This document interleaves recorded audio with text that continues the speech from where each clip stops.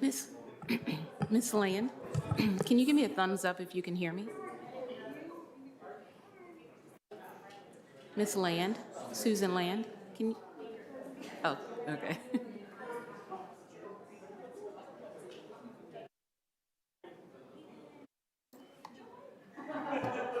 Miss Clement, do you mind?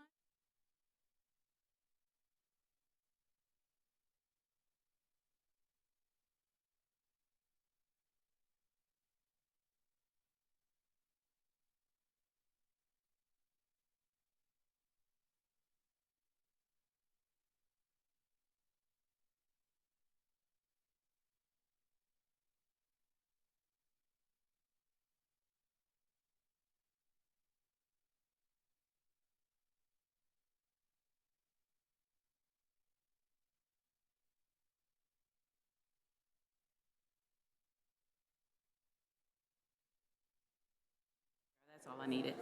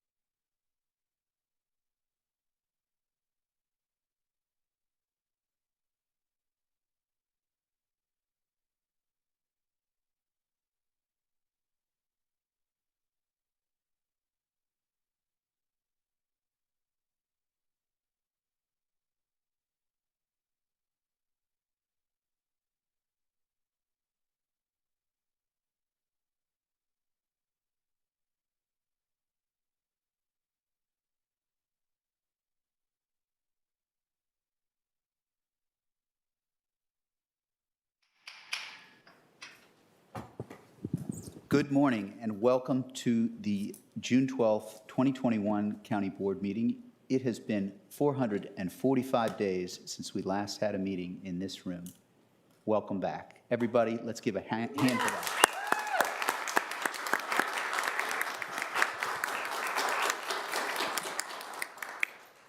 So we have a full agenda today, and we will get started, but in the process of doing this hybrid meeting, I just want to take a second to thank the people who have made this morning possible, hybrid, both in person, and then we have folks here to join us virtually.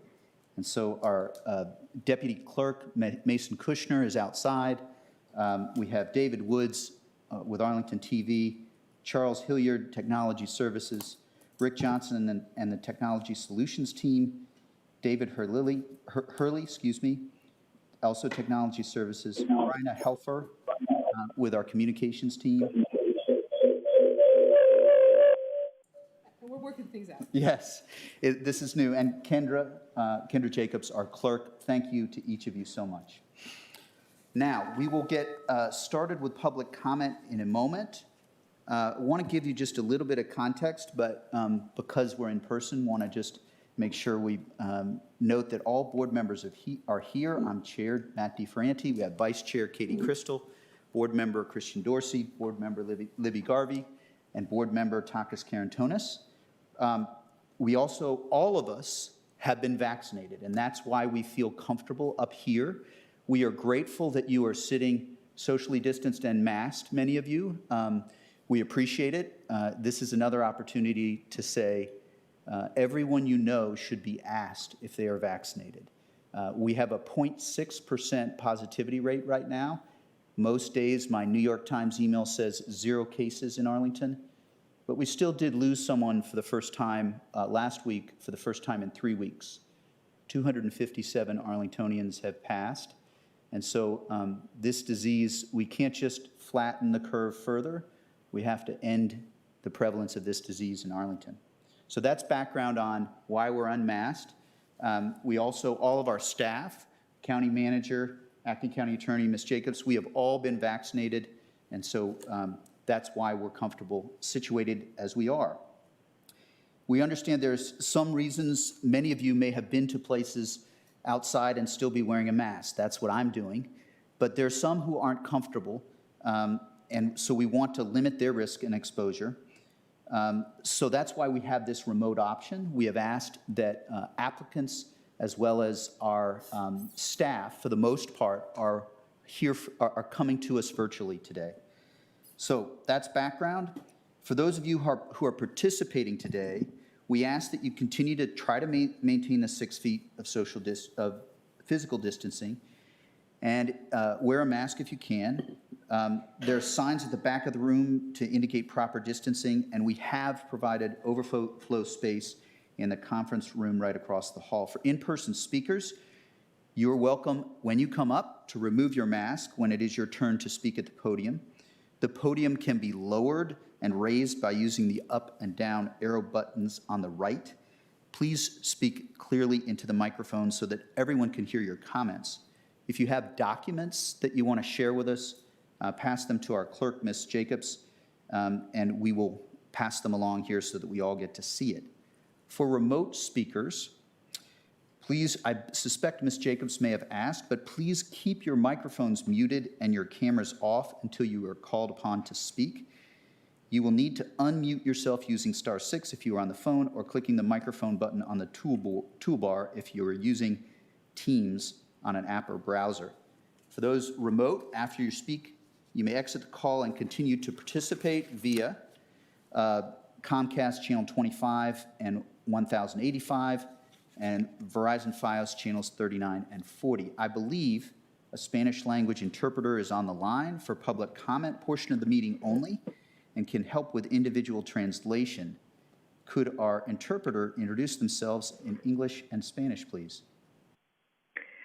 Good morning, everyone. My name is Laura Castro, and I will be your Spanish and English interpreter. Buenos días a todos. Mi nombre es Laura Castro y seré el intérprete de inglés y español. Thank you. Gracias. Gracias, Ms. Castro. We are together. Very much appreciate your help there. With that, we are ready to hear from our public comment speakers. Madam Clerk, please call the first two public comment speakers. Our first speaker is Marion Gray, followed by Melanie Mason. Ms. Gray. While Ms. Gray is coming up, for all those speaking, at the end of all of the comments, we'll respond. We may not give you the answer an answer on the spot, but we will respond to your comments as a way of being accountable to you. So, Ms. Gray. Good morning. My name is Marianne Gray, and I have lived in Green Valley for 7 years. On June 6th, my 3-year-old woke up around 2 a.m. As I rocked her back to sleep, I was abruptly jolted to alert as gunshots began to scream out through the night.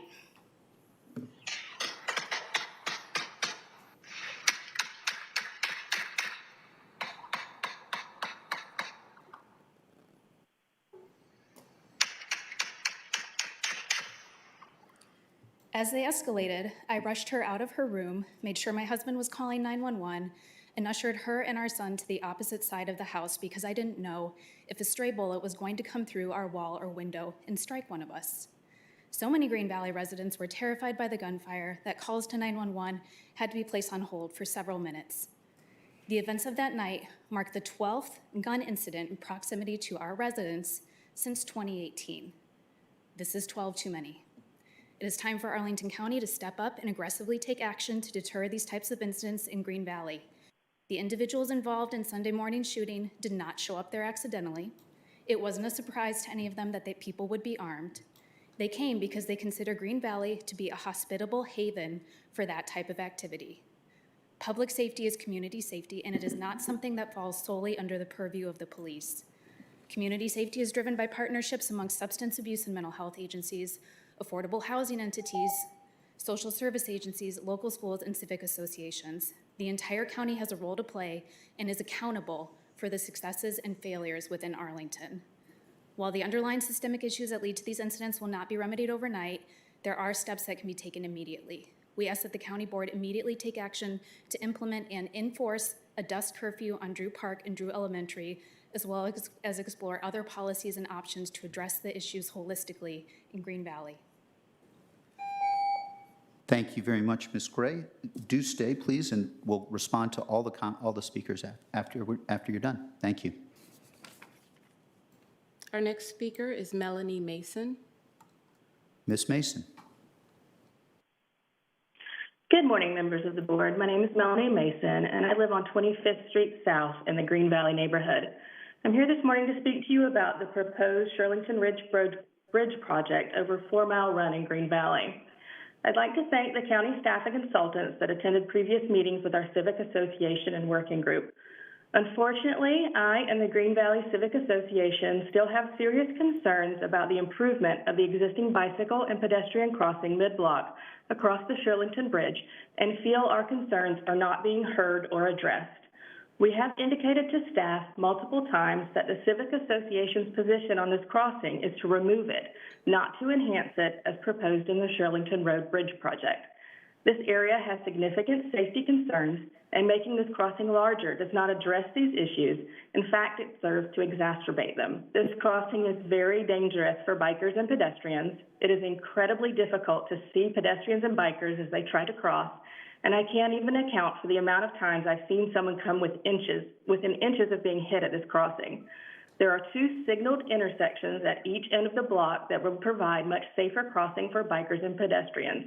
Keeping this mid-block crossing seems unnecessarily dangerous.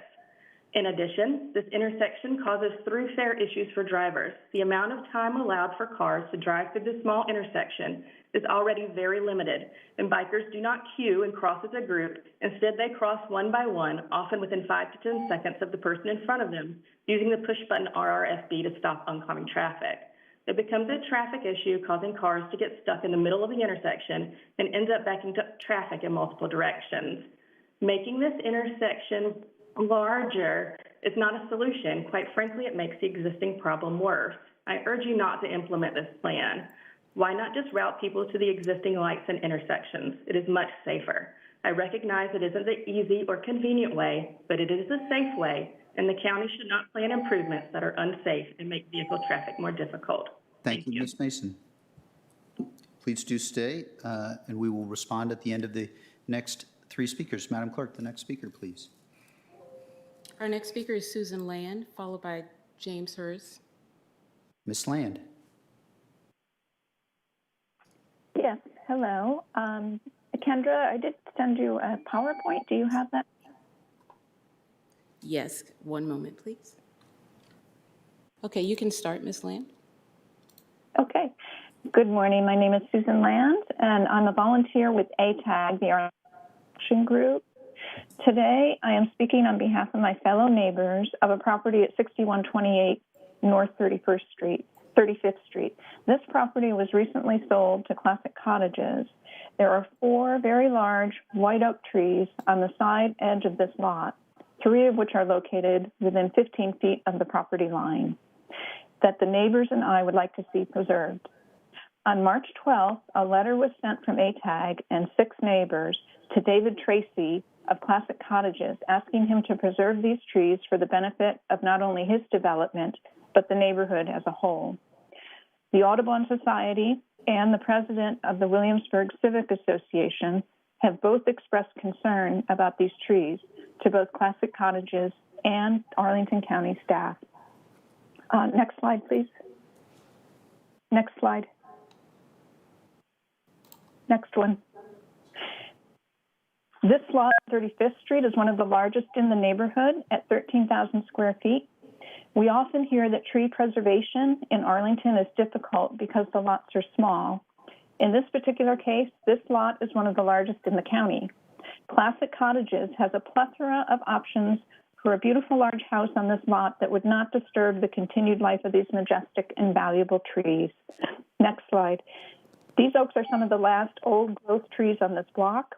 The trees are healthy and they are not end of life, as white oak trees can live to be 500 years old or more, and they're doing wonders for the environment, protecting us from the damages of climate change. We are asking county board members to please contact Classic Cottages and urge them to work out a win-win solution that allows for a beautiful house and these beautiful trees to coexist. Thank you. Thank you, Ms. Land. Next speaker, please. Our next speaker is Jim Hers, followed by Mihi Pansiri. Mr. Hers. Another tropical storm and heavy local rain event season begins. Where is the concern about flooding from continued construction of new impervious surfaces, sidewalk widening, trail widening, public park, open spaces made impervious? For example, Mosaic Park. Where is the concern about massive amounts of stormwater generated by massive infill redevelopment, whether clear-cutting residential lots of mature trees for infill McMansions or clear-cutting residential lots for so-called missing middle housing?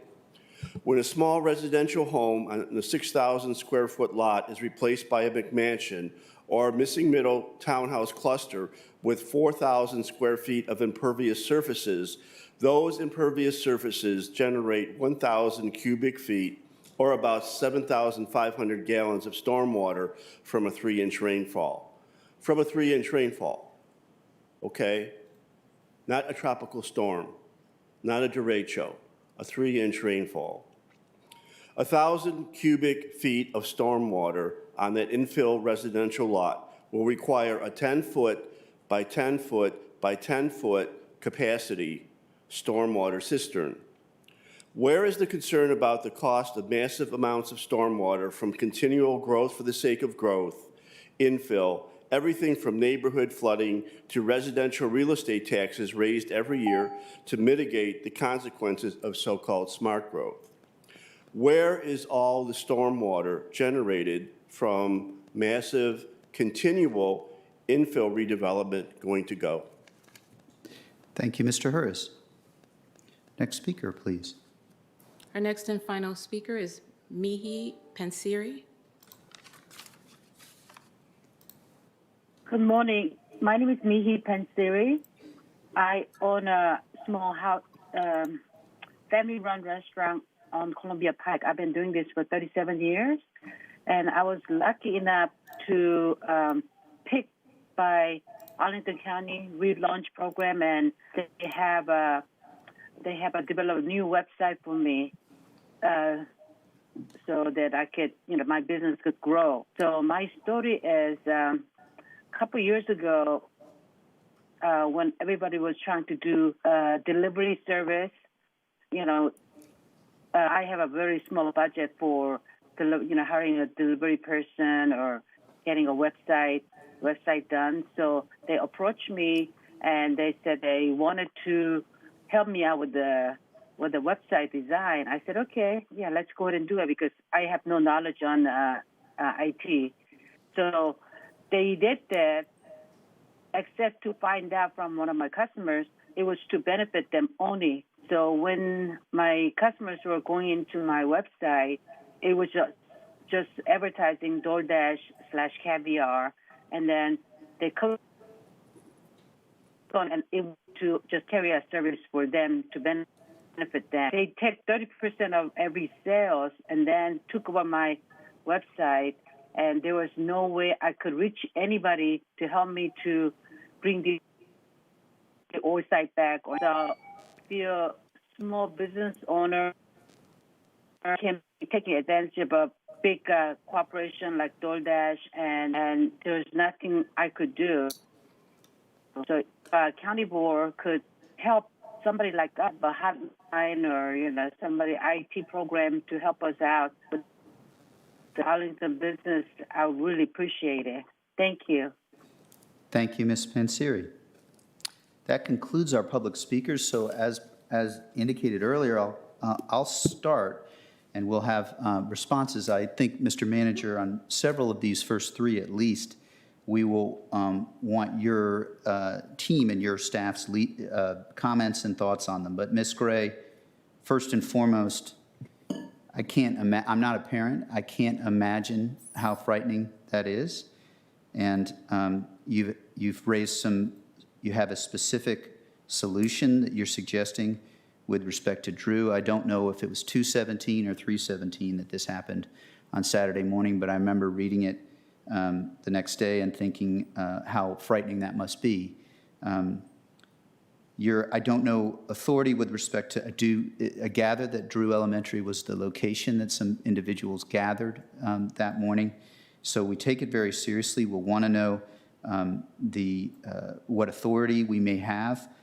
It's also the case that I won't claim to be the public safety expert. Our police department leads in that, but I do hear your call for us to act on this and work on this. And I think with that, Mr. Manager, if I could send it to you for comments, because I know you've been following up. Thank you, Mr. Chair. The police department sent out a release on June 6th, right after the incident in Green Valley, and is thoroughly investigating it right now. I don't have any specifics to report back to you, but some of the points that were made by the speaker about the solution not just being investigating the actual gunshots and the incident and about engaging with the community, I would encourage her to take a look at some of the material we pushed out with the announcement of the new police chief and the creation of this community engagement division. And Deputy Chief Wayne Vincent is engaged with that. Also, our new chief, Andy Penn, one of the first meetings he had this week was with the Green Valley community to talk about this and related matters. So if I have more specifics on this, I'll come back to you on Tuesday with that. But I know that we have all hands on deck looking at the. Thank you, Mr. Schwartz. Mr. Dorsey. Thank you, Mr. Chair. And on this issue, I think, Mr. Schwartz, you're present when we convened a group inspired by similar concerns with the previous shooting of Green Valley stakeholders. I believe it was 2019, but don't hold me on dates. Everything has been weird in this COVID environment. But in that gathering, we had concerned residents, we had local business owners, we had our civic association leaders, as well as county officials representing the police department, representing the Department of Human Services, as well as Parks and Recreation. It was a pretty well-attended convening, and also, Arlington Public Schools. And it was at that gathering that the overall takeaway was exactly as Ms. Gray outlined. It is an all-of-community approach that's required. And from that convening, there were a few specific changes, improvements to what was done, and a commitment from all stakeholders to continue figuring out what their particular roles would be and what they would be accountable for. There was an increased effort by the police department to work with people to implement principles of community policing through environmental design so that you could look at the built environment and figure out how it could best be used to keep the community secure and safe. There was also a different approach to community policing that was implemented in response to make sure that our officers could spend more time not dealing with actual incidents, but working to build trust through the community, working to have a presence so that there would be the ability for people to call on police when they noticed something that was awry. So the takeaway is I would encourage Ms. Gray to maybe through the Civic Association or other neighbors that you know who have been concerned about this issue for a while to sort of get into that network of what already has been kind of begun so that we can figure out what the overall approach will be. And I think we all stand ready for the best ideas to help keep the community safe. Thank you, Mr. Dorsey. We'll go to Ms. Crystal, and I see Mr. Carantonis as well. Sure, just two sort of specifics to put on the table, and I really appreciate Mr. Dorsey sharing more. I know that community convening was a really important piece, and Ms. Gray, I appreciated in your comments that it's not just about policing or police presence. I live in Douglas Park. My son and I go to Funshine every morning, so I really feel a lot of empathy and recognition of your point about having a young child and how gunshots create a particular terror in that circumstance. I wanted to, at risk of putting our acting county attorney on the spot, if we maybe in follow-up could get a little more information about what the local authorities may be with regard to a dusk curfew. I think that's something we'd want to run through the community group that Mr. Dorsey described. Certainly there'd be pluses and minuses, but knowing whether that's a tool that community and public safety could explore together would be worth knowing. And the other piece, I don't want to oversell this, but when Mr. Dorsey mentioned the built environment, one of the things that has been really challenging about sort of where folks gather in the valley, and this is something actually to Ms. Gray's good point about needing those mental and behavioral health partners. One of our best in the area is Arm in Arm, and Mr. Manners, who runs that group, which does peer recovery, has flagged to me and I think to others in the past the fact that the town square has been under construction for such a long time, is definitely creating an environment where people are displaced to areas that are less well lit, kind of assembling in places that are less safe or could lead themselves to more of the conflagrations that are leading to shootings, et cetera. So again, I don't want to oversell the creation of a physical infrastructure being the only solution, but Mr. Manager, if you do come back to us, or when you do come back to us, if we have any updates about the sort of timeline for completion. I know, again, from preschool pickup and drop off and my son's obsession with the diggers there, that is very much ongoing. But if we know, the sort of timeline for completion, there'll be lighting at that new town square, and I think can contribute to a safer built environment while we do all of the work to bring this coalition together. Thank you, Ms. Crystal. Mr. Carantonis. Thank you, Mr. Chair. Besides aligning completely with Mr. Dorsey and Ms. Crystal, I wanted to add a request to look at lessons learned from the last time that we had a similar problem with the Purple Lounge, right? This is last summer. So we did something good. We took measures that worked actually pretty fast. Mm-hmm. So I just encourage to learn the lessons for that and see what part of these lessons we can apply immediately to reduce the possibility that we have something similar happening again. But in addition to that, of course, we have to work with the community so that we have permanent assurances that we have the proper civic environment where these things never happen. Thank you so much, Ms. Gray. I really feel with you. Thank you, Mr. Carantonis. Ms. Garvey. Yeah, I also want to thank Ms. Gray for coming in, getting up on a Saturday and coming in here and wearing a mask and everything. And pretty much everything has been said. The overall issue, I think, for all of us is, we look at all kinds of issues. We're going to be looking at land use, and we look at all kinds of funding and streams and trees. But the bedrock is public safety. If our residents don't feel safe, nothing else matters. So this is absolutely crucial to us. Thank you for coming. I think we did have luck with the Purple Ethiopian, which was good. That was a little simpler because it was very contained. This is a little tougher. But I think we're going to be really focusing on it and work on it. And I appreciate your understanding that it's the community as a whole, and it's a holistic approach that we need to use. So thank you for coming, and take care. Thank you, Ms. Garvey. Ms. Gray, you ended your comments with a particular emphasis and emotional desire for accountability. I like the Tuesday suggestion. I like the thought about pursuing our authorities under dusk.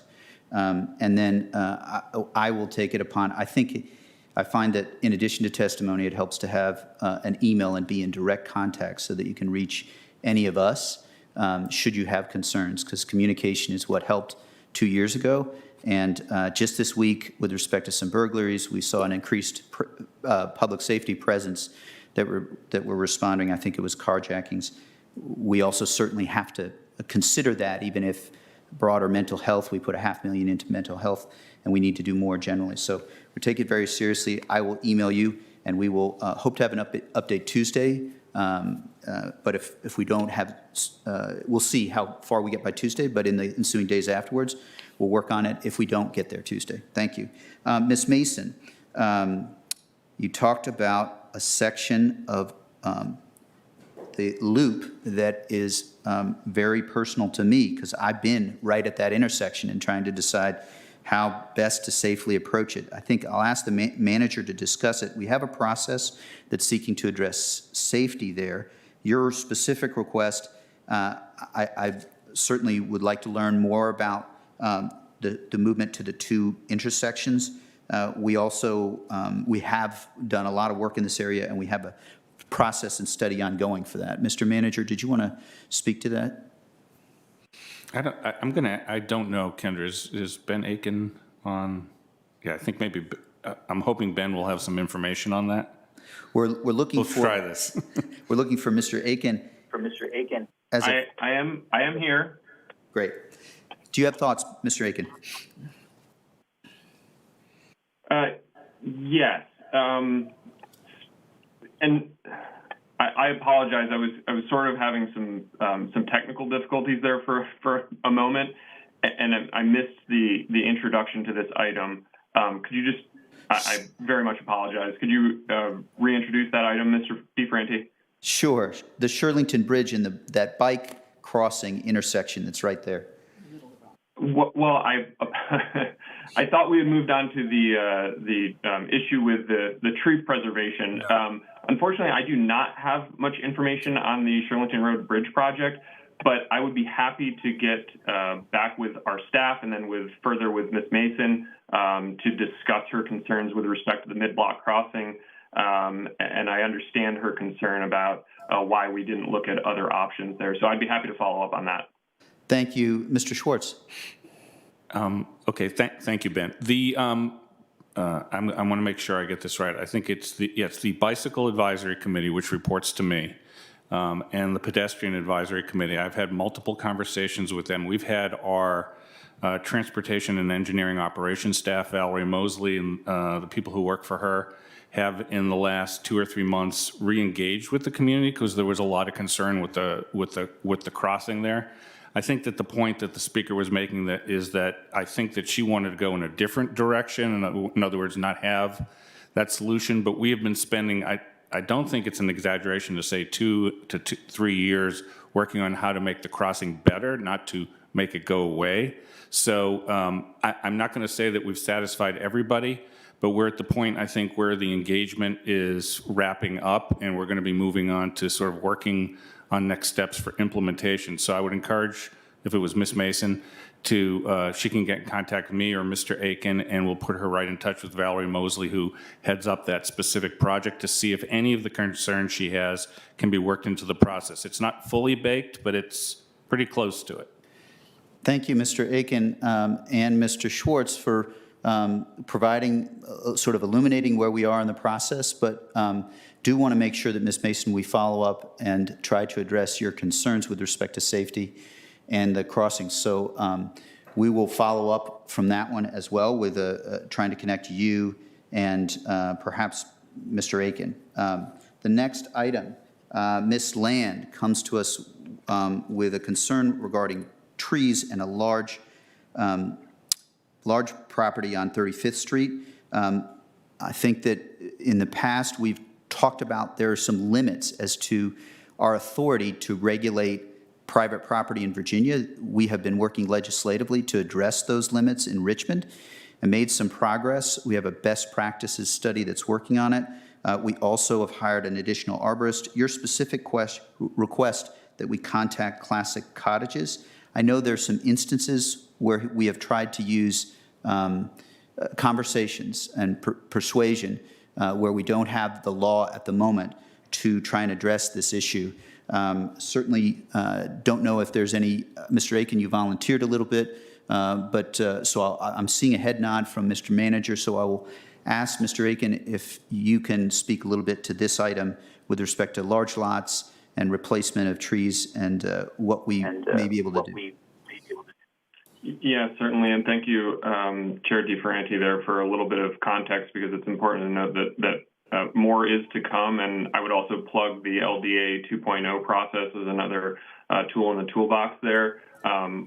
Regarding this specific site, though, as you already noted, we're limited in our current authorities, and so I think what we say generally is that we do try to and have worked in the past, and on this site, I understand it's currently under review, and the application is being processed and reviewed by our environmental services as well as our urban forestry staff, and we will be working, as we always do, to attempt to convey an appreciation as Ms. Land articulated for the trees, but ultimately decisions regarding the land use and the desires of the developer will be the developers to make, as long as they meet the specific requirements for compliance with our Chesapeake Bay Preservation Ordinance, et cetera.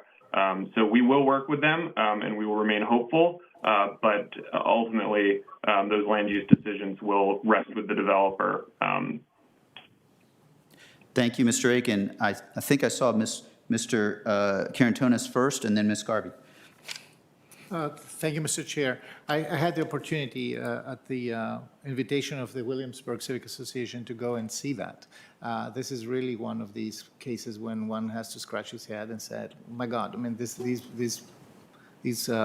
trees are completely savable. I mean, they don't need to go away. The project can easily be worked around that. So I do think that there is value in engaging with the developer and trying to negotiate or trying to, persuade them to do a better job. I think that's actually beneficial for the value that they're creating on the lot and for the value that they're creating in the neighborhood. We owe these development projects and attention to the detail and to the preservation of mature trees, in this case really gorgeous, very big trees. We owe this diligence at the very least to be able to say that we did our very best to save them. So I look forward in working with Mr. Aiken and with our staff and with the developer, who I hope is listening today or will be listening soon. Thank you. Thank you, Mr. Carantonis. Sounds like you may have a volunteer within the authorities that we have to contact, but it's important, as Mr. Aiken did, to not overpromise that we can easily fix all of this. Ms. Garvey. Yeah, right. I just want to say, I mean, this has been an issue for a long, long time, and we are working with our partners in Richmond. Richmond's gotten recently a little more friendly to these environmental issues, but it probably will take some legislation to give us a little more power to handle these issues than we have now. Hopefully, at the moment, public pressure and actually just a desire to do the right thing, hopefully on the part of the developer, will get us where we need to go. But until we have more ability to actually exert some kinds of control over these things, there's little that we can really do other than really use as much persuasion as we can. And as I say, I'm hoping that the developer will do the right thing. Thank you, Ms. Garvey. Go on to Mr. Hurz. Mr. Hurz, you mentioned concerns regarding flooding. We take them seriously. We invested $50 million in bond money in our last bond to try and address flooding and become more resilient. But we will not get to preventing all floods. We need to be clear. It's about significantly reducing our risk and addressing the concerns.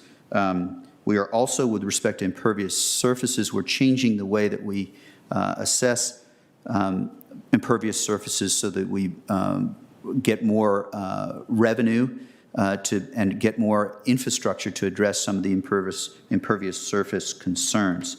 Thank you for coming in and for sharing your concerns with us. Ms. Panseri, thank you very much for joining us virtually. I guess I would say two tracks of thoughts with respect to this. First, we have BIDS launch and Terra Palacios. I think that would be an excellent resource for us to connect you with. I certainly, you're not the first, but it is very hard to hear of a small business that is facing market challenges to competing, so that's a big concern of ours. I'm not Ms. Palacios and our Arlington Economic Development are the best resource for you. The other thought I would say is, some of this challenge is market-based and is a challenge that we'd have to consider in the context of what is permissible via Richmond. I think that the best way is to connect you with BizLaunch and work on it that way. So thank you to each. Oh, yes, Ms. Crystal. Well, I was just going to make one comment on it, as well as thanking very much Ms. Panseri for joining us and appealing to us for a solution to what it sounds like it was really endangering your ability to keep your small business alive, especially during the pandemic when we've all become so reliant on delivery. I thought I heard in her remarks that BizLaunch had helped you develop a new website already. If that is the case, I'm thrilled to hear it. If it's not, then I think our chair's comments are exactly the right ones. And just wanted to sort of flag potentially for discussion among this board, maybe in collaboration with economic development. This is not a unique problem in Arlington, right? We've seen this happen nationally with some of the practices of the startups or established apps, high delivery fees or commissions, as Ms. Panseri noted, but also in some cases listing restaurants without their consent. I know a lot of different states have tackled this in different ways, whether it's requiring written consent or an updated agreement with the restaurants. I know DC took the relatively extreme step of capping commissions, which may be a little extreme, but all of which is to say, not to always cite the Dillon rule, we won't have the authority to do that as Arlington County, but we do have a legislative agenda, which is a way that we can represent the point of view and the experiences of our community, including our small business community, to our General Assembly members. So as we start to develop our legislative agenda towards the fall, maybe we can get some insight from BizLaunch about how widespread this problem is in Arlington and what kind of solutions might make a difference for our small businesses and elevate them to our members of the General Assembly. So thank you again, Ms. Panseri. Thank you, Ms. Crystal. So that concludes our public non-agenda item public speakers. Thank you for coming. You're welcome to stay, of course, for other items, but you do not have to. We'll move on to our consent agenda for all of the AFSCME members who are here. We will work expeditiously. I appreciate you joining to get to our first full agenda item, but first our consent agenda. Madam Clerk, have any items been pulled from our consent agenda? Yeah. Excuse me. Yes. Item 11 is a use permit for an open air market at 4100 Vacation Lane. Number 19, which is a new park at Southeast and Army Navy Drive, master plan and design guidelines. And number 24, which is an MOU with US Ignite in support of the Safety and Innovation Zone demonstration project. Those three items are pulled from our consent agenda, and they will be heard. Those three items will be considered at our recess meeting on Tuesday, June 15th, no earlier than 6:30 p.m., excuse me. If you'd like to speak on any of those items, please visit the County Board's website at countyboard.arlingtonva.us or call the County Board office at 703-228-3130 to sign up in advance. You may also sign up at the meeting before 6:30 on Tuesday. With those items pulled, I would entertain a motion with respect to the consent agenda. Mr. Chairman, I'll move approval of the consent agenda with the exception of items 11, 19, and 24. Thank you, Mr. Dorsey. Is there a second? Second. Mr. Chairman? Yes, thank you. So we'll just have very brief discussion because I believe Mr. Karantonis needs to identify a concern. We have a motion, we have a second. We'll get to vote on the consent agenda, but Mr. Karantonis. Thank you, Mr. Chairman. Consent agenda item number 9 involves review of a use permit for the Axomite Village condominium, a project that's located on 1100 South Highland Street. The applicant is the Ethiopian Community Development Council, ECDC, and I'm advised that under paragraph 2.2-3112A, Romanet 1 of the State and Local Government Conflict of Interests Act, I'm prohibited from participating in the board's discussion of or any vote on this matter because of a personal interest in ECDC arising from my employment with the Enterprise Development Group, an affiliate of ECDC located at 901 South Highland Street in Arlington. Accordingly, I will not be voting on the item 9 as part of the consent agenda action. Thank you, Mr. Karantonis. I'll just check with the acting county attorney. Would we need to briefly pull out that item if Mr. Karantonis wants to vote on the rest of the items? No, that disclosure is enough. Great. So we have a motion and a second. Mr. Karantonis has declared the concern. We'll now ask for a vote on the consent agenda. We'll start, I guess this is so used to virtually, we have to name each person. So all those in favor, please say aye. Aye. Any opposed? The consent agenda passes 5-0. Our next step is I will describe briefly some of the consent agenda items. I'll seek to be brief, but there are many very important items that there's just no disagreement on. So we'll start with item 41. The board approved allocating nearly $16 million in funds from the Affordable Housing Investment Fund for the development of the Ballston Station project at Central United Methodist Church, which is a site on Fairfax Drive near the Ballston Metro. The project is in conjunction with the Arlington Partnership for Affordable Housing and provides 144 affordable units. There's also childcare on the site, which I know is important to all of us. And it's a move that goes a long way, much more work to do, but towards achieving our affordable housing goals here in the county. Item 18, we are taking steps to work through and implement the steps that our police practices group put forward. We took final action to repeal Chapter 17 of the Code of Arlington County, Virginia, to repeal the law that makes refusal to identify oneself at the request of a police officer a criminal act. This is at the suggestion of our police department in addition to the police practices group. The move is a step forward. It has raised several concerns, saying that this provision could provide a pretext for charging people experiencing homelessness or mental illness, as well as people of color, with a crime. We took it and we repealed it. There was a specific situation in which someone was charged with failure ID who had communication challenges and was unable to respond. 184 times over the past 4 years, failure to ID was charged. That's 37 times a year, and we are focusing our work on what actually keeps all of us safe as we work to build trust. So that's a step forward. Item 39, also for safety. We're reducing speed limits to improve safety, consistent with our Vision Zero initiative. We've taken steps to reduce the speed in a number of corridors. Army-Navy Drive at 2 locations, Kirkwood Drive from Lee Highway to Washington Boulevard, Yorktown Boulevard and Little Falls Road from 26th to Williamsburg, 2 locations on South Eade Street, and a location on 15th Street. Studies have shown that these, and there's a 400-page report to indicate those studies, that these areas are areas where there are high volumes of traffic and we need to keep our pedestrians safe. We also took action on parks. We have moved forward on a parklet program, which there are extensions of sidewalk and allow for mini park area with curbside public spaces. We've seen one maintained by the Roslyn Bid. This is a step forward to enjoy our community. Open spaces and biophilia are served by this this item that we passed. And last, and perhaps there's never been an item, in my view, that is more important and illustrates that consent agenda has very important issues, but where there's no disagreement, we have elected to move forward with administrative-type efforts than Eric Gutschall's memorial plaque. You can see Mr. Gutschall. I think all of us on the board think of him every time we're in this room, and frankly, most every time we convene as a group. Mr. Gutschall served for nearly 25 years, 22 years at least, public service before he came to the Arlington County Board. He was a true citizen leader, a phenomenal father, and we miss him.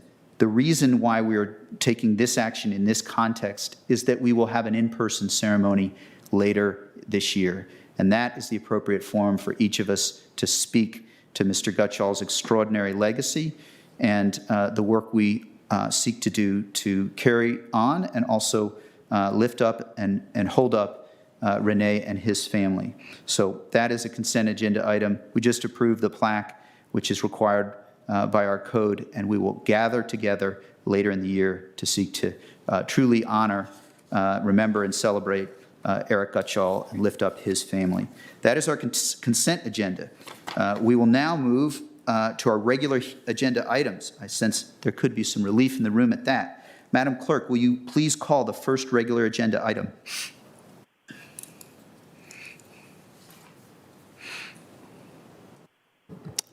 I'm getting there. No problem. All righty, item number 44 is a request to authorize advertisement of a public hearing to amend Chapter 6 of the Code of Arlington County, Virginia, to add a new provision to allow collective bargaining. Thank you, Madam Clerk. We'll go to Mr. Manager for our staff presentation first. Thank you, Mr. Chair and members of the board. I was not prepared to risk to make a slide presentation through Teams while I was sitting here in person, so no slides. Item 44 is a request to authorize advertisement of a public hearing for a new code provision that would allow collective bargaining. Effective May 1st of this year, the state allowed that option for all localities to establish a collective bargaining ordinance for public employees. And as I stated in the board report that we posted last week, efforts to promote constructive dialogue between management and employees is consistent with our long-standing practices and values here in Arlington County. In crafting my proposal, I focused on two primary tenets, two specific goals. First, remembering that collaboration between management and employees helps enhance the services we provide to residents. While Arlington has not had collective bargaining for over 40 years, we have always consulted with our employees about their compensation, work conditions, and benefits. We've led the region in many areas of importance to employees, including adopting a living wage, first jurisdiction to adopt the DROP program, parental leave and pay and live where you work programs. We also have the highest funded retirement and health care plans in the area. The second thing that I focused on is that we have staff, many who are here today, who are outstanding at their jobs. Every few years, residents answer a customer satisfaction survey, and we consistently rank higher than almost all other similarly situated municipal governments of our size. Our social services, public safety, libraries, water, sewer, planning efforts are all emulated in other places.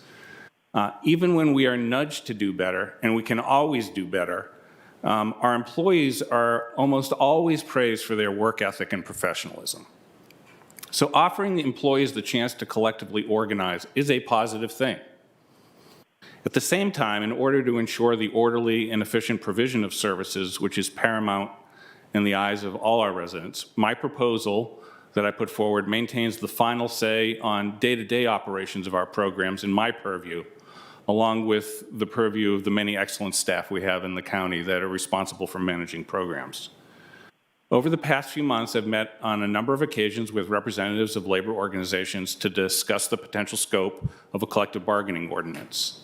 And I say this quite seriously, I have really enjoyed these conversations. And I think a lot of hard work and good faith discussions have really narrowed our differences down to a handful of issues.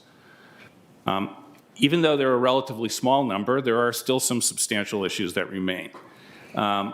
So what we did is when we advertised this ordinance, we provided alternative language for the board to advertise so that any disagreements that occur could be resolved between now and when the board has suggested they would like to adopt the final ordinance in July. Very quickly on a few of the significant issues that remain. There are differences on who should be eligible for bargaining unit membership and the structure of those bargaining units. I won't go into those details now. There are disagreements on the scope and dispute resolution process under a collective bargaining agreement. First, under the scope, my proposal agrees to binding arbitration in many areas around wages, benefits, and the administrative processes around promotions, layoffs, and the like. And we also have agreed to non-binding arbitration around most remaining items and conditions of employment. There are, I know labor representatives will speak to it, there's a number of those subjects that they would like to see be subject to binding arbitration and then resolution before the county board.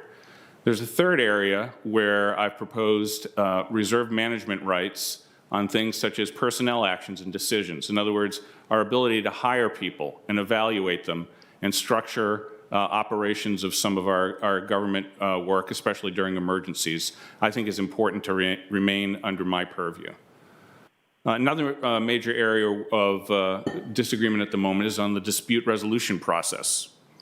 Labor would like a grievance process itself, the process, what is that process, to be negotiable, and would like, once an agreement is in place, to have all disputes handled as grievances. We believe the process laid out in the ordinance I've proposed, not a negotiated grievance procedure, is the best way forward. There remain some smaller areas of disagreement, and I won't go into those right now.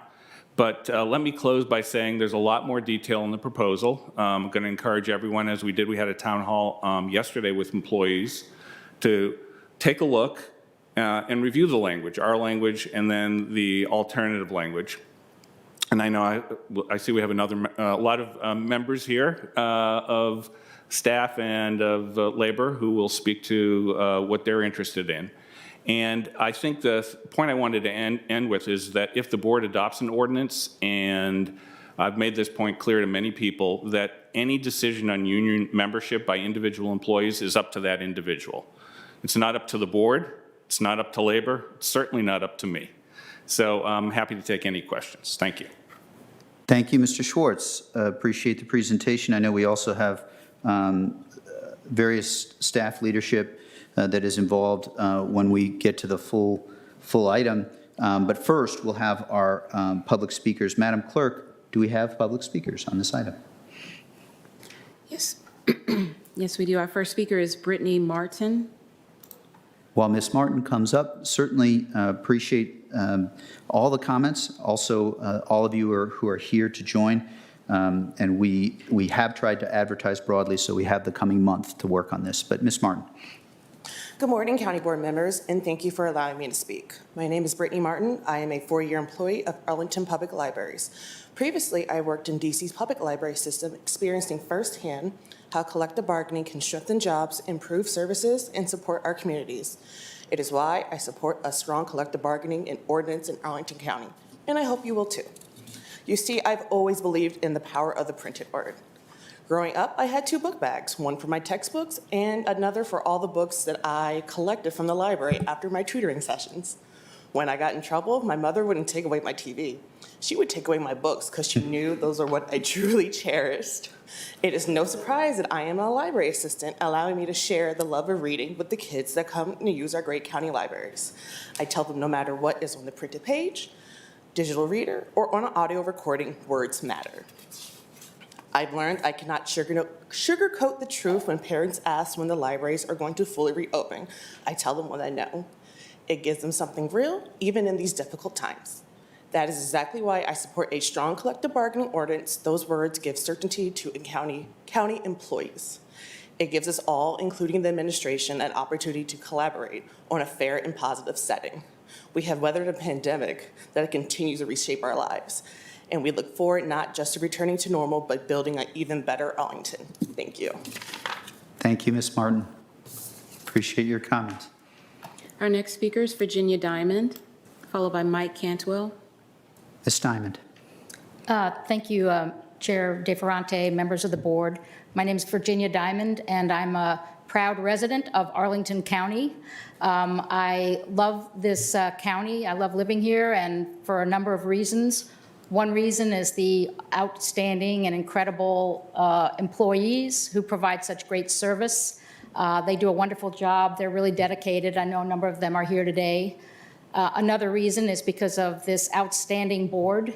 I think you are amazing leaders. I think you are in the forefront of the quality of public service that stands out in the Commonwealth of Virginia. So I'm grateful to all of you, and I am particularly proud today that the county is considering this very, very important measure to adopt collective bargaining for our public employees. This is a way to enhance public service. It's a way to encourage engagement, and it's going to only make the quality of life in our county so much better. So I have full confidence in you to adopt an outstanding ordinance that will provide full, broad scope of bargaining and that will encourage engagement and participation. I know that you're going to be providing model leadership that the rest of the Commonwealth will be able to look to. So thank you for your service, for your leadership, and for your efforts on behalf of these wonderful employees. Thank you. Thank you, Ms. Diamond. Our next speaker is Mike Cantwell, followed by Anthony Nuridin.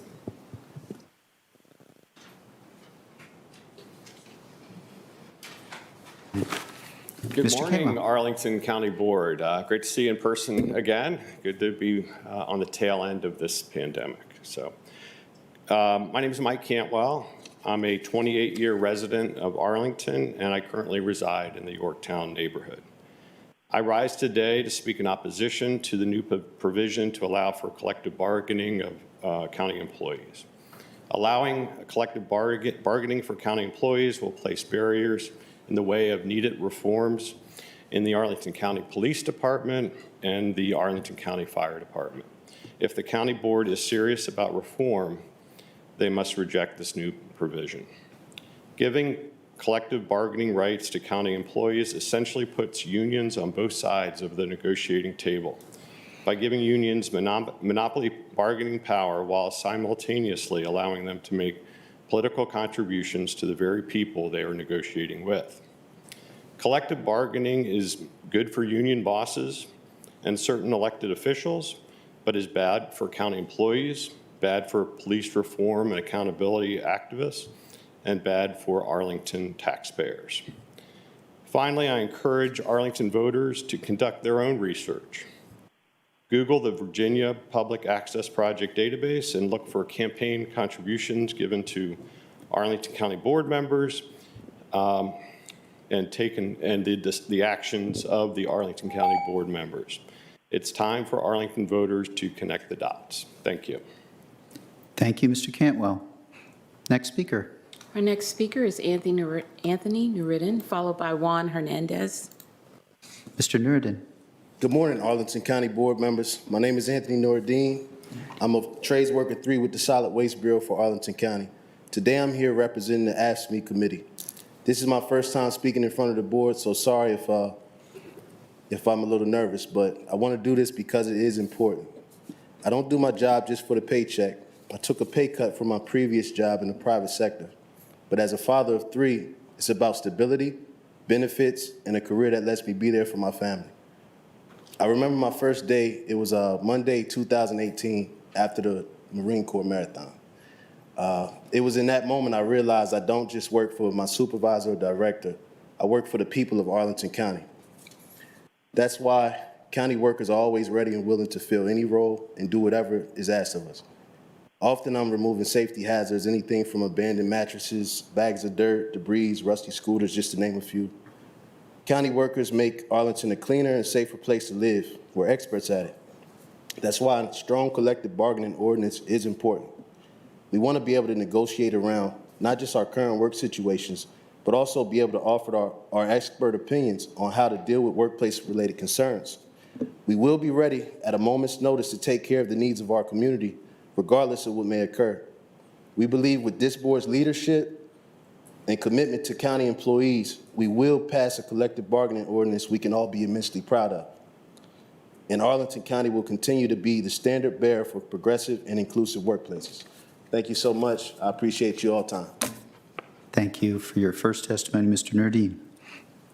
Our next speaker is Juan Hernandez, followed by Craig Hines. Mr. Hernandez. Good morning, County Board members. My name is Juan Hernandez. I am a heavy equipment operator for Arlington County Solid Waste Bureau. I am also a proud member of the Ask Me committee. Let me start by saying I am excited to be here today. I have always worked for non-union private companies, so I was a little skeptical when my coworkers first talked with me about collective bargaining rights and a union in Arlington County, mostly because I didn't completely understand. I made the choice to come to Arlington County because working somewhere should be about more than just a paycheck. As an employee, I want to feel respected and valued. Arlington County is a wonderful place to work, and I know that when employees are given the opportunity to solve problems with the support and equal input of administration, we can make beneficial improvements and create a stronger Arlington County. With a strong collective bargaining ordinance and commitment from both sides to engage respectfully, I am genuinely excited to see what we can build together. Thanks for your time. Thank you, Mr. Hernandez. Next speaker. Our next speaker is Craig Hines, followed by Brian Lynch. Mr. Hines.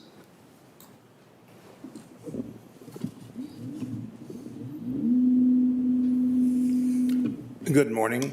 The General Assembly, in its most progressive session in 400 years, has allowed Virginia cities and counties to move a little closer to the 21st century by authorizing public employees to bargain collectively.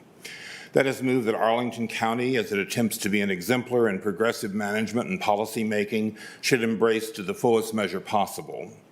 Collective bargaining is, after all, a right under Article 23 of the Universal Declaration of Human Rights. It's not a narrow wage and benefits proposition. It includes a broader basket of rights, including but not limited to core civil rights, such as the right of association, speech, and petition. The concept of non-negotiable should be defined as narrowly as possible, if in fact it has any role at all. As the ACLU has observed, collective bargaining must allow employees to stand up meaningfully for their individual rights. All conflicts arising under the agreement should be grievable per se. As President Biden has said, workers must have a free and fair choice. I hope each member of the board, as an elected Democratic official, shares that view and makes it clear to both the manager and county employees. In that regard, I urge the board to direct the county manager to remain neutral in the organizing of county employees, and that the manager conveys similar instruction to supervisory personnel, and that in any collective bargaining, the manager commit to a comprehensive negotiation and agreement. Anything less would relegate Arlington public employees to second-class status, and it would cast the board in a retrograde light that would run counter to the very progressive nature of each of you. Thank you. Thank you, Mr. Hines. Our next speaker is Brian Lynch, followed by Mihi Pansiri. Mr. Lynch.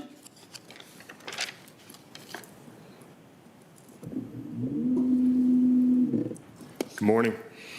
My name is Brian Lynch, President of the Arlington Professional Firefighters and Paramedics Association. Giving firefighters a real voice in the work we do every day through collective bargaining is going to create a safer Arlington. Your firefighters are the experts on how to protect Arlington families and businesses. A meaningful seat at the table means that our expertise will help inform critical decisions through collaborative and cooperative decision-making. It also means a better return on investment. Collective bargaining helps identify wasteful spending, improve efficiency, and most importantly, retains firefighters who Arlington taxpayers have made a six-figure human capital investment in training. Collective bargaining is widely recognized as improving conditions for employees, both in terms of fairness and the dignity of work, as well as tangible considerations such as safety on the job. Today's discussion is a significant step forward towards enhancing civil rights in our community. You see, worker rights are civil rights. Public sector unions bring democratic values into workplaces, increase equity for marginalized workers via a stronger voice. While we have come a long way recently in regards to our differences with management, the draft has shortcomings that limit its benefits. It unnecessarily limits the scope of issues on which we can engage in bargaining with management, It also prohibits the negotiation of procedures we can use to enforce a negotiated agreement. And it excludes battalion chiefs from our bargaining unit despite their frontline duties that routinely place them inside structure fires. Our amendments address these and other issues. Since we have found common ground with Mr. Schwartz and his team, we have reached out to continue collaboration on the outstanding issues which they've accepted. We look forward to those conversations on how to create a system that will lead to a safer and more inclusive Arlington for all. Thank you for your time and consideration. Thank you, Mr. Lynch. Next speaker. Our next speaker is Mihi Pansiri, followed by Christy Fennelly. Ms. Pansiri.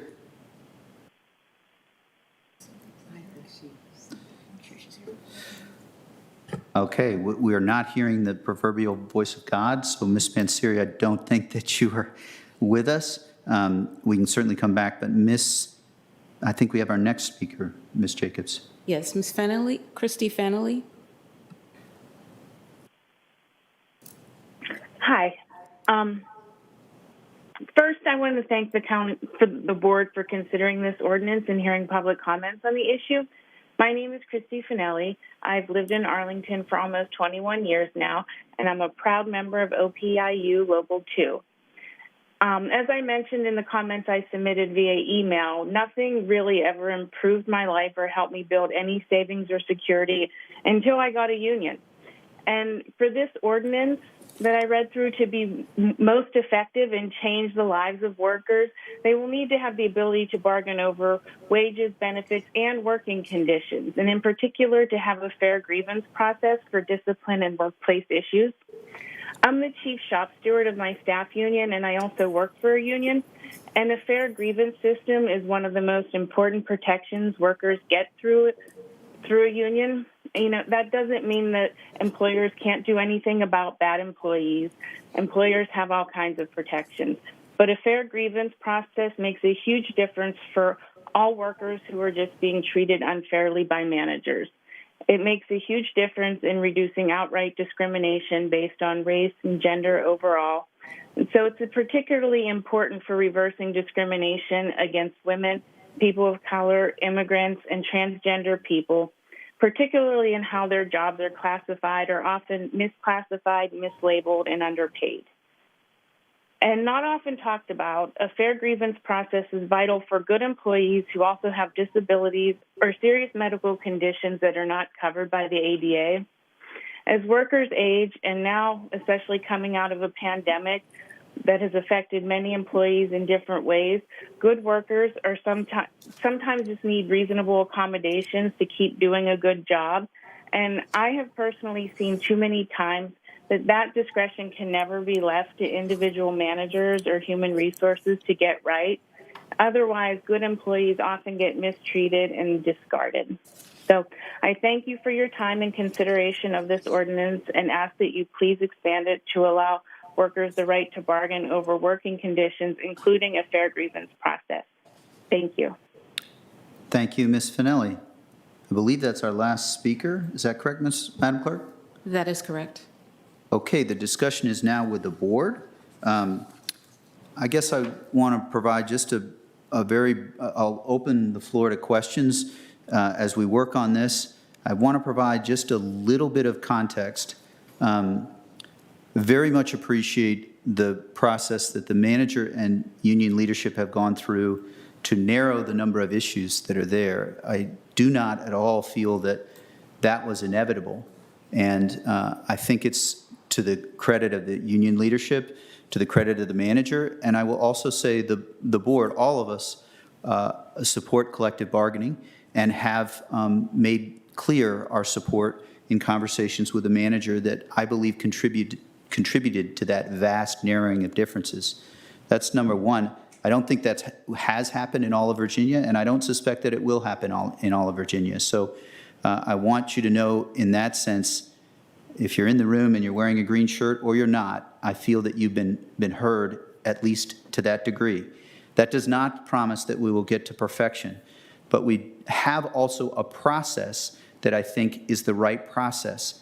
I am so pleased that the draft before us keeps on the table all of the issues that have been raised by our unions. So we will have the next 30 days to work to develop language that is the best possible, that is going to reach those two, I would argue, reinforcing goals that are in the staff report that talk about valuing your voices, knowing that when you're picking up with us, when you're helping us, the two who spoke from the Solid Waste Bureau, your voices are here. You are heard. We are thinking about you.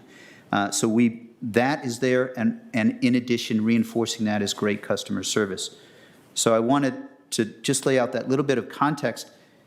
That may be partial explanation why we may not have as many questions today. It's also the case, I think it was alluded to, that there are 3 subsequent meetings over the next 20 days or so that the manager is going to be doing with union leadership to work through these additional issues. So I could envision not having a ton of questions at this moment. That does not mean that it isn't super important that you continue to engage with us. So that's sort of a few thoughts. I want to open it for questions. I will say, because of that context, I don't have an inordinate amount of questions at this moment. We have a lot of work to do tomorrow and the next 29 days that get us to July. But I see Ms. Crystal will start with you. Absolutely. And just want to echo thanks that our chair shared for those who have shared really moving stories. Thank you for your service as well as your time to comment this morning. A big thank you to leadership from AFSCME, from IAFF, and from our police union and the manager. I think it really does bear repeating that I suspect the way most jurisdictions in Virginia are going to go through this is that the manager puts forward something that is totally unacceptable to the unions. The unions then weigh in, share that it's totally unacceptable, and chaos ensues. And not to call out any other jurisdictions by name, but I think the fact that both the union leadership and our manager have worked so hard, along with his leadership team, to really figure out what areas we can resolve, what are matters of details of framing language, and what are the big things that really do need to be elevated to the board for us to try to apply our values on. I think that's a real, there's a lot to appreciate in this request to advertise, even as we call out some of the things that still need work. I just wanted to use, one of the things that I find productive to do at the time of advertisement is just teeing up some of the issues for further discussion over the next month. So I'll start with the big ones. I think the manager shared them, and many of the commenters did as well. The grievance process and the scope, the subjects for binding arbitration, the subjects for advisory arbitration, what advisory arbitration looks like in terms of its process. I don't expect that those conversations are going to create any more resolution between the manager and our labor leadership than it has, but I think those are the big ones for us as the board to evaluate and to weigh in on. And then a couple of areas where I actually think we can all get a little bit closer, and so I just want to tee those up for discussion, or maybe for education for us as the board. One is supervisor definitions, which Mr. Lynch mentioned, but especially outside of public safety, really trying to understand how other communities have set that cut point about who's a supervisor and who's not. I know we have a couple of good options on the table, whether it's the majority of time or definitions elsewhere in county admin regulations. I think there's just more to surface over the next few weeks. And then certainly temporary employees and how that's defined. I think, again, we've gotten some great information from your leadership so far, but that's a meaningful area, right? We have folks who are truly temporary, right? Maybe lifeguards for a few weeks or a couple months in the summer. And then we have folks who are really doing the real work of government alongside permanent employees and thinking about how we define them so they're included in the represented classes and can advocate and bring good ideas to the table alongside their permanent colleagues and maybe help carve out a path to become permanent colleagues. And that actually leads me to the only other comments I wanted to make, which is just, it bears stating why we're doing this, why I'm voting for this advertisement today, why I'm excited to work to shape it over the weeks to come. And one of those areas, that I just wanted to flag that I think is important. It's because we can't rely on the personalities or the values of any particular manager, any particular board, right? We're trying to build structures that will protect the interests of our employees and therefore our community for the long haul. And so I connect that a little bit to the temporary employee issue because I wanted to just spotlight, I know our Department of Parks and Recreation in particular, leadership there has really pushed to bring more temporary employees into permanent employees, bring forward proposals to the board and the budget to do that because they share these values right now. And so I think it just sort of bears saying, saying that collective bargaining is not punitive. It's not sort of a slap on the hand for our department heads for not doing this work. I think in many ways, a lot of our department heads have really valued the voices of workers. But the point is that we're trying to build structures that will outlast the good intentions of any one individual in leadership. And then the other point is just, of course, and I think Mr. Lynch put this well, but the testimony from Ms. Martin and Mr. Hernandez and Mr. Nuruddin as well. One of the principles we try to apply in making decisions about all kinds of policy issues is that those who are closest to the work have the best perspectives on it. That's true when we talk about who in our community is, experiencing challenges to their public safety or mental health, right? We want to hear from those voices in the community. And it's especially true when it comes to the work of government. And so I really am excited about collective bargaining coming to us as localities in Virginia and Arlington in specific, because I think that we can make this government, exactly as the manager said, even more efficient, effective, respectful of the people who do the work, and better at delivering the work to all residents of Arlington with the voice of employees better represented. So I am excited. I think a couple of areas, again, for kind of more education and digging in, and just some areas, I think, for some thinking for us, right? We're probably not going to reach resolution until it gets to the board. It's going to be on us to make that call. And I'm looking forward to that conversation in the next few weeks. Thank you, Ms. Crystal. I see Mr. Karantonis. Thank you, Mr. Chair. I think Ms. Crystal has covered a lot of mileage here. I have actually a question. The question is about the issue of neutrality that was raised here. So how do we assure that management keeps this basic, neutrality while the concept of collective bargaining is socialized and I think that's absorbed? So to the manager to speak about how he can be neutral. Yeah. But I do know you've held some. What his commitment is. That's yes. important. Yes. Right. So thank you for the question, Mr. Karantonis. In the employee town hall that we held yesterday, I opened it with and I ended it with, and I interspersed many comments throughout saying that it's especially important. I've made clear my neutrality on this issue. Neutrality in the sense of people need to go ahead and evaluate this for themselves. I've strongly encouraged, and I know it can be somewhat painful to speak to employees regardless of where they work and say, hey, just take a break and read a county board report and draft ordinance. But I think that's what people need to do, and we're going to push out the link for this meeting, and we pushed out the link for the town hall.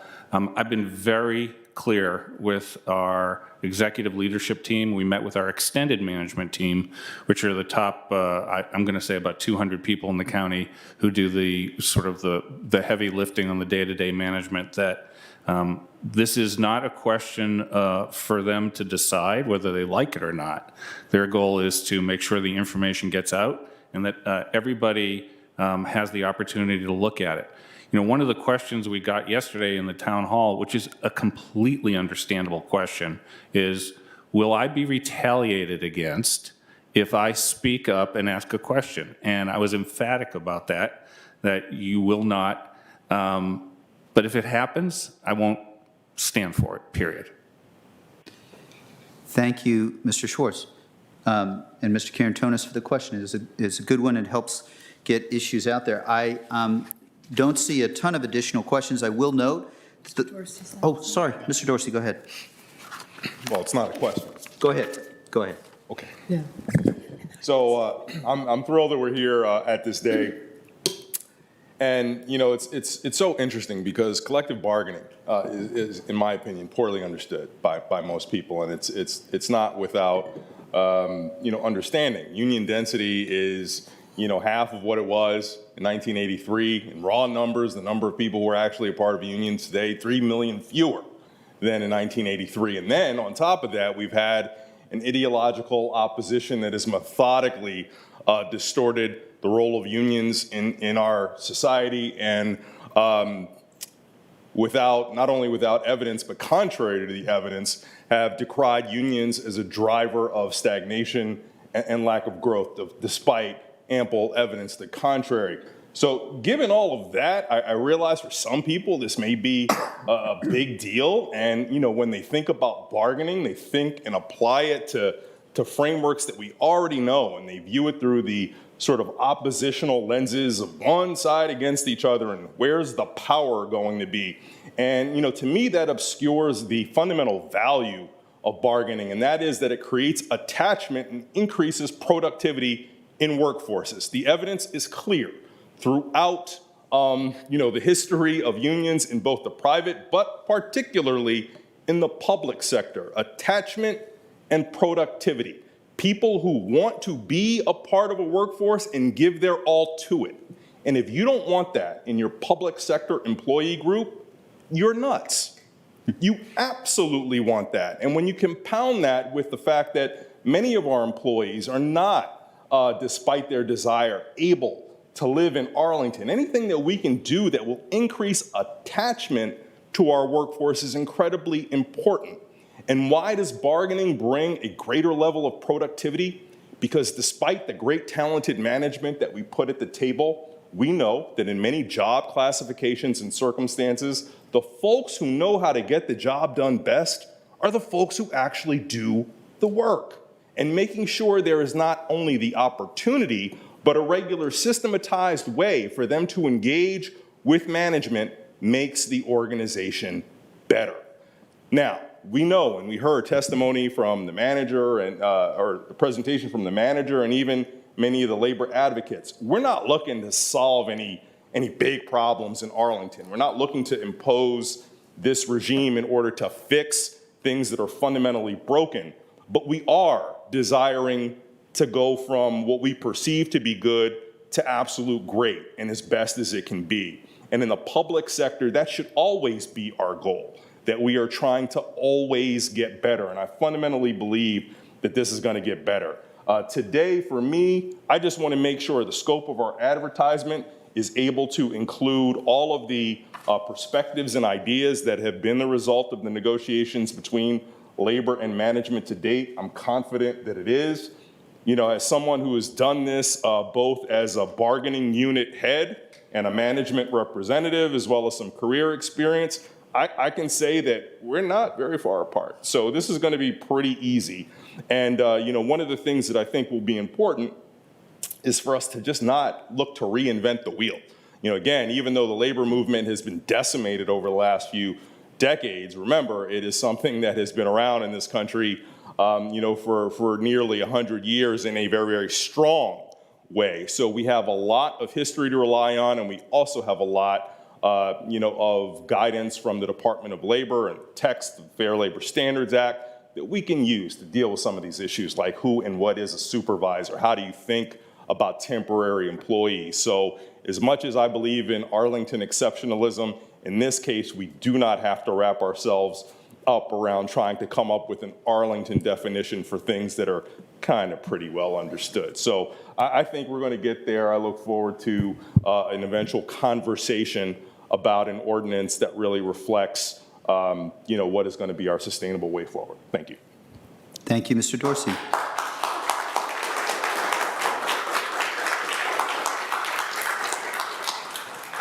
Ms. Garvey. Yeah, thank you. So this reminds me, I made a note years ago never to follow Christian Dorsey when speaking. But I can also say, I agree. And I'll just say, this is sort of, in a way, an unexpected pleasure. It was delightful to see you all here, and it's perfect for our first meeting back. It's our employees.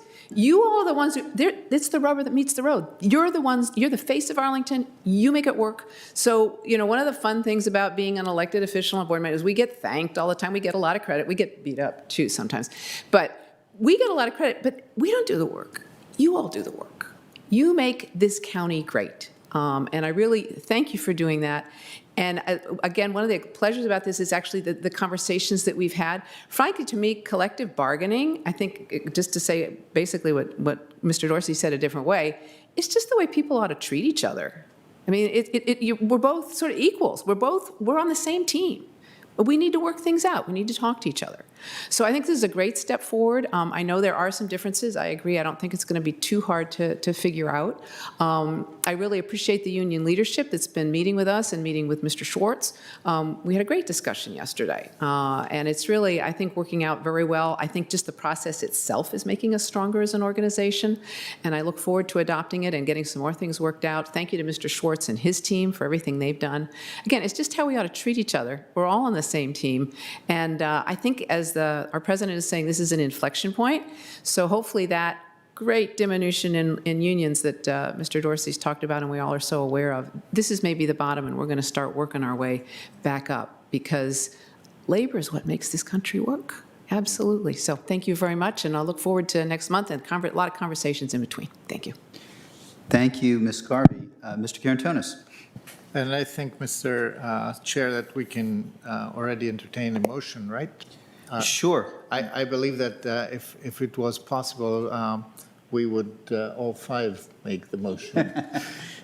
Unisono here. So the motion is to authorize the advertisement of a July 17th, 2021 public hearing to amend Chapter 6, Civil Service of the Code of Arlington County, Virginia, to add a new provision to allow collective bargaining. Second. The motion has been made and seconded. Do you want to speak to your motion, Mr. Karantonis? Actually, yes, and it's a tough follow to all of you. We couldn't have chosen more fitting point in time to restore public employees' collective bargaining rights after almost 44 years, especially during these challenging times. During the pandemic, it became very clear what it really means that Arlington is a very well-governed county, and Arlingtonians rely and are entitled to high-quality services from dedicated public employees like you. Our collective health, safety, community welfare, stability, education would be unthinkable without the skill, the mission, and community focus of a high-performing public workforce. So therefore, by restoring our county workers' ability to represent themselves through their unions and collectively bargain about their employment conditions, we are in fact providing the framework for a stable, predictable, protected employment environment that is prerequisite of having and maintaining and growing such a workforce. I want to recognize the collaborative work and the spirit of getting to good results and the partnership between the stakeholders, especially Mr. Schwartz and his team, and the participating union representatives. Both have advanced today's advertisement, and I'm cognizant that several and important provisions will need further and urgent discussion and negotiation, as we heard already today. So I'm especially comforted by the assurance received from our acting county attorney that all items under discussion are subject to change, and indeed they are indeed within the scope of the advertised ordinance, and therefore such changes will be possible on the path to adoption of what should be a robust ordinance. And robust means for Arlington citizens that we maintain an orderly and constructive relationships between county and its employees, that we ensure continuous, efficient governance, providing services that respond to community needs, that improve quality of life and are delivered by the best qualified staff dedicated to diversity, equity, inclusion, and an organization committed to excellence through cooperation, transparency, accountability, innovation, and learning. So I hope we can all agree to go forward with that. Thank you, Mr. Karantonis. I'll just have a couple of closing comments. Also very pleased that if you have taken the time outside of work to be looking at the board report, very pleased that all of the alternatives are eligible for discussion over the next month. That's a critical point that I know that is, I just want to surface and make transparent and public that point. I think it's very important. Appreciate union leadership as well as the acting county attorney and the manager for helping make that happen. In the document, there are some references to the number of employees that are there, 2,300 or so, that would be eligible for this, and that number may shift a little bit. There's a note to the Department of Parks and Rec summer camps, and we'll work on that. I don't want to say that we're going to resolve all issues perfectly here. the history of board members talking nice and whether they deliver is as old as the county and certainly as old as the country, I think. But I do think it matters that you feel and know that you're heard, and that at every stage over the next month, we're going to be working to be as good as Virginia Diamond asked us to be, and to be as good as we need to be to honor you and your work. And so there's details left to be determined from a long time ago in Iowa and in general with the IAFF and AFSCME, as well as unions that I've worked with. The concept of solidarity in your work is a huge one. And that attachment and commitment to you, that knowledge that you are the ones that make Arlington a great county, will be important to me every step of the way over the next month.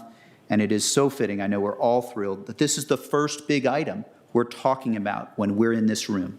And to Ms. Crystal's points, it's exciting. We are aligning our policies with our values, and thrilled, therefore, to support it. So the question, we don't get to vote individually as virtually we do, but the question is on the motion as seconded. All in favor, say aye.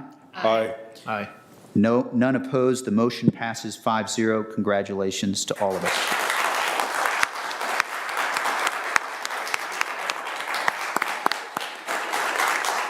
What'd you say?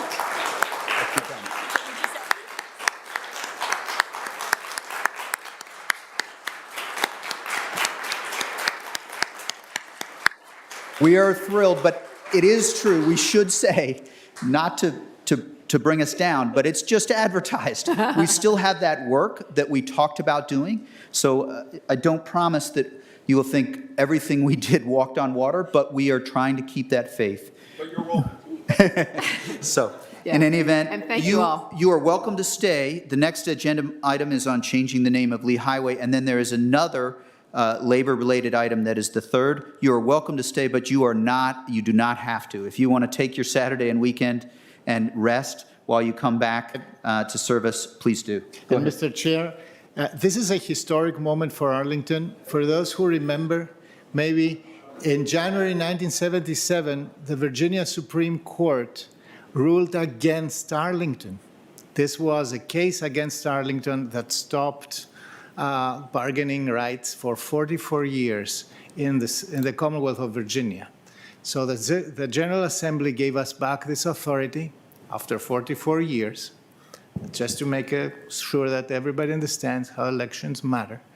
So, and this is where we are today. We exercise this authority. Thanks. Thanks. Thank you.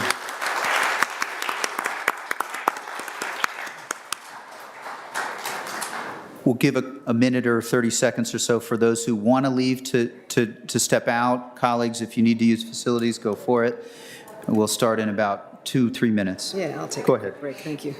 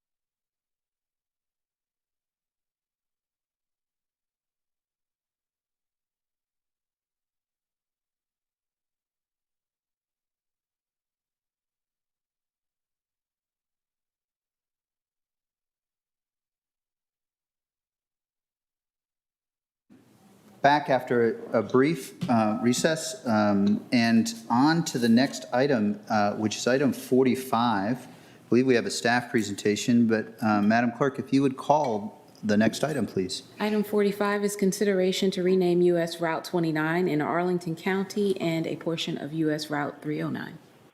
Thank you, Madam Clerk. I think it's to Mr. Schwartz, maybe Mr. Aiken for a presentation on this item. Yes, I'm going to ask Ben Aiken, and Ben has slides, Kendra, so this is all going to work seamlessly, but over to you, Mr. Aiken. Okay, my presentation just ended, so I'm going to try to share it again. I apologize. No problem. There we go. All right. Are you able to see that? We are. Great, thank you. Chair DeFranti and members of the County Board, thank you for having me today. I'm Ben Aiken, Director of Constituent Services in the County Manager's Office, and today I'll be presenting recommendations concerning the renaming of U.S. Route 29 and U.S. Route 309 in Arlington.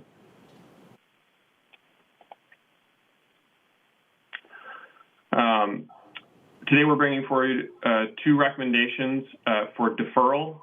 First, a deferral to defer adoption until July 2021 of the attached ordinance renaming U.S. Route 29 to Langston Boulevard within the boundaries of Arlington County, between North Lynn Street to the western border of Arlington County with the City of Falls Church. And a second, to defer adoption until July 2021 of the attached resolution requesting the Commonwealth Transportation Board to rename that portion of U.S. Route 309, also referred to as Lee Highway or Old Lee Highway, to Old Dominion Drive from North Quincy Street to U.S. Route 29. The county manager is recommending deferral of the adoption of the ordinance and resolution until the county board's July 2021 meeting in order to allow today's public hearing and to take additional public comment before final actions are considered on these items. Deferral will also allow staff to further refine cost estimates with the Virginia Department of Transportation, or VDOT. Here's a summary timeline of the public process for selection of the new name. Really quickly here, I know that the 25-member working group and their presentation are just two bullets on the slide, but I do want to take a moment here to recognize the work of the LHA working group, an incredible group who did such an extensive job of inclusive, goal-oriented engagement. They do deserve our collective thanks, and certainly my thanks here, because I'm standing on their shoulders bringing this presentation to you today. The group included a notably wide array of stakeholders, from business owners, LHA board members, civic associations, educators, artists, and other civic groups. There were also 5 advisory groups as part of that effort that extended the reach to a really amazing degree. Again, a huge thank you is owed to everyone involved in that effort.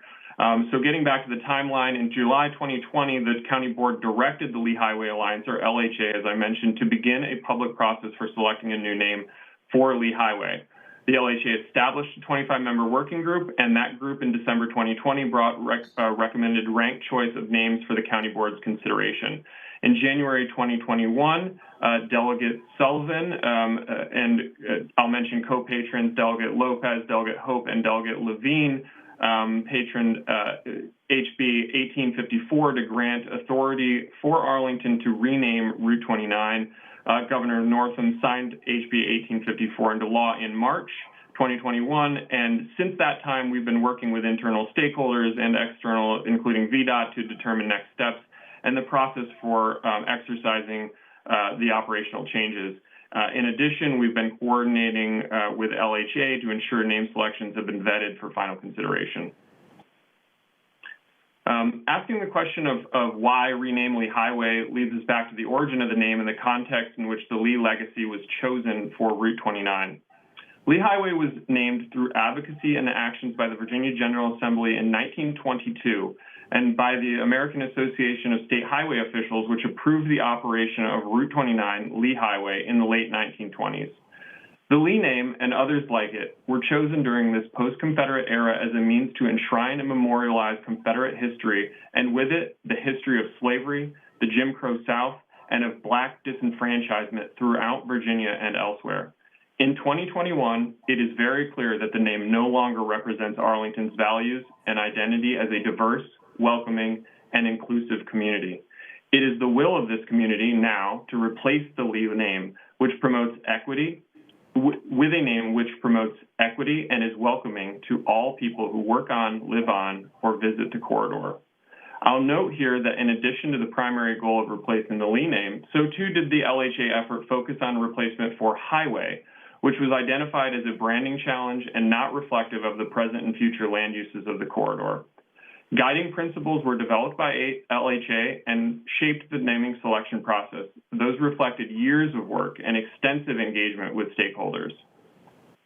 Some may ask, as was posed through Yale University's 2016 efforts toward its own renaming process for structures on its campus, whether changing the name of a building, or in this case, a roadway, might be seen as erasing history.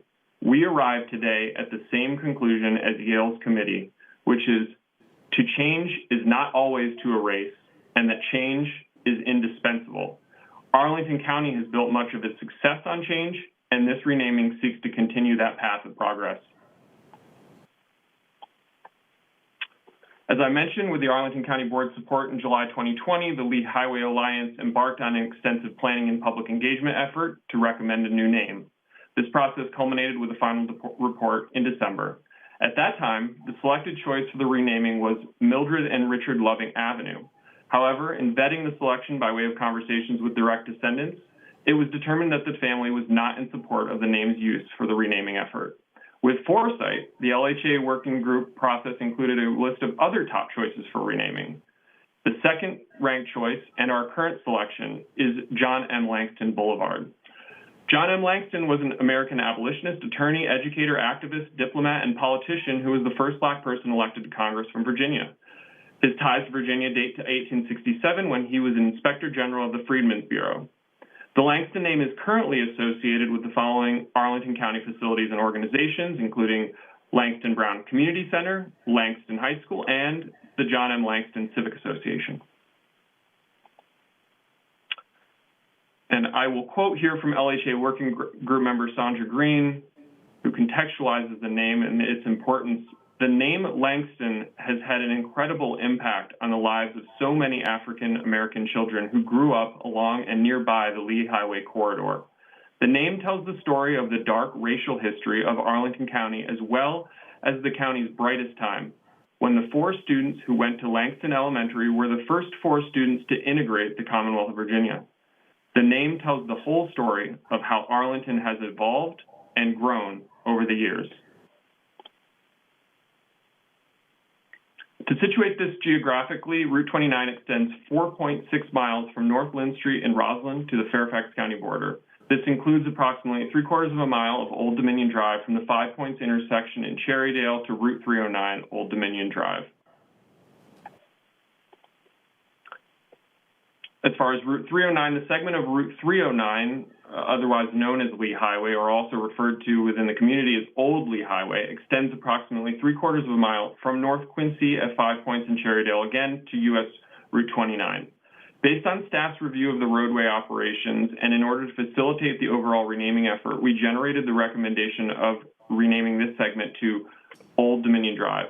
However, understanding now that feedback from the community may conflict with the recommendation, we are already working with VDOT to clarify any operational challenges they may have with other potential naming proposals. The fiscal impact of the actions include design, fabrication, and installation of local and VDOT Interstate I-66 corridor signs. There are 74 intersections that would be impacted by the action, and to include 8 large overhead signs, bridge signs, and other ground-mounted signs on I-66. The current estimate for these changes is up to $300,000, and that's pending additional conversation design between the county and VDOT that's ongoing. I will note that the abbreviated name in our recommendation, Langston, is recommended with consideration toward this fiscal impact because, as we now know, a longer name means higher costs.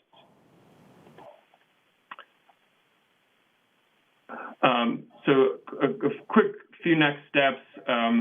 First, we're going to establish a website as we did using the example of the Richmond Highway renaming. We're going to establish a website for communications and keep the community updated, and we'll perform additional outreach with coordination with LHA. We're proposing that county board action, as you noted, deferral will be taken and county board action to be considered in July 2021. The Commonwealth Transportation Board would take action during Q3 2021 or before the end of the year. Final designs for signage to include our internal work, updating various databases and adjusting our operations would also take place during this time and during the fall. We will be continually working with external agencies to update their systems. This includes USPS and others. And then finally, a 2022 Q1 tentative effective date of the signage installation. So one thing I want to note here regarding the proposed July action specifically is that I've been advised that the board will be able to undertake a renaming of Route 29 to Langston Boulevard, which will change the legal name of the roadway upon adoption. However, the county and VDOT still maintain the discretion to functionally and operationally rename the roadways over a duration of time that we can determine.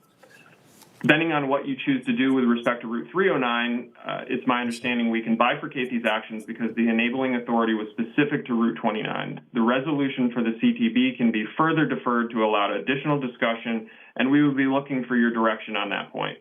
This is why we've included a Q1 2022 tentative date of signage installation, which we expect would be the last step to turn over the roadway under its new moniker. And finally, the recommendations again, and that concludes my presentation. Thank you. Thank you, Mr. Aiken. Really appreciate your presentation and your mentioning of the process in that second to last slide. We have an advisory group. I believe Ginger Brown with the Lee Highway Alliance is with us. Are you there, Ms. Brown? Yes. Hi, good morning. Good morning. Chair County and members of the County Board. My name is Ginger Brown. I'm the Executive Director of the Lee Highway Alliance, the soon-to-be Langston Boulevard Alliance, and I'm excited to be here with you today. First, I want to say thank you to the County Board members for partnering with LHA to get to the place where we are today. It's a good day.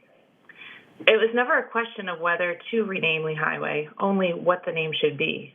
When the working group on renaming first met in September of 2020, we were given the charge to recommend three to five names for the corridor to realize the years-long grassroots community effort to create a welcoming Main Street by removing the word highway and to begin to reconcile the painful racial history many in our community have experienced by removing the name Lee.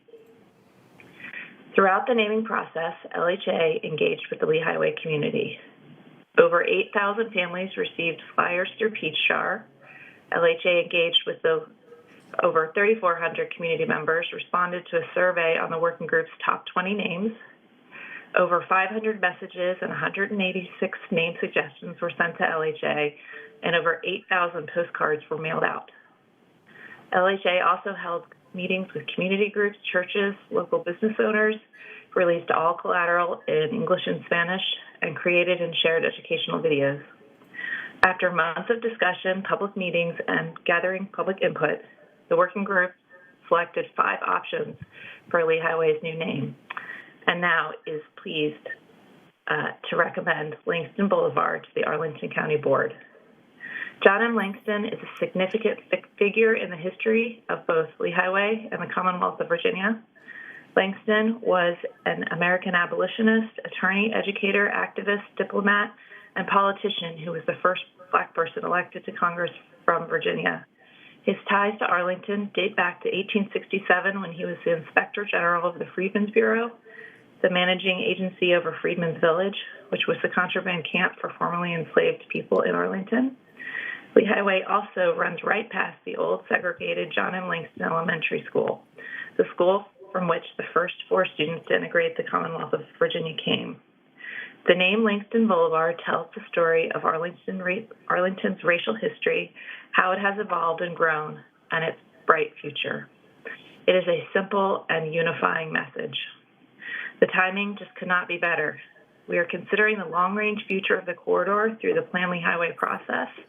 This is a huge step towards creating a welcoming and equitable place for all who live, who work, and who visit the corridor. So today, we urge you to adopt in July Langston Boulevard to replace Lee Highway. But I am also here today to request that the board separate the action of the renaming of Lee Highway from the request to the CTB to rename the portion of Old Lee Highway. LHA does not support the county staff recommendation to rename Old Lee Highway Old Dominion Drive. We believe the switch could cause confusion for drivers and emergency responders. This portion of 309 is not a through street, and the traffic signal timing on both ends reflects that. Anyone who uses the roads regularly knows they function differently. We also believe that the name would not make sense from a historical background. Old Dominion Drive is named after the Great Falls division of the Washington and Old Dominion Railroad, which ran from Roslyn to Great Falls Park along the present-day westbound lanes of U.S. Route 29. Old Lee Highway was never part of the railroad right-of-way. Please allow the Cherrydale Citizens Association and the Waverly Hills Civic Association, with the support of LHA, to consider appropriate names for the two-lane road that runs through their neighborhoods. We'll get it done quickly. So thank you for your time, and thank you for partnering with LHA to bring us to where we are today. Thank you very much, Ms. Brown. I suppose it's possible we may have questions if you're able to just stay with us. You may want to see our action today, although it will not be final. So I think that covers, do we have public speakers on this item, Madam Clerk? Yes, we do. Our first speaker is Mike Cantwell. Mr. Cantwell.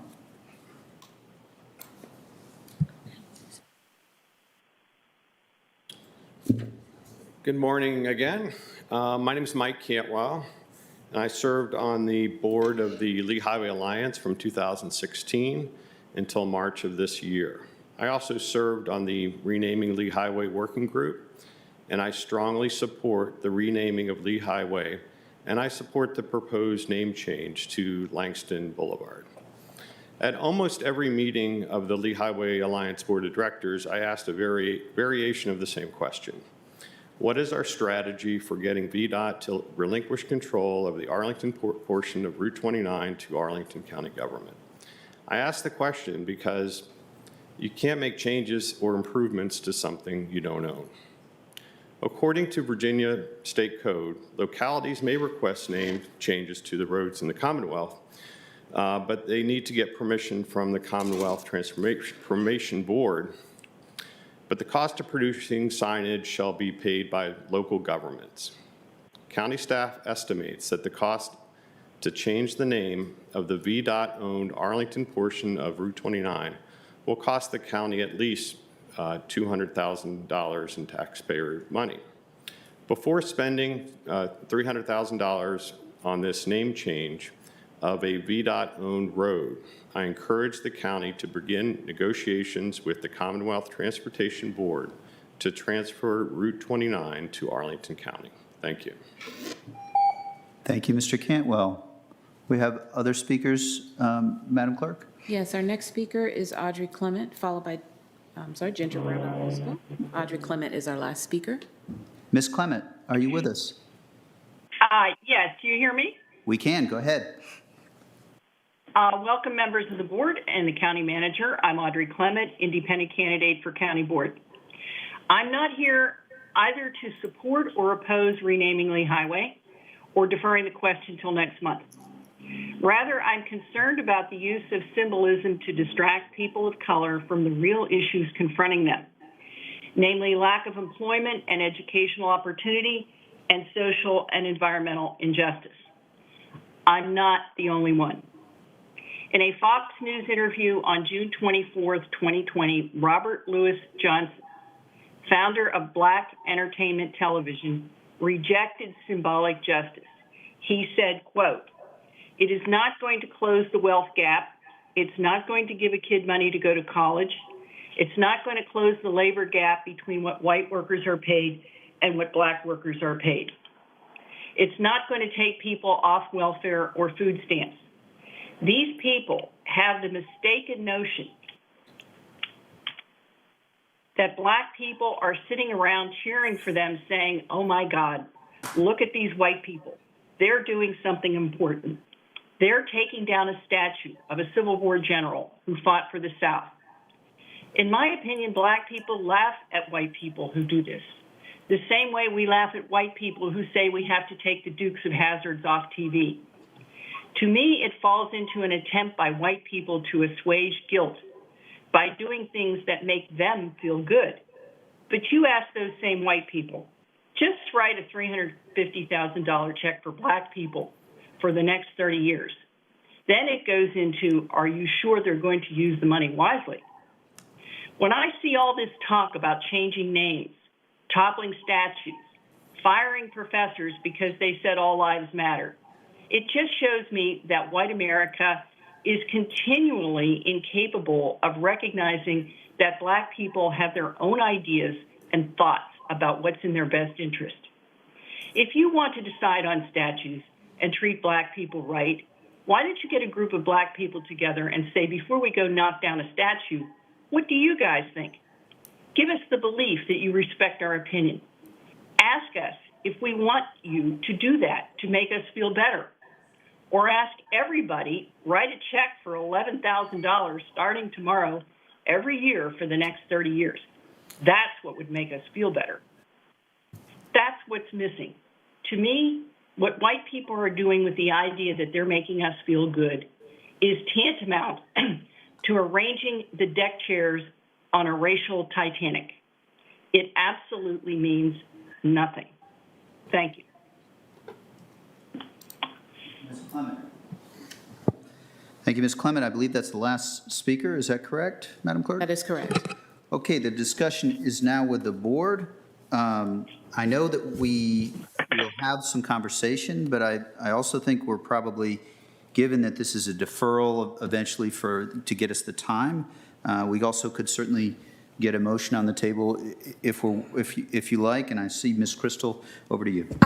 Well, let me see if we can surface this point about the Route 309 renaming, because I would like to try to reflect it in the motion if possible. So, Ms. Brown, thank you so much for bringing that up. We also heard from Mr. Todd, the president of the Cherrydale Civic Association. I know he's been in touch with Mr. Aiken on this, the point that I think Ms. Brown articulated well. So to just note it in very short summation, is some concern that renaming the sort of stub from, well, not stub, but the smaller street from Old Lee Highway to Old Dominion Drive, which is the staff recommendation, poses some concerns both in terms of navigability as well as the historical perspective. So I think the question before us is really just how do we effectively sever that conversation.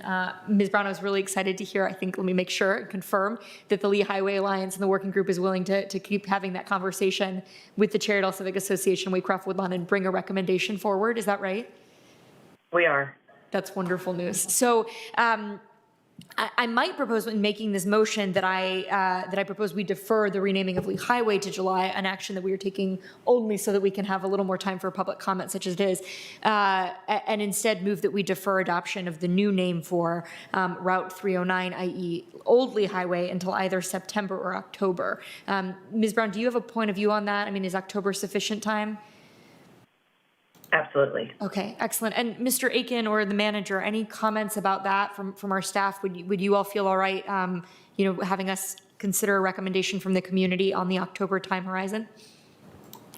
We agree with that approach. Wonderful. Okay, so that said, colleagues, I move that we defer until July 17, 2021 adoption of the ordinance attached to the staff report that renames US Route 29 to Langston Boulevard within the boundaries of Arlington County between North Lynn and then the western border of Arlington County within the city of Falls Church, and that we further defer adoption until, let me pull up the date of our October meeting.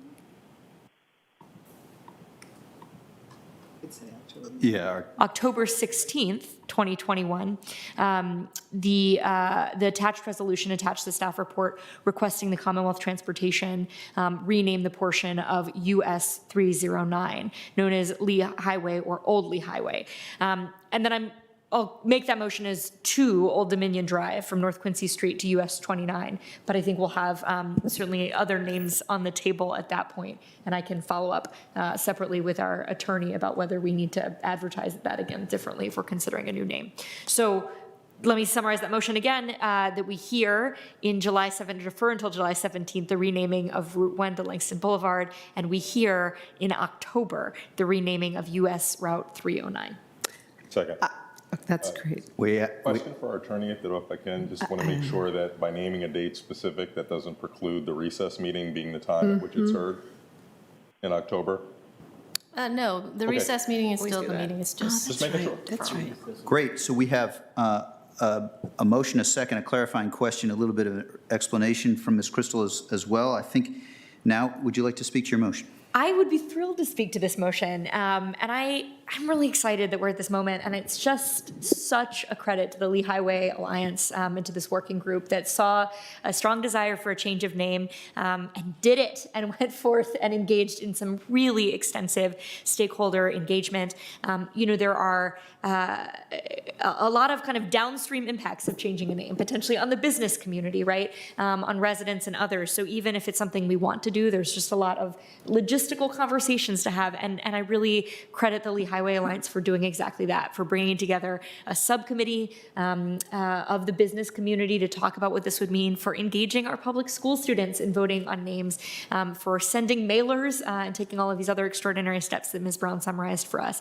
Having had an opportunity to follow the work of that working group, it was tremendously participatory. We had great representation from our NAACP and other civil rights groups, business leaders, again, along the corridor, representatives of our arts community, and others. This is, exactly as Ms. Brown said, an excellent opportunity to think not just about what it means to shed a name that is so representative of exclusion, intimidation, and slavery, but also to embrace the future that we want for the corridor. And the Lee Highway Alliance and the working group did fabulous work, both Ms. Brown and then to shout out the leadership of Matt Weinstein, who chaired that working group as well. Just a couple of additional thoughts too about some of the also-rans on names. I really appreciated the passion with which the group came in its primary recommendation, which was to name this area after, or this highway after, Mildred and Richard Loving.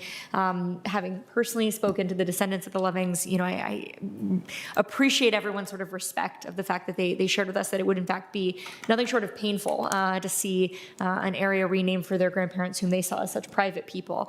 And I think that spoke to how helpful it was that the working group had identified such a strong second choice in John M. Langston. One of the other names that I was glad to see Cherrydale spotlight, and not to put my finger too much on the scale for 309, was Ella Baker, which is another name that I think was really exciting that the working group considered, because we have very few streets named for women in Arlington County, let alone Black women who were such leaders of the movement through the civil rights movement, through the Student Nonviolent Coordinating Committee and others. So I hope that's a name that we can take close to heart and consider for future use in the community. But John M. Langston, for the reasons that Mr. Aiken's presentation summarized so well, is such a meaningful name to this community and a meaningful legacy to this community, well represented elsewhere in the corridor already. It matches not only where Lee Highway's been, but where Lee Highway is going. And then the final note to conclude, how exciting that we are jettisoning or positioning ourselves to jettison in July, not only the name of Robert E. Lee, but also the name Highway, because for any of us who've been following and been involved in the Plan Lee Highway effort, which of course Ms. Brown and her coalition have been deeply involved, the idea is that this is an opportunity to think about a boulevard and what that means as a pedestrian-oriented, transit-oriented, life and commerce-oriented street, and not just a thoroughfare or highway. So perhaps the most meaningful piece is the name that it bears, but it's not unworthy of remarking upon that we'll be changing the highway too. So thanks for the opportunity to speak to the motion, Mr. Chair. Sure, thank you, Ms. Crystal. Ms. Garvey. Yeah, thank you. And I'm just going to speak briefly and say I'm going to be really pleased to support this. I love the quote from Sandra Green that sort of shows how much Langston kind of fits it all in. And I heard Audrey Clement's comments, and we hear this sometimes from people. And kind of that age-old question, "What's in a name?" Right? And it's when, for me, I started realizing all of these names came in 1920s. They were done with a purpose. And if back in the 20s they made a purpose out of doing this, well, we've got a purpose to take them away. And it means that it really is something important. And it just continues our understanding of how we got to where we are today and what we need to do to move forward. Thank you. Thank you, Ms. Garvey. Ms. Green's comments and her service to our community definitely stood out to me as well. I will just offer brief concluding comments and then maybe go to Mr. Carantonis, Mr. Dorsey, if that will work for folks. I appreciate the additional time that colleagues and that we're taking to make sure that there is sufficient process to resolve issues like the short Old Lee Highway issue. And I also think we've got work to do to address some of the costs. Appreciate, Mr. Cantwell, your points with respect to negotiating and working on that and your support for the name change. I guess to conclude, even if you argue, which I do not think is accurate, that Lee made a decision on sovereignty at a time when states were stronger than our national government now, the decision is still fundamentally, the principal legacy is inextricably linked for me to inhumanity towards our fellow Black Americans. And it's past time, and we've all alluded to it, but the pernicious impacts of those who sort of cloak process arguments as opposed to the undeniable, in my view, symbol that is here and step that we're taking is another reason we have to move forward, in my view. I'm happy to support this. I'm grateful. Ms. Crystal took a big lead on this. Delegate Sullivan, getting that through the legislature is huge. This is a great thing to get to do today, and very, very pleased to support it. Mr. Dorsey. Thank you, Mr. Chair. So thanks again to Ms. Crystal and the Lee Highway group. This is so different than the Richmond Highway example, where we had to go through bureaucratic hurdle after hurdle to sort of have an opportunity, and it was largely uncertain. And in this case, bam, it's done. So thank you for that excellent work. It's also great to hear that really fundamentally this is not really engendering a whole lot of controversy in our community. That warms my heart that we don't have a lot of people here discussing preservation of this name on the merits. I think that speaks to a community consciousness in Arlington, which is wonderful. We did hear testimony about not having this effort go without seeking advocacy for ownership of the road, and that's something that actually resonates with me. I really do love control. I also recognize that with Route 29, because of its interjurisdictional nature, we've seen this before, control of the road will not come without conditions. And until we fully know those conditions, I can't at this point, say that that would be acceptable to me, nor do I think it's a prerequisite for proceeding with what is before us today, and that is changing a name. And, I'll associate myself with everything that my colleagues have mentioned. One of the greatest triumphs of white supremacy in this country has been, despite losing a war to preserve chattel slavery, despite the passage of the 13th, 14th, 15th Amendments, despite Reconstruction, the vestiges of Jim Crow remain. And one of those vestiges is that we have to look at streets and facilities in communities that have names that we have just become inured to, that are just there without questioning why they're there. And then when you do question why they're there and seek redress in dealing with it, you're met with bureaucracy from laws that were passed 100 years ago that prevent you from exercising the will of a community quickly. You are met with people who want to cite the high costs of things that they can quantify without factoring in the psychic costs of people who feel marginalized by these facilities still hanging over the public spaces that they supposedly have full access to and can otherwise enjoy. You also have people who want to talk about history and erasing history as if somehow, some way, it is not within our rights to determine who in the world is honored on facilities that are collectively maintained by the public. And then you also have people who talk about significance, weighing whether these efforts are as significant as others. And you know what? That's a great conversation, because in the grand scheme of things, this is not as significant as true equity happening in society. However, that doesn't mean that you don't do this because it's the right thing to do. So anyway, I am just so glad that we're at this place. Hopefully, as today indicates, we're not going to have a whole lot of time arguing about the nonsense that is usually associated with this, and that we can just look forward to getting it done. That said, I do hope that we refine the cost estimates a little bit. I think in the interest of full transparency, we want to make sure that we're not just talking about ballparks of hundreds of thousands of dollars, that we refine that. So I'll look forward to that coming forward as well, but I'm happy to support the motion. Thank you, Mr. Dorsey. Mr. Karantonis. Thank you, Mr. Chair. Of course, I also support the motion with a big thanks to the Lee Highway Renaming Group and the work that Lee Highway Alliance has been doing. I align with Ms. Crystal once again here by highlighting that this is really looking forward into the future. I am as excited about the name change as about the change of the type of street it is, boulevard. This is so invigorating. I believe that it sends the really right signal. And I have to also say that the more I read about John Mercer Langston, the more I found it an absolutely exciting and very a name that we can own, that we can continue to own as part of our community ownership.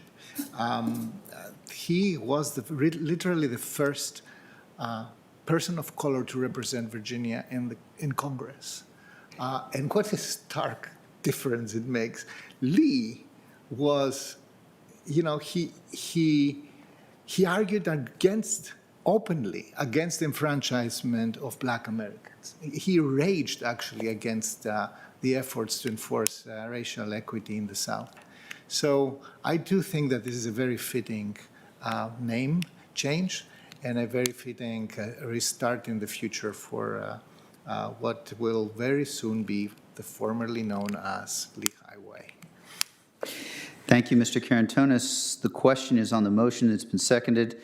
I'll ask for the yeas and nays. Everyone in favor say aye.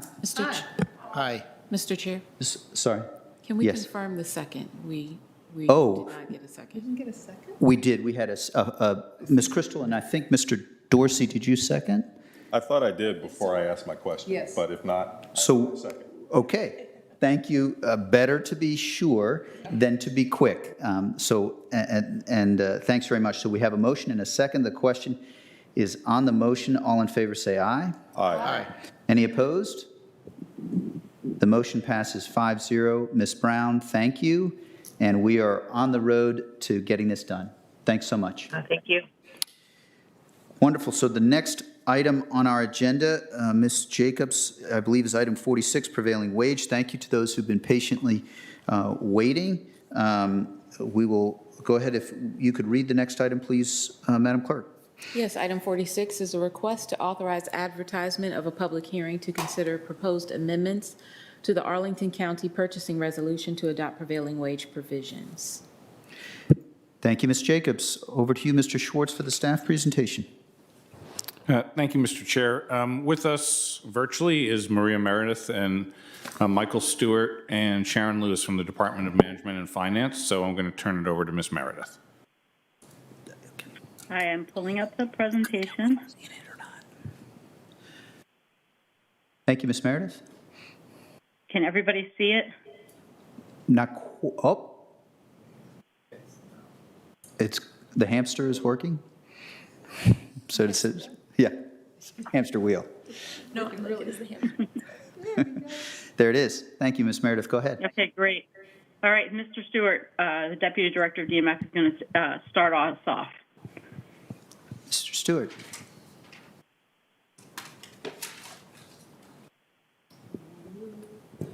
Are you there, Mr. Stewart? You're muted. Mr. Stewart. Of course I am. Good morning, Chair DeFerrante and members of the County Board. Still haven't perfected this after 15 months. We're happy to be here this morning to talk to you about our proposal for introducing a prevailing wage policy to the county's purchasing resolution. In the 2020 session of the Commonwealth General Assembly, they enacted new legislation that requires all state agencies to pay prevailing wages for public works contracts in excess of $250,000. At the same time, they enacted non-mandatory legislation for localities, which gives entities like the county the opportunity to develop our own ordinance as we see fit, which we have seen fit to bring forward a proposal. So with this authority, we would have our own local ordinance, and then we would work in concert with the State Department of Labor and Industry on many aspects of administering the program. So we'll get into more details in future slides on that.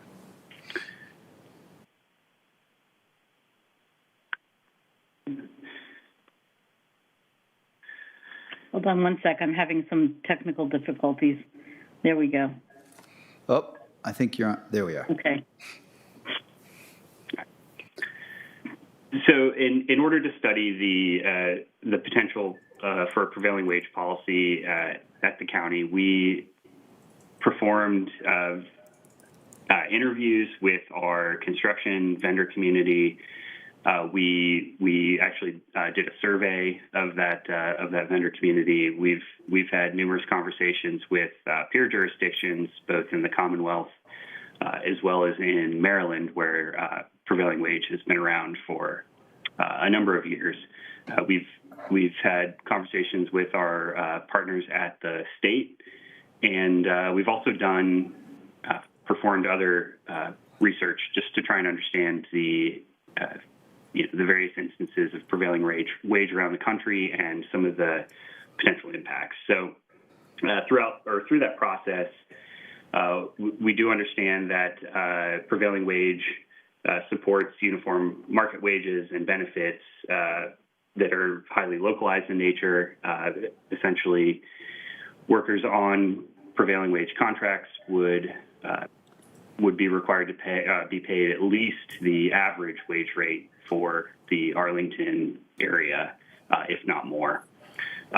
We also understand that prevailing wage policies would likely help close racial and gender pay gaps where those exist.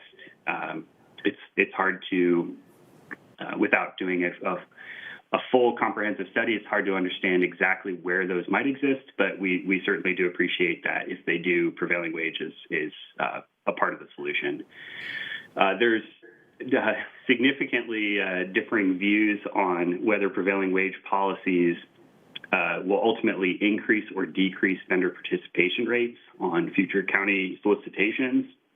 There's one school of thought that says that there are vendors who currently pay their workers prevailing wages and opt not to participate in our solicitations because they don't feel like there's a level playing field and don't feel like they would be competitive. And at the same time, there's an opposing school of thought which says that there could be vendors who've opted out of participating on solicitations with prevailing wage due to, that vendors would opt out of participating on solicitations with prevailing wage policies because of the additional administrative impact. So again, there's a lot of information out there supporting both conclusions, and as such, it's something we understand that we would have to study closely. We also, in interviewing and surveying our construction vendor community, understand that many, if not all, of our existing construction vendors do have some previous experience with prevailing wage policies through their work on either federal contracts or through doing work in the district or in Maryland. So there's a fair amount of existing experience there for construction contractors. We also looked at the administrative impact to the county and the vendor community, understanding that prevailing wage compliance introduces complexities both for county staff as we attempt to manage our contracts, as well as for the vendor community who have to track their pay more closely and then obviously abide by whatever requirements we put forth in our contracts for reporting out to us on their compliance. So we do understand there's an administrative impact on both sides. And then finally, we do believe that the introduction of prevailing wage policies will have some cost impact on our construction bids. Again, as is the case with the overall participation rates, there's a wide variety of interpretations of what those fiscal impacts might be.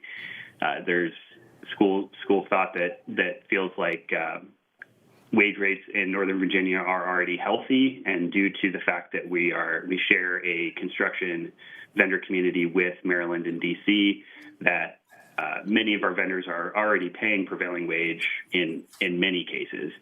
But there's an opposing viewpoint which says the added complexity and those areas where wages are not meeting prevailing wage will ultimately mean that our construction bids increase. The general school or the general kind of accepted cost impact that is prevalent around the country is about a 15% increase. We don't necessarily think that Arlington will see that significant of an increase due to some of those factors I briefly mentioned. We feel like wages are generally closer to prevailing wage here, and we do feel like our adjacency to the Maryland and DC markets will help. That said, we do think that there are certainly pockets where wages will go up, and therefore our bids will likely increase as well.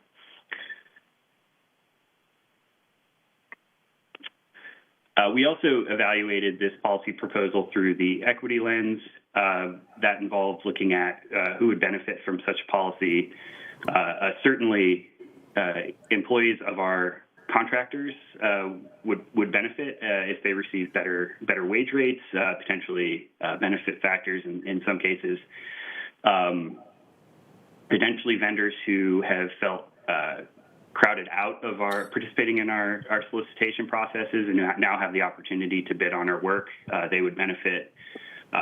We feel like in looking at who is burdened, we do have concerns around potential impacts on small vendors, smaller subcontractors who may not have the existing administrative capacity to support a prevailing wage policy on day one. And in talking to our counterparts in Montgomery County, that is one concern that they raised, or one challenge they've faced in their 10 plus years of running prevailing wage policy. So it's something we'll have to be thoughtful about. We also understand there's an administrative impact on all of our vendors, also on county staff, as we attempt to roll out a relatively complicated new program.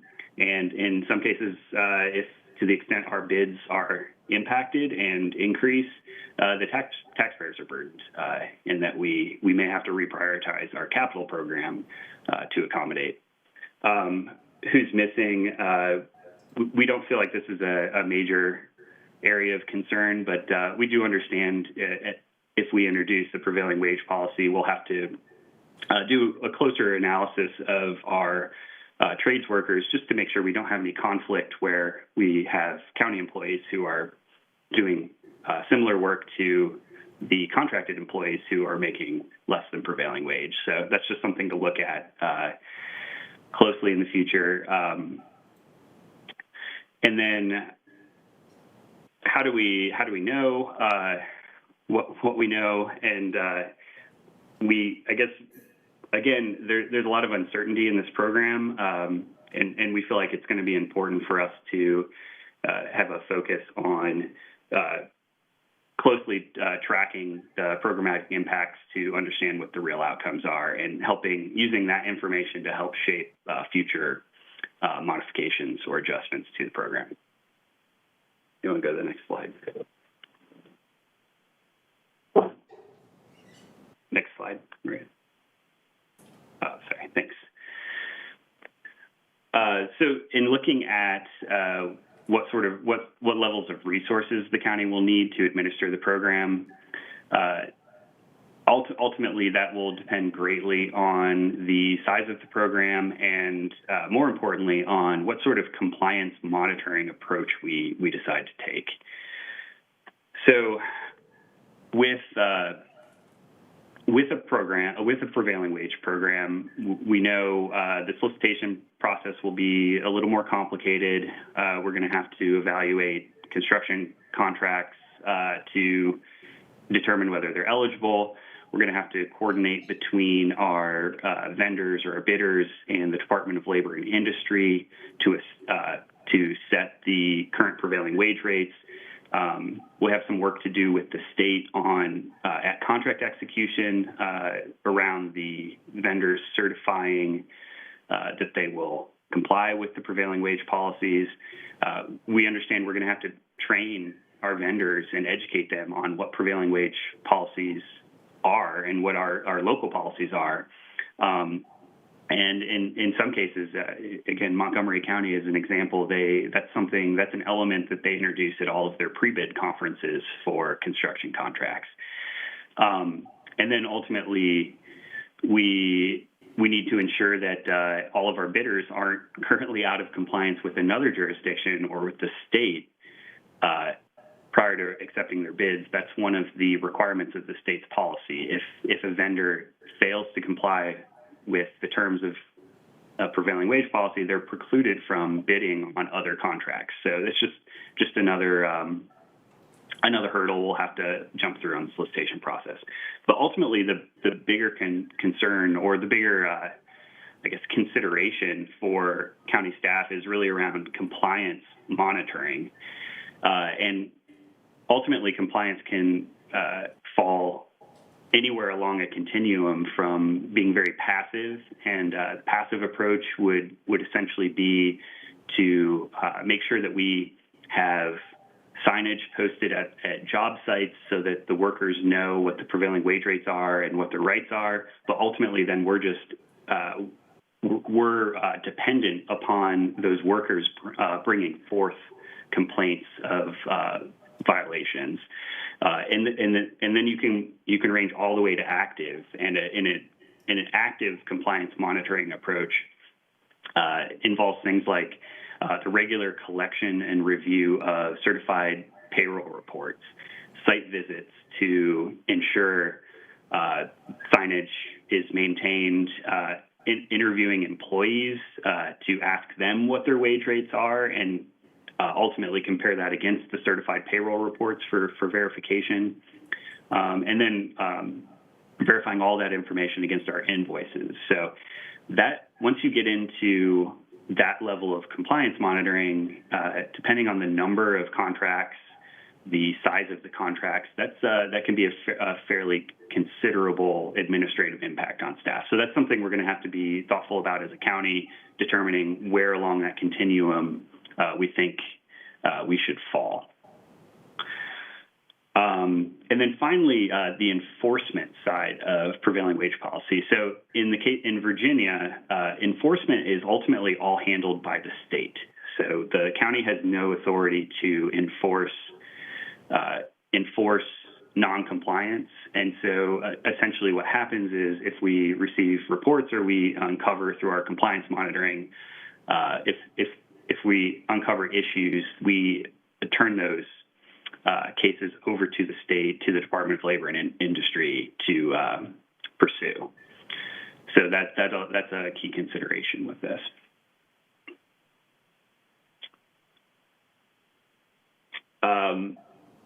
So this is the final part of my piece. So we also wanted to understand the potential universe of contracts that would be impacted by prevailing wage policy. And so in order to do that, we looked back at our construction and public works contracts that we executed over the last 4 complete fiscal years, so fiscal 17 through 20. And we also looked at the construction solicitations that we have planned for the next year to understand, once this is adopted, which construction contracts would likely be impacted. So we looked at this to understand what the potential universe was. We also performed a construction vendor survey, as I mentioned earlier, to understand what the potential fiscal impact might be, as I mentioned earlier. And then based on all those inputs, we think we believe that thinking about the fiscal impact in terms of a range is most appropriate, given the highly variable nature of the responses. And so we've been trying to think about a fiscal impact in terms of a 5% to 15% range, understanding in some cases the actual impact may be less than that. In other cases, it would generally fall within that range. And then we also wanted to look at, with this universe of contracts, what is that total contract value that we is potentially at risk for having some higher bid rates. So, Maria, can you jump to the next slide? So overall, as we looked at this study period, there were over 100 contracts, or on average, there would have been about 100 contracts a year totaling over $80 million at the $250,000 threshold that the state is required to follow. But as we considered local policy, we also wanted to consider other potential dollar thresholds, at least initially, to help potentially mitigate some of the fiscal impact, but also just to gain experience in the program before we jump into the deep end. So this slide shows some of the potential fiscal impacts, or really the potential number of contracts that would have been impacted at various dollar thresholds. So at $250,000 in those 4 study years, that would be, again, a little bit over 100 contracts a year, and that 5 to 15% range is about $4 million to a little under $13 million a year. And those range all the way up to $1.5 million, which you get a much smaller, smaller number of contracts, but a fairly comparable fiscal impact range. And that really speaks to the fact that there's some really large construction contracts that represent a significant share of the total. And then looking forward at FY22 planned construction projects, at $1 million threshold, we anticipate about 27 construction contracts, and at $1.5 million, we anticipate about 18 construction contracts. And again, you can see the dollar ranges there. And as we looked forward, we really only focused on those larger construction contracts of $1 million or more.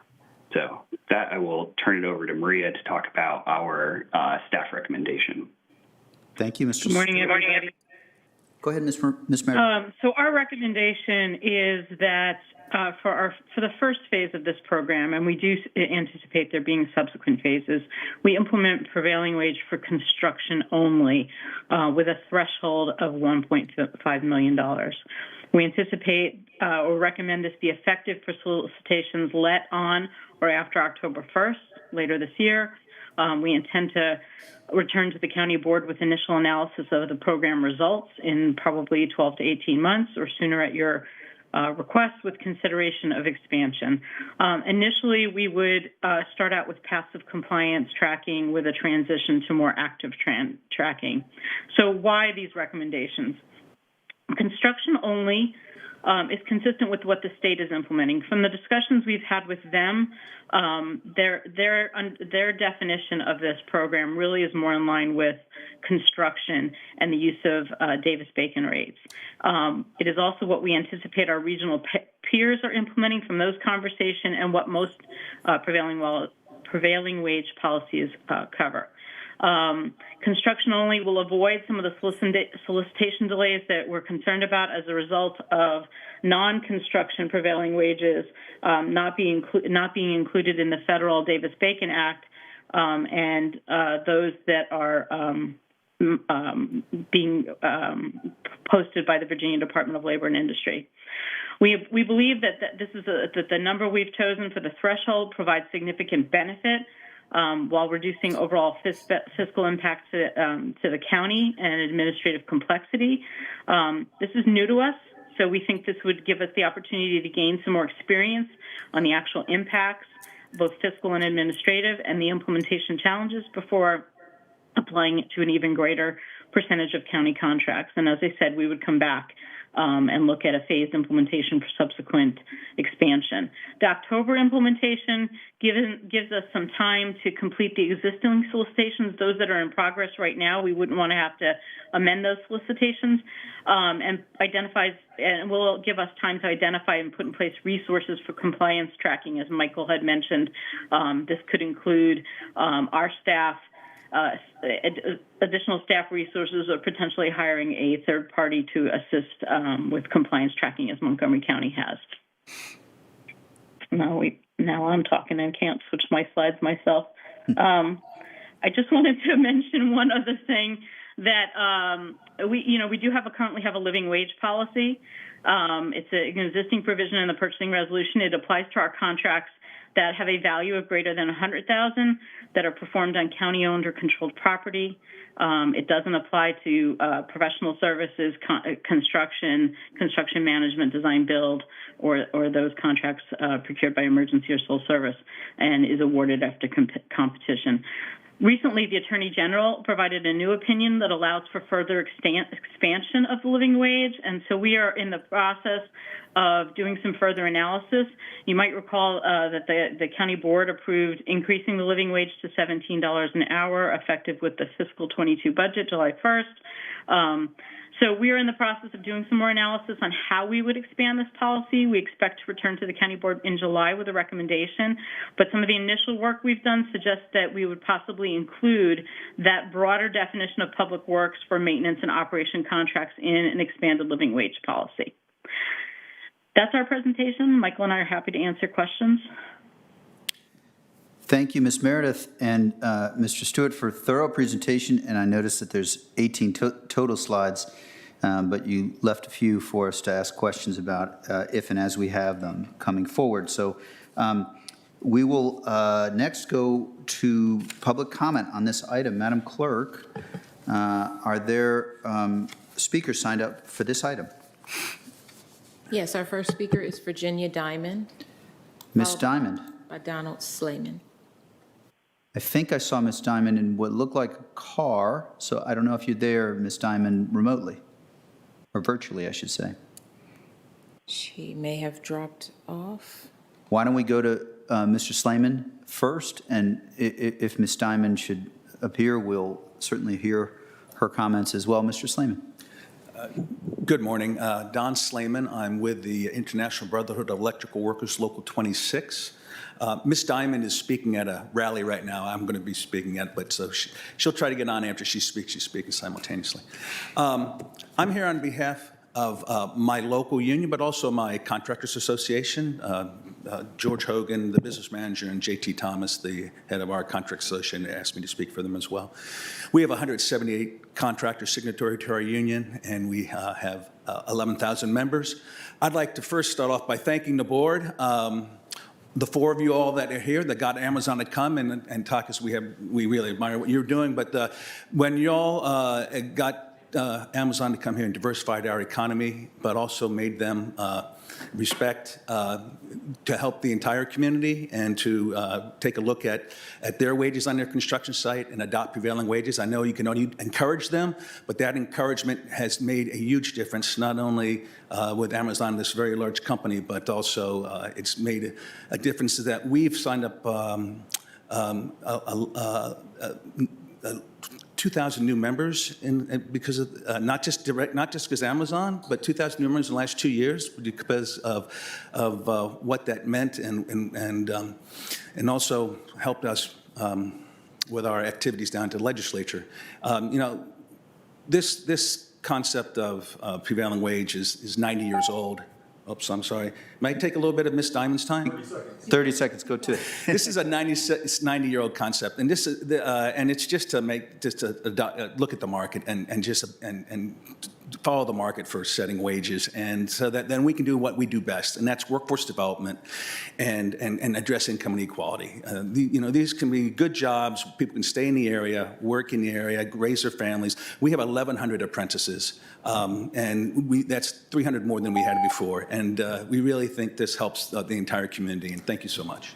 Thank you, Mr. Slayman. Next speaker. Our next speaker is Keith Willis, followed by Greg Ackerman. Mr. Willis, I think virtually.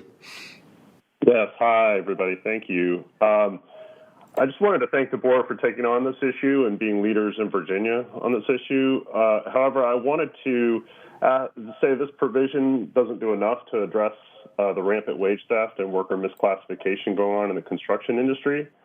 There was a recent study by the Catholic Labor Network in D.C. that showed there was rampant wage theft and misclassification going on in construction jobs in D.C.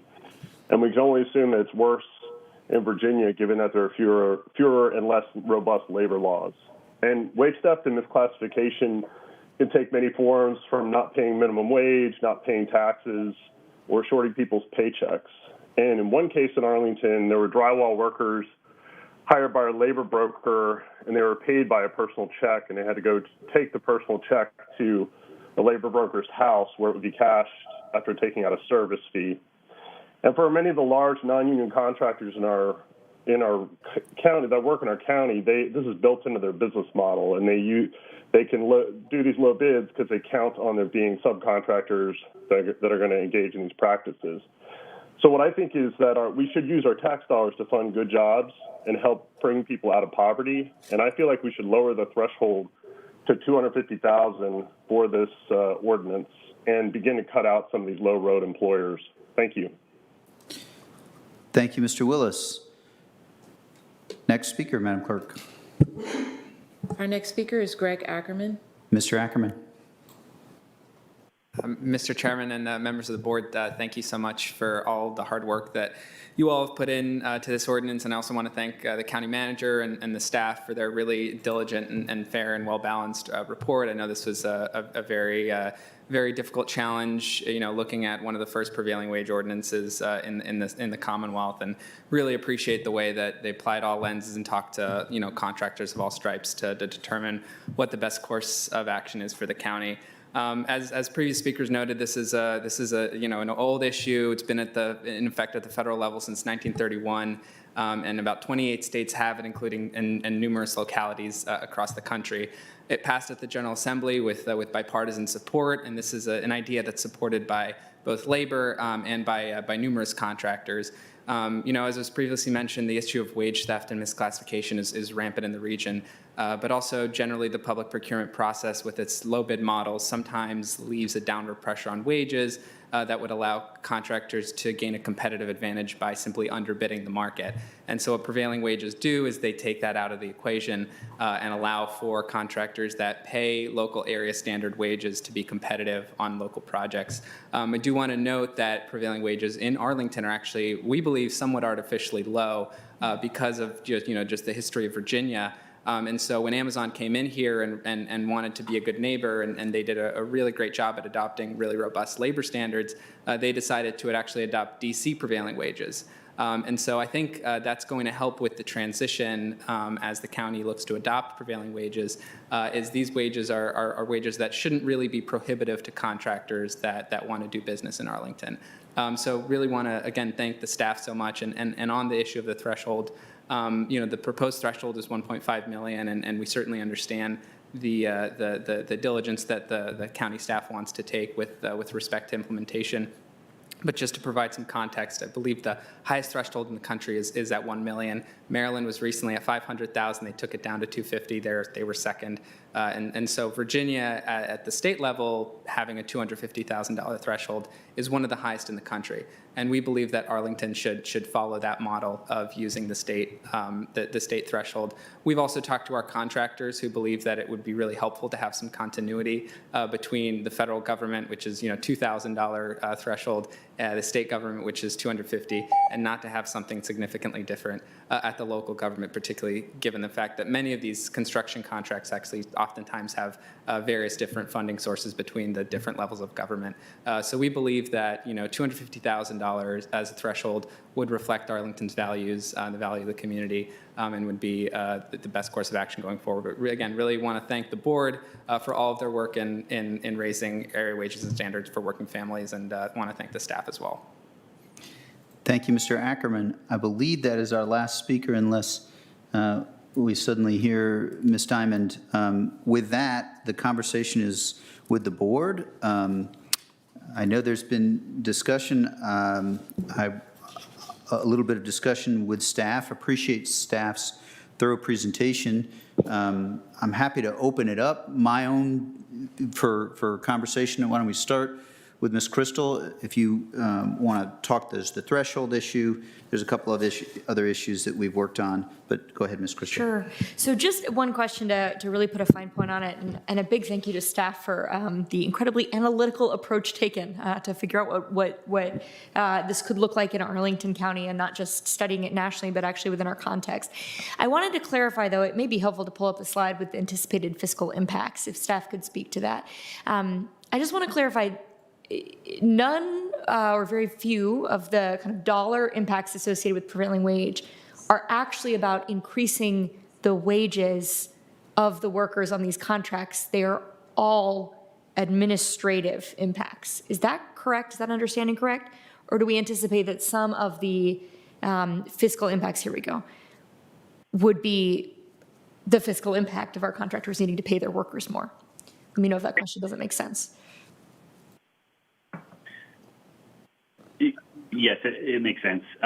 So we, I guess, didn't bifurcate the fiscal impact into what would be attributed to additional administrative work versus additional wages. The assumption is it's both. Okay. That as the bids go up, it's partially because workers are being paid higher wages, and partially because there's some overheads, additional overheads for the vendors. And as you talked with our counterparts, for example, in Maryland or Montgomery County, do they have any insights for us? Do we think this is something we could get more insights on?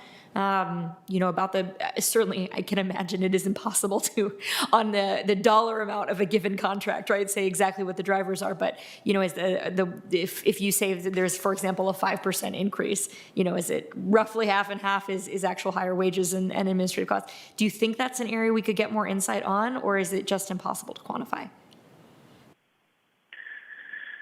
I wish we could get more insight. I think we've really struggled with this. Obviously, particularly as a finance professional, I don't enjoy having uncertainty, being uncertain about this. Yes, but it's just an area it's really difficult to estimate unless you would literally have to bid out a contract simultaneously as a prevailing wage contract and as a non-prevailing wage contract to beta test all of the details and then compare it. And so there's just that's not a reality. And so even speaking to Montgomery County, Prince George's County Schools has limited experience with some prevailing wage contracts. It's something they really struggled to put their finger on. But so I apologize for not totally for not having more certainty. Yeah. It's just I think it's just not something we can generate. You know, I understand. I mean, I think to sort of share what's animating that question, I wouldn't be surprised if my colleagues feel the same way, that I think we would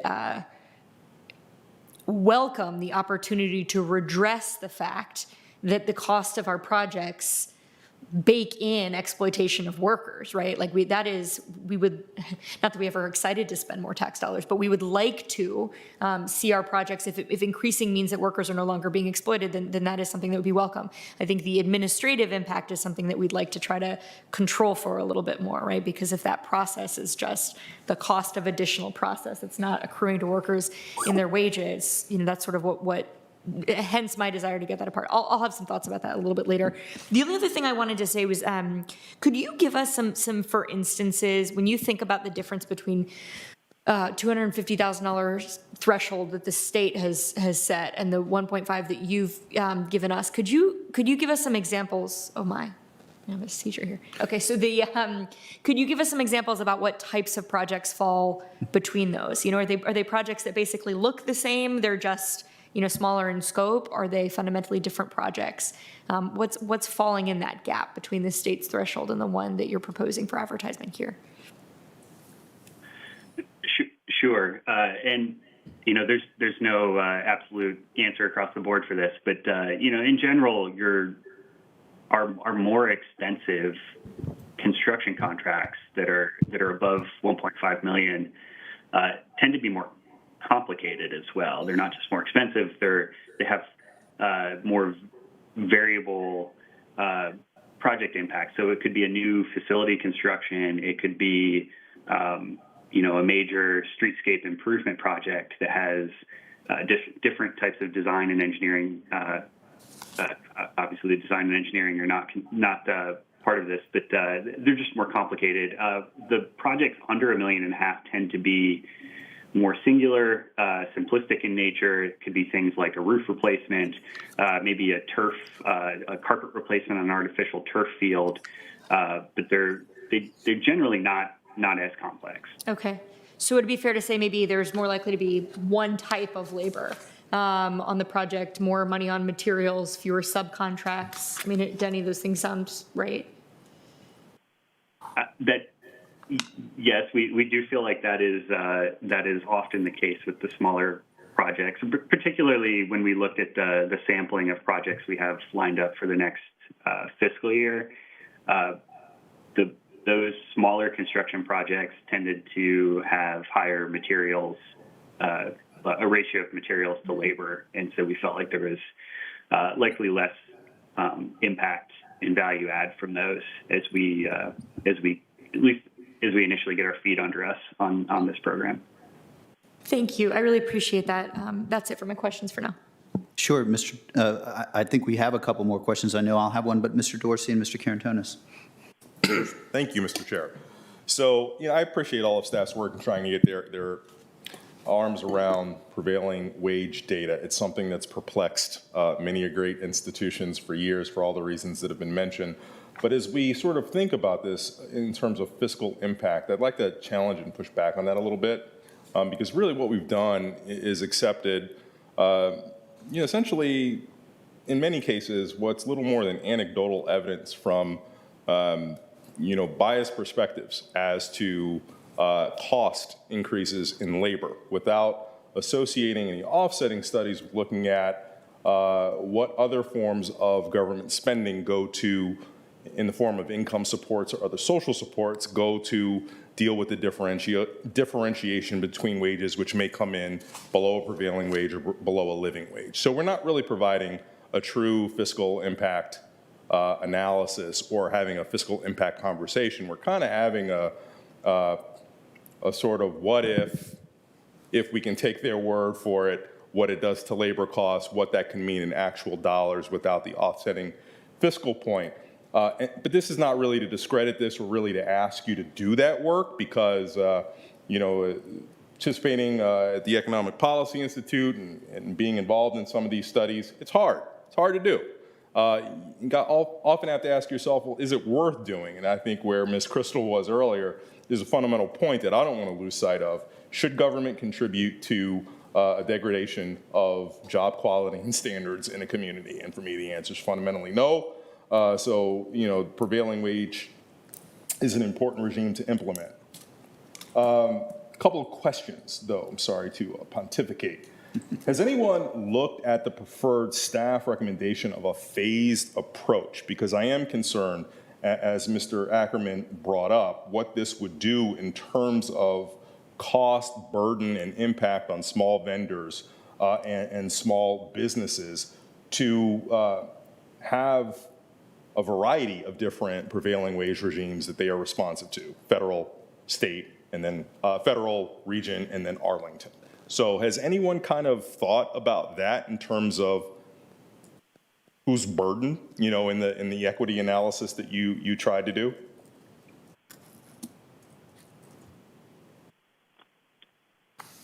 I think that you may be muted, Mr. Stewart. I think Ms. Meredith is giving you the opportunity to answer this one as well. Sure. I guess the best way I can answer that is to say, we don't have the opportunity to mirror the district's program or the district's thresholds, but we have been thoughtful in working with our Northern Virginia peer jurisdictions throughout this process as we've evaluated potential,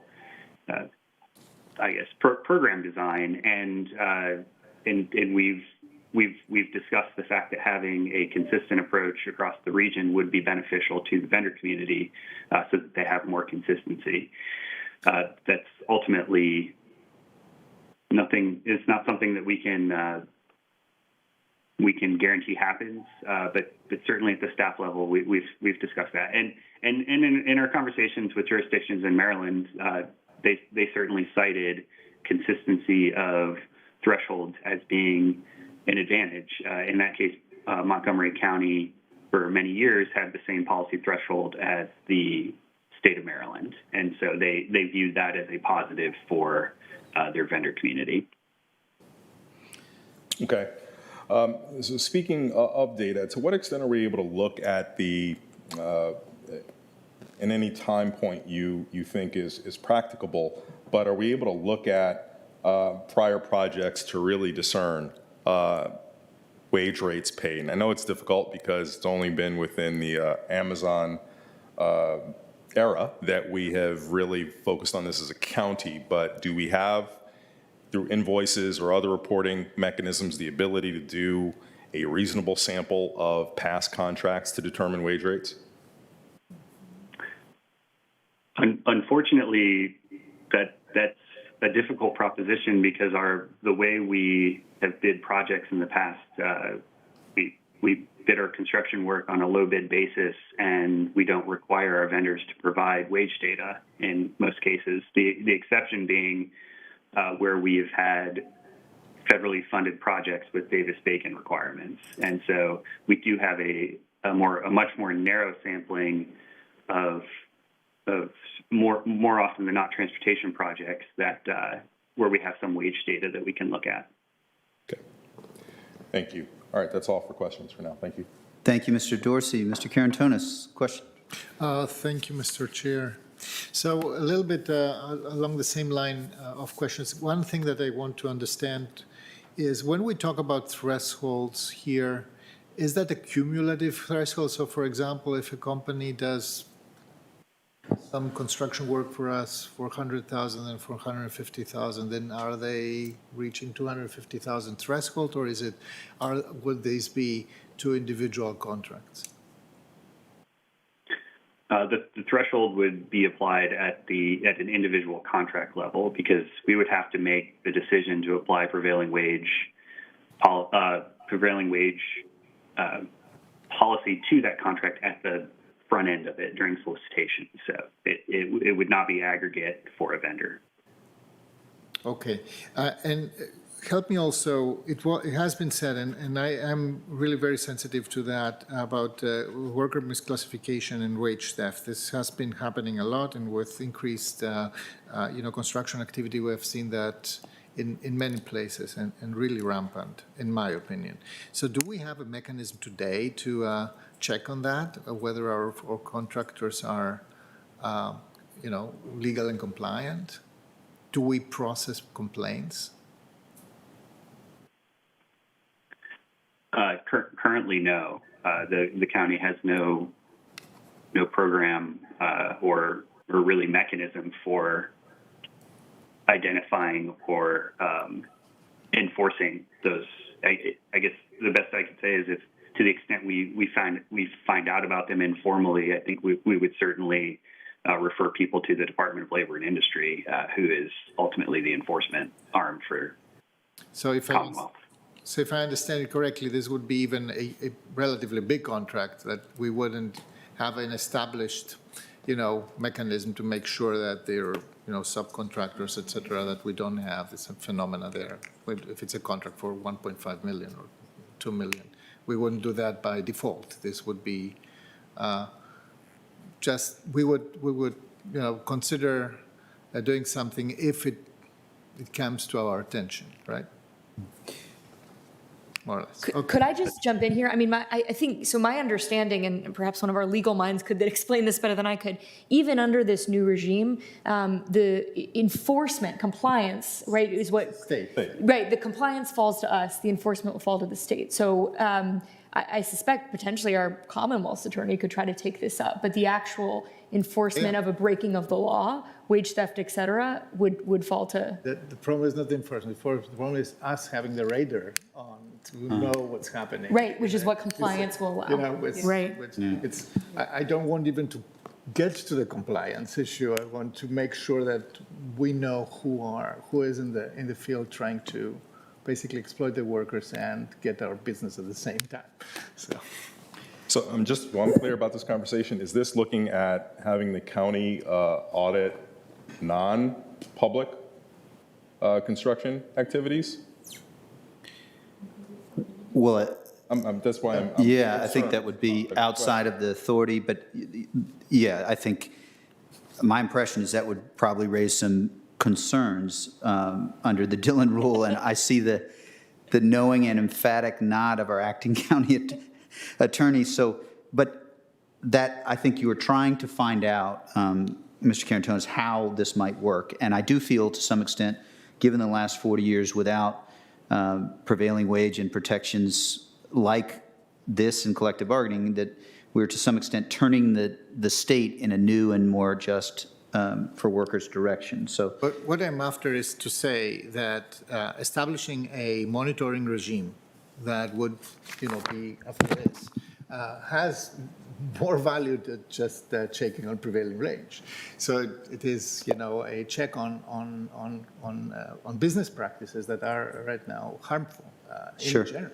Sure. So I'm glad you clarified that, because it is one of the two questions. I know we'll move towards a motion on this. I had two questions, or 2 points really, that I just want to signal. One is, to implement the lower threshold that we're considering here, I appreciate, Mr. Stewart, that you were working, your description reveals a lot of diligence in your day-to-day, sort of nearly exhaustion. But the question is, would we need additional resources, or is that something that is feasible? I'm not sure, and it would take time to get those additional resources, even keeping in mind October 1st. But I don't know if that is something that maybe Ms. Meredith or the manager could speak to. One of the options I'll be interested over the coming days for the phased implementation, but also the bringing the threshold down, candidly, is we don't have a lot of extra budget, but this seems very important area where resources could be important. So I don't know if that's a question that Ms. Meredith or Mr. Schwartz could touch on at all. I see Mr. Schwartz. Well, if I were having been in Ms. Meredith's job previously, I know that she, unless she's going to lie to us all, would say, of course, she would want more resources to assist with this. But I would just say that, and I am completely, I think we have shown in the staff presentation, we are completely there. This isn't, we're jumping out first in the Commonwealth to do this. This is not easy, and we're going to have to figure it out. And I think this idea of moving into it and this is actually even separate from the threshold, moving into it and see what we need. And I got to tell you, the state is really going to have to step up here, because at the end of the day, you know, we can vote and do whatever we want to do unless there's some sort of enforcement mechanism. We're all going to be talking into the wind. So I'm not so sure I would even ask for a lot of additional county resources right now. Let's just see if we can step into it and get even our friends who've come to testify to get, you know, the state to do their piece. That's just, you asked, and so there you go, you have it. No, that's very helpful. I actually asked because I wasn't certain if it would really help, so that's very helpful. The other thing that I just want to lift out, and I'll need to learn this better over the coming months, is that the board report talks to construction, and I think that there's a thought that services are a whole area where we don't know. The state doesn't have a method yet, but it is my impression that over the coming month or months, we would seek to develop a way forward on service contracts as well. Is that a fair? Yeah, I think I see a head nod from Mr. Schwartz. I'm also mindful. Yeah, I actually think that Ms. Meredith and Mr. Stewart can speak to that much more eloquently, because they've given that a lot of thought. Go ahead, Ms. Meredith. We're looking to consider the living wage policy to cover those maintenance and operation contracts within the public works definition. Great, thank you.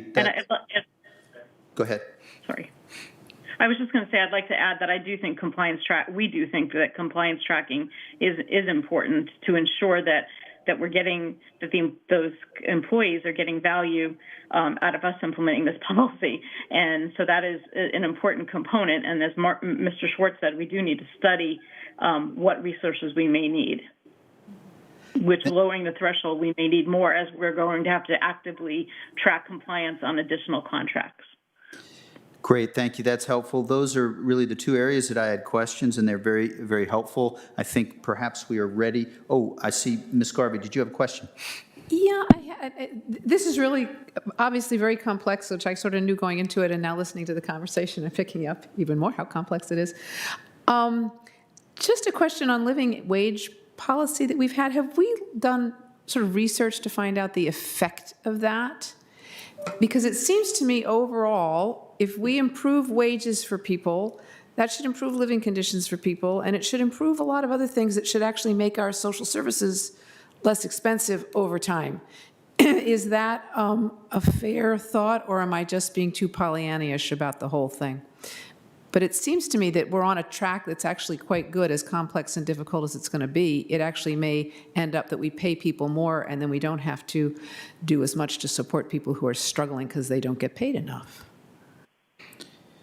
Yeah, I think that's a good question, and probably not to be answered. I see everything. All right, I'll just toss it out there. It's something that I'm interested in. I mean, somebody will be doing research. It's probably a master's or a PhD thesis.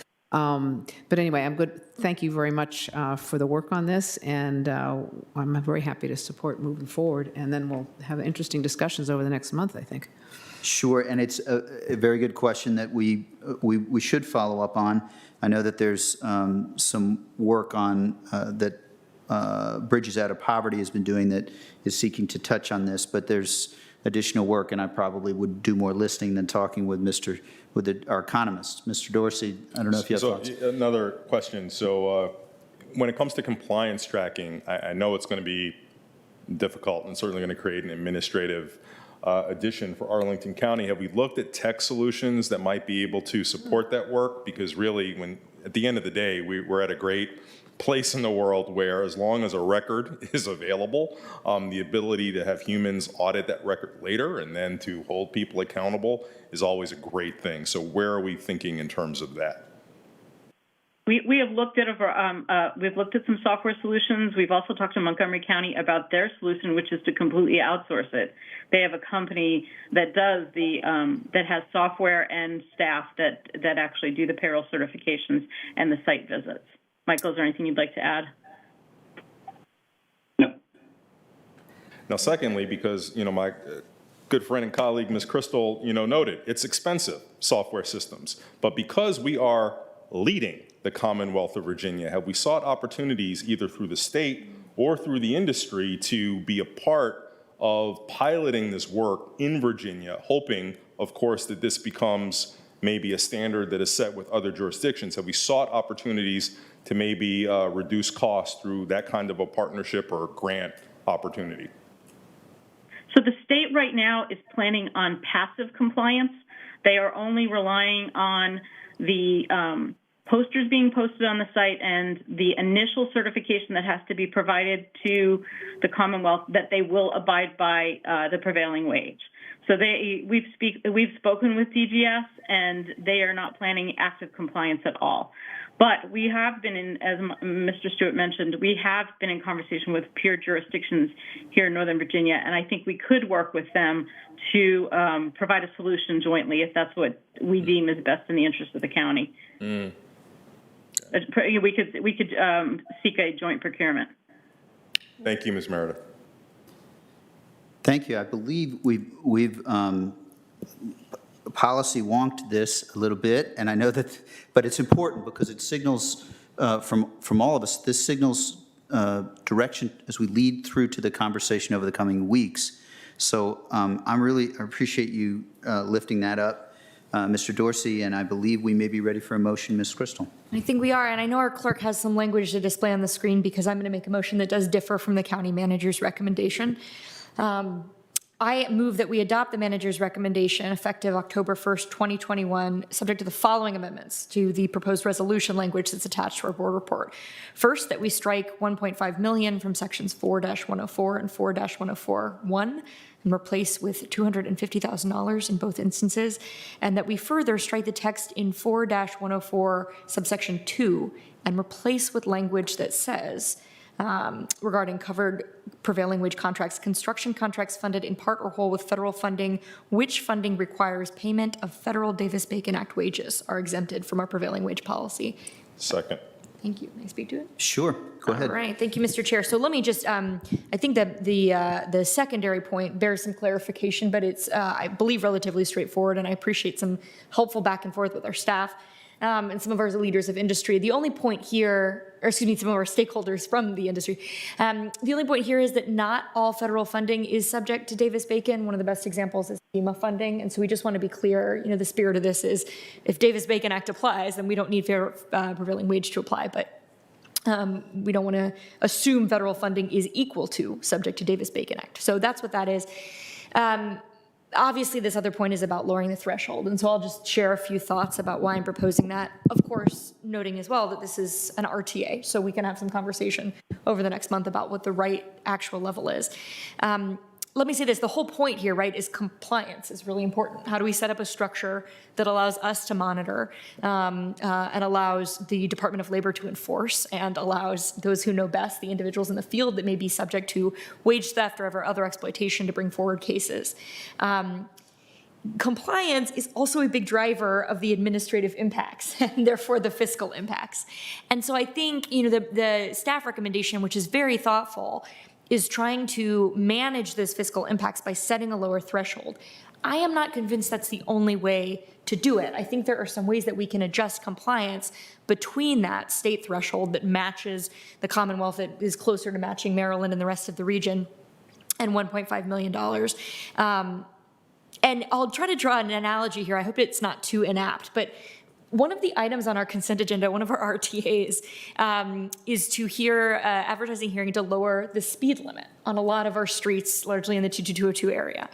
And we know that we set speed limits, and there are going to be some cases where enforcement, here compliance, is going to be really important. And there are going to be some cases where, because it would be hard to violate the speed limit. Say the streets are really narrow, right? They're pedestrian bump outs. There are lots of red lights. It'd be really hard to not comply with that lower expectation. And so our level of enforcement is a little less there, right? That's reasonable. We have that expectation. You're not going to go more than 25, 35 miles an hour. You kind of can't anyway. And so we reserve our heavy hitting enforcement for the places where, we know speeding is a problem, where people actually are violating that expectation. And I think that there is an analogy here, which is that we are going to have places or contracts, probably largely those below the $1.5 million threshold, where it actually is going to be pretty hard to violate our expectation of prevailing wage. You know, there's one type of labor, maybe that type of labor already commands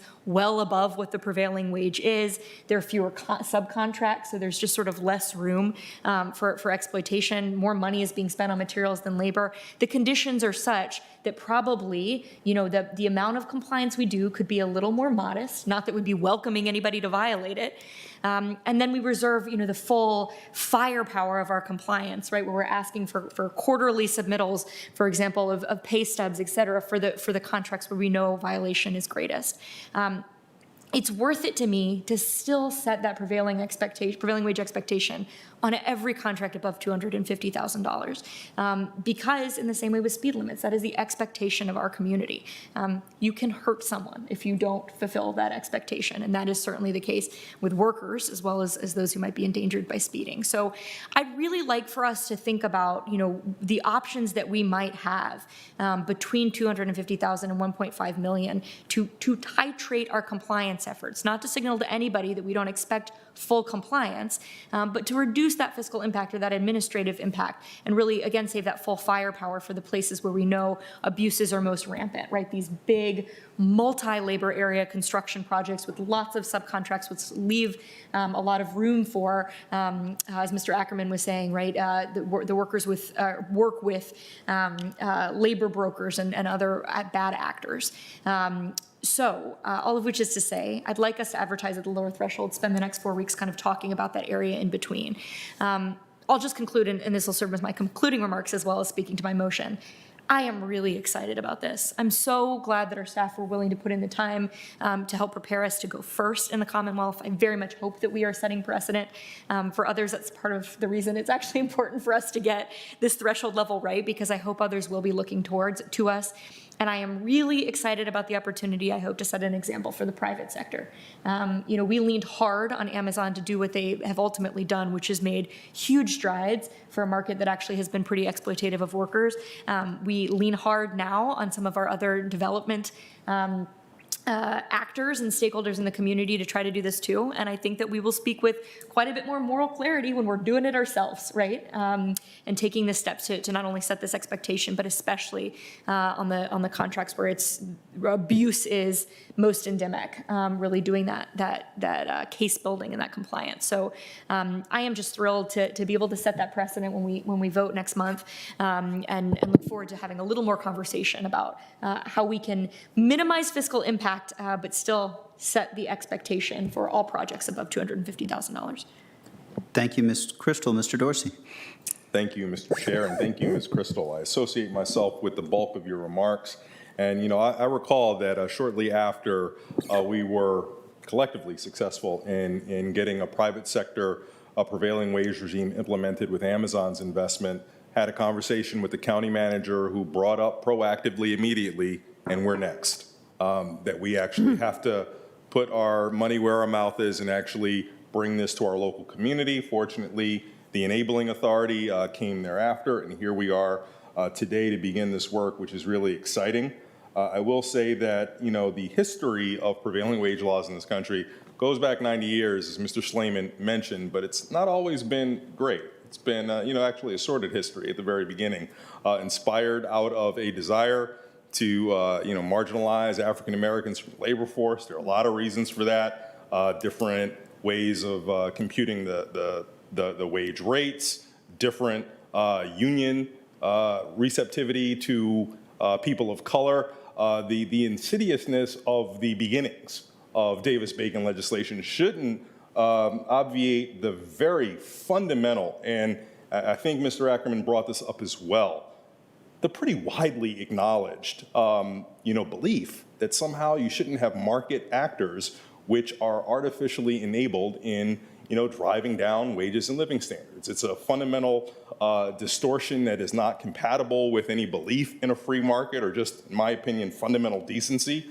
about the value of work. So, you know, as we think about prevailing wages, it's not complicated. I mean, this is something that you absolutely should want from an investment of public dollars, and therefore, at least for me, it informs the perspective that while I appreciate staffs being concerned about the potential fiscal impact or the administrative burden, I kind of think that that's not being weighted equally with the value of having a fundamental ability for our public dollars not to drive down job quality, in which case I very much support the lower threshold. I really can't reconcile the whole idea of determining that, management ease and efficiency should take precedence over the value of a prevailing wage regime. Since I can't do that, for me, as low a threshold as we can go, and 250 is what it is where we should be, in my opinion.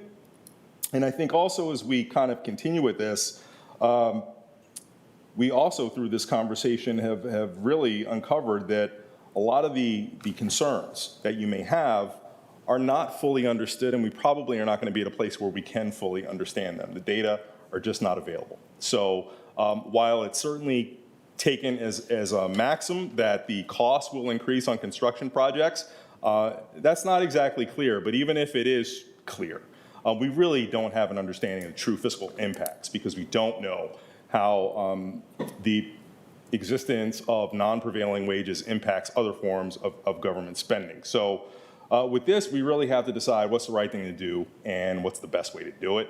And in this case, I think the lower threshold gives us the ability, as Ms. Crystal was talking about, to really kind of better understand where our risks are in this not already being delivered to workers in our community. But I'll differ slightly in saying I'm not sure that it's necessarily with contracts at 1.5 and above. It could be with contracts lower. We just don't know. And because we don't know, let's include as many as possible in this to make sure that our actions don't further distort or enable bad actors to do the wrong thing. So anyway, I'll leave it at that. Thank you, Mr. Dorsey. Ms. Carvey.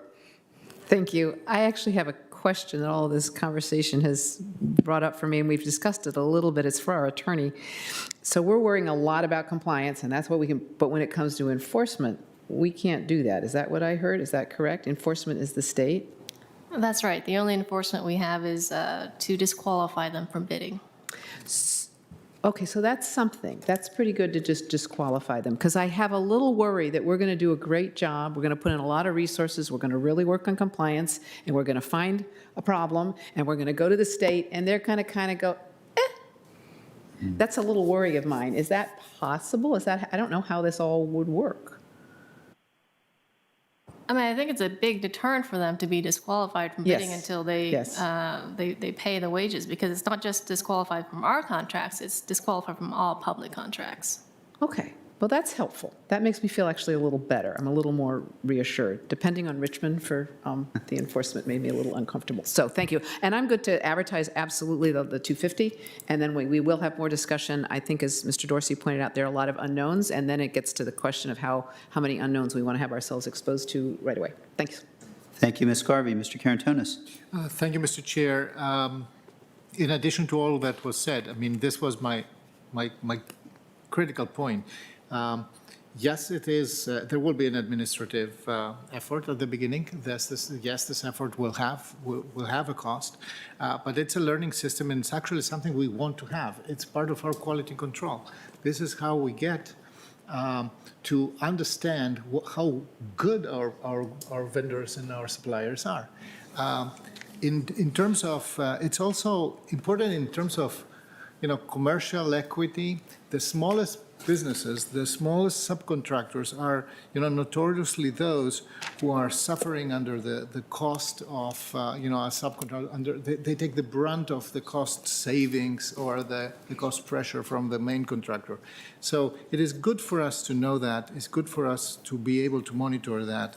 And I trust that we will have a system that, once implemented, we'll begin to learn, we'll begin to flag, we'll begin to monitor efficiently our contractor environment.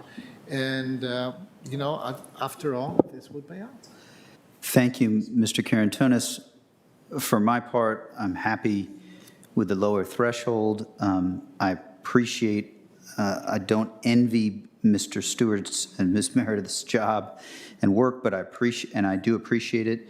I also appreciate colleagues' questions and as we worked on this, and certainly we have to walk the walk. I will say one of the best photos I've seen of the past year has been the Carpenter's photo thanking Amazon after we asked Amazon to do what we felt was the right thing a couple of years ago. So I'm hopeful that we can see more successes along those lines. The motion has been made with the amended 250 threshold and the other amendment that Ms. Crystal added. It's been seconded. The question is on the motion. All those in favor say aye. Aye. Aye. Any opposed? The motion passes 5-0. Gentlemen, and those who are waiting on this event, you now have the opportunity for lunch. I'm sure you were probably ready for that a few minutes ago. I guess I'm betraying that I'm also ready for that.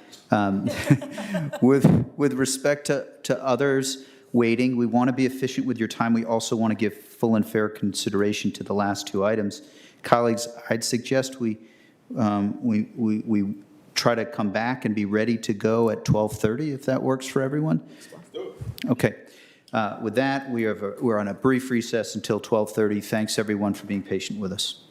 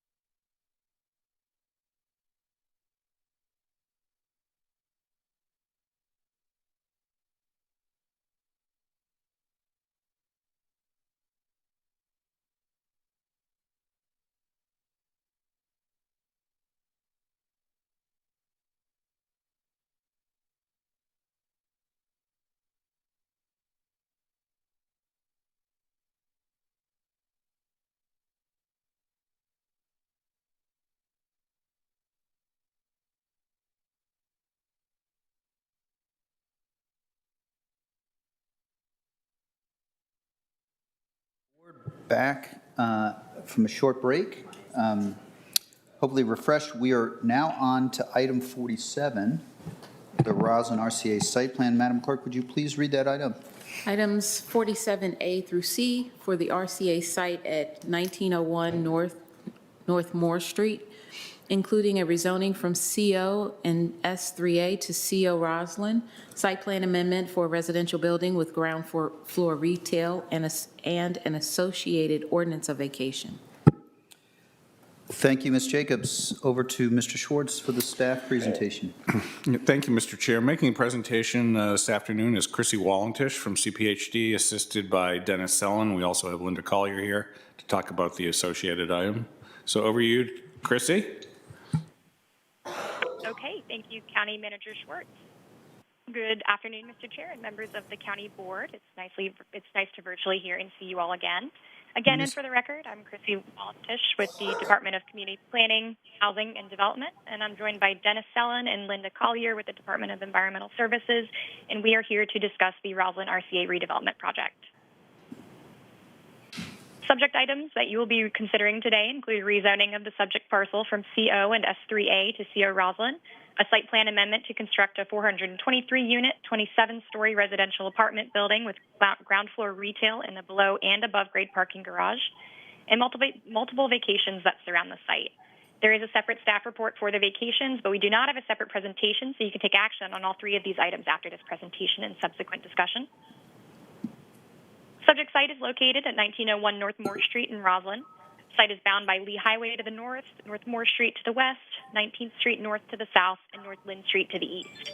In both aerial images on this slide, you can see the site's proximity to Gateway Park and the surrounding buildings. Gateway Park is to the north of the site, the Waterview Building is to the east, Central Place is directly to the south, and Roslyn Gateway site is to the west.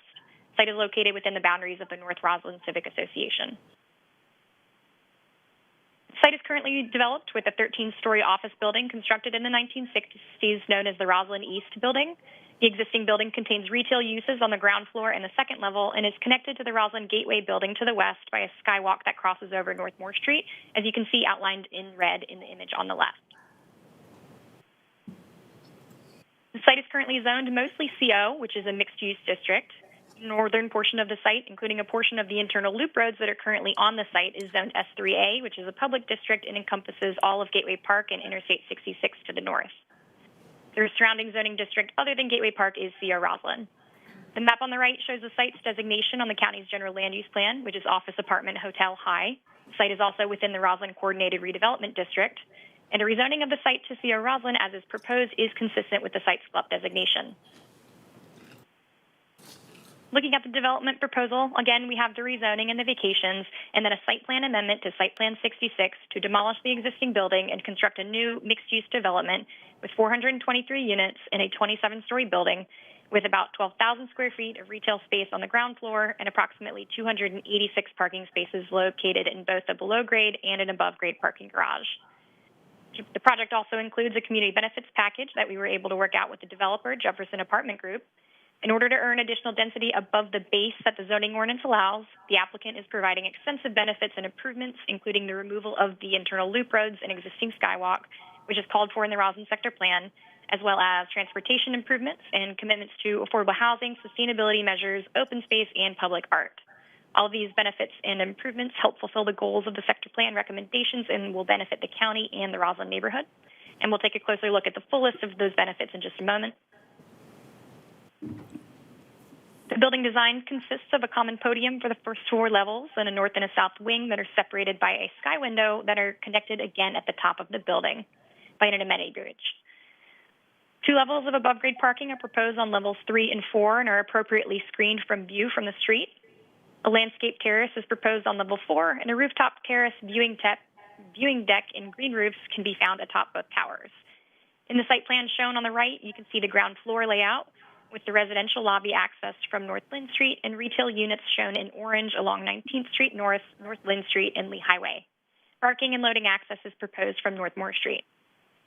The project's proposed total density is 10.0 FAR, and the building height is 260 feet, both of which are the maximums permitted by the zoning ordinance and are consistent with the sector plan's guidance for redevelopment of the site. Looking at the planning guidance, The RCA site is governed by the Roslyn Sector Plan, which was adopted by the County Board in 2015 and represents an update to the Roslyn Station Area Plan addendum from 1992. The Roslyn Sector Plan serves as the guiding long-range planning document for the Roslyn Coordinated Redevelopment District. The Roslyn Sector Plan has 4 main focus areas: transportation, public parks and open space, building heights and forms, and urban design and sustainability. Plan's vision statement and 6 vision principles are shown on the left. The proposed redevelopment is largely conformant with the sector plan recommendations. The associated staff report goes into more detail about the project's conformance with several aspects of the sector plan that relate to the redevelopment of the site. Briefly looking at the plan's guidance for building height and form, there is significant amount of guidance on these areas that are in place in order to foster vibrant and dynamic urban places through strategic and thoughtful urban design interventions. The sector plan utilizes a peaks and valleys policy objective that aims to achieve the objectives listed on the left of the slide. Again, staff finds that the proposal is generally in conformance with these objectives, but I did want to just show some of these so that you have an idea of how we analyzed the project and certain aspects we took into consideration. One aspect of the peaks and valleys objectives that I did want to call out is that the sector plan recommends gold street types for all 4 frontages around the RCA site. Gold streets have some flexibility in the types of ground floor uses and also include retail sales, food establishments, entertainment establishments, retail services and repair, and retail equivalents. The building is proposed to have either retail or retail equivalents along 19th Street North, North Lynn Street, and Lee Highway. However, along the North Moore Street frontage, a large portion of the building frontage and facade is taken up by parking and loading access and a bicycle showroom. Staff acknowledges the site constraints here. This is a very long and narrow parcel, so uninterrupted retail on all 4 frontages of the site would be extremely difficult, given that the parking and loading must occur from somewhere. Staff did work with the applicant on alternative locations and designs to their parking and loading access, but no solutions existed without significant impacts to the building design or provided parking spaces. To account for the lack of retail storefronts on North Moore Street, staff has worked with the applicant to provide enhanced landscaping features on North Moore Street in between the parking access points in the form of a landscape strip along the streetscape and a couple of options for a green wall and or a decorative art treatment on the building facade. The intent of these features is to draw attention away from the building facade and from the parking and loading and instead draw it toward enhanced biophilic design features and spaces. So I think this mitigation technique is appropriate in this instance and will provide for an activated streetscape in lieu of retail. The proposed transportation aspects of the project are largely consistent with the available planning guidance for the area surrounding the site, which is outlined in more detail in the staff report. This slide includes some highlights from the transportation-related details of the project, including the proposed parking ratios, information on bicycle lanes, and I'll also mention additional transportation improvements that are being provided as part of the community benefits package in just a moment. For sustainability, on the left, I've listed the applicant's commitments, each of which help fulfill the Roslyn Sector Plan recommendations for sustainability, which are outlined to the right on this slide. The applicant's sustainability commitments are also aligned with the county's adopted community energy plan. I will also note that the site plan was accepted by the county prior to the adoption of the 2020 Green Building Bonus Density Incentive Policy Update, and so it's grandfathered under the 2014 incentive policy. With that said, the project's sustainability commitments actually meet the requirements of the 2020 incentive policy, which demonstrates the project's commitment to enhance sustainability in green building design and construction. Looking at the site plan features and community benefits, on the left you can see the standard benefits. One I'll just call out is the Affordable Housing Investment Fund contribution of approximately $1.5 million. The others listed on this slide are all standard for site plans of this size and type. Looking at the community benefits, again, as I mentioned, for sector plan specific benefits, we are receiving the removal of the internal loop road and skywalk across North Moore Street. For transportation, we are looking at the reconstruction of 2 intersections surrounding the site, the relocation of a red light camera and an ADA ramp around the site, a new Capitol bike share station, buffered bike lanes on 19th Street, protected bike lanes on North Lynn Street, bike lanes on Lee Highway, and colorized asphalt for a bus lane on North Moore Street. Looking again at the sustainability commitments, the applicant will be committing to a LEED Gold Green Building certification, 22% energy savings over the ASHRAE standards, an Energy Star score of 80, 4% electrical vehicle charging stations, and 22% EV-ready infrastructure for the parking spaces located in the garages, vegetated green roofs, as well as on-site renewable energy in the form of solar panels. For affordable housing, the applicant will be providing a contribution of 12 on-site committed affordable units. That consists of 6 one-bedroom and 6 two-bedroom units, affordable up to 80% AMI. That's in addition to the $1.5 million AHIF contribution. And then for open space, cash contribution of approximately $2.2 million will go towards improvements within Roslyn, such as for Gateway Park. And for public art, the applicant will be providing a cash contribution to the Public Art Fund of approximately $150,000. Looking at the public review process, the SPRC reviewed this redevelopment proposal between January and March of this year. As a result of the SPRC process, the applicant made several revisions to the project, including the inclusion of bird-friendly glass on a portion of the ground floor, as well as the inclusion of other biophilic design elements, the inclusion of a buffered bike lane on 19th Street North, the inclusion of accessible retail entrances, and appropriate and attractive screening for the above-grade parking.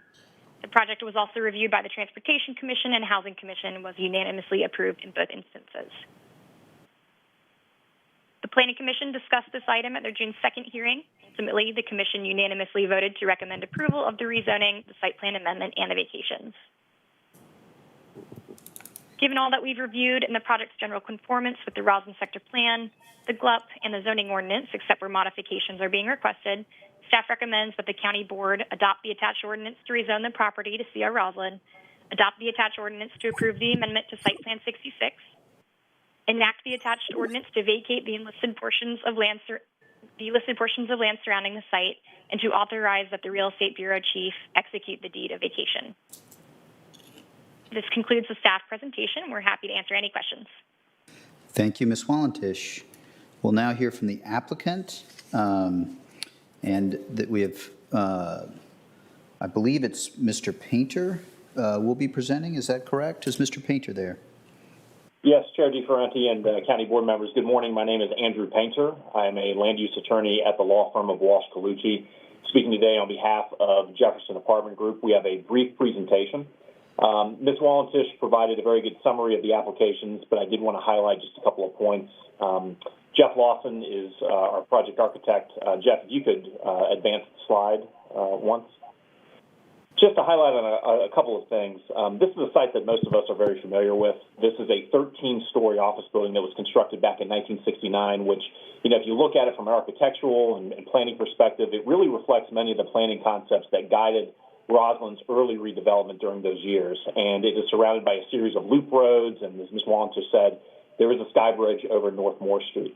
This is also a site that is in a highly visible location relative to the Potomac River and North Roslyn, and that means that there's a lot of design opportunity, but it also means that there's a lot of design responsibility. If we can go to the next slide, Jeff.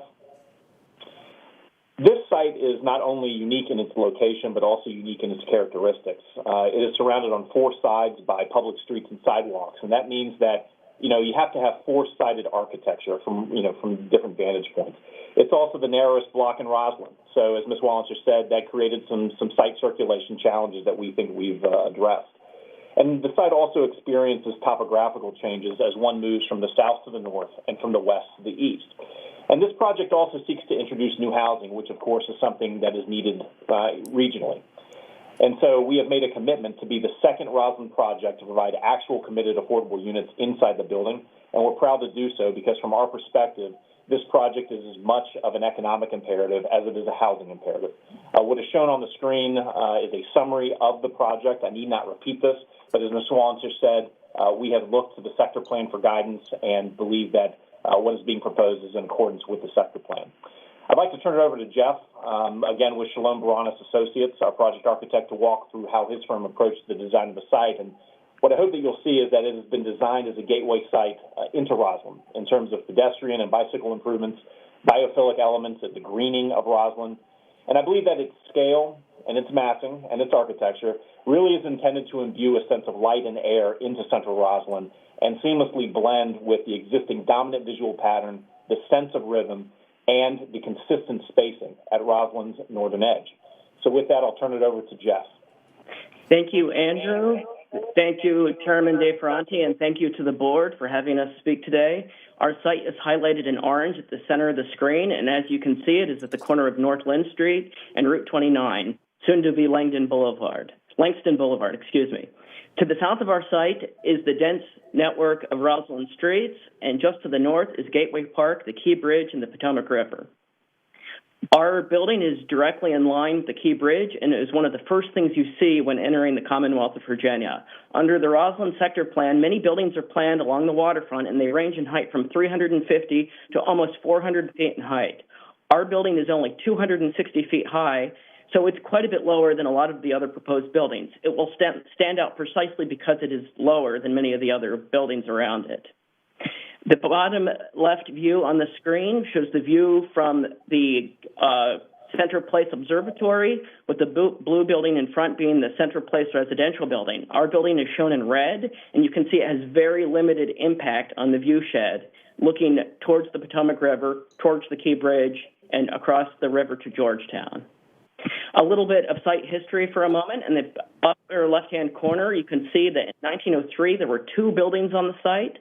The 2-story building was a saloon known as Knoxville Sunday Bar, and the 1-story building was a small store that sold cleaning supplies called the Old Dutch Cleanser. By the 1960s, the site had turned into a very urban context with many storefronts that housed pawn shops and banks. In 1969, the RCA building, as was mentioned, was developed. It had a sky bridge and also, unfortunately, a large parking garage that projected out over the sidewalk and created sort of a foreboding environment. So part of our process was to try to reinvigorate the street more similar to what existed in the 60s and look at some of the enigmatic features of the building that existed prior to that at the turn of the century. This site plan shows that the loop road along North Lynn Street and along Route 29 are going away. The site is growing to the north to align with the new block to the left. And as Andrew mentioned, there's a large topographic change from the southwest of the site to the northeast.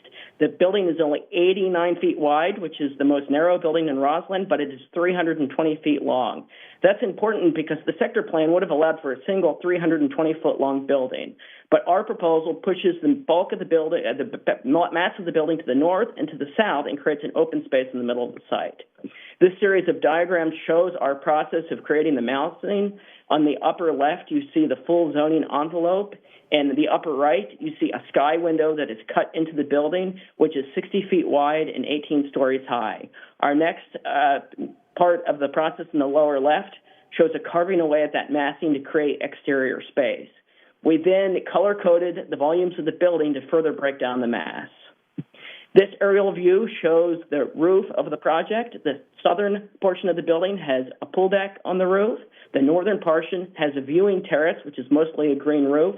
And the bridge between them has an amenity space with a mechanical penthouse on top and as many solar panels as we could possibly fit in the leftover space. And this view shows the view looking out towards Georgetown from the pool deck. These views show a little bit of the viewing terrace, and the important part here is that we have a lush collection of extensive and intensive green roofs. We have a variety of plantings, including native and adoptive pollinator-friendly plants. This view of the sky window shows how light and fresh air will be able to penetrate the site.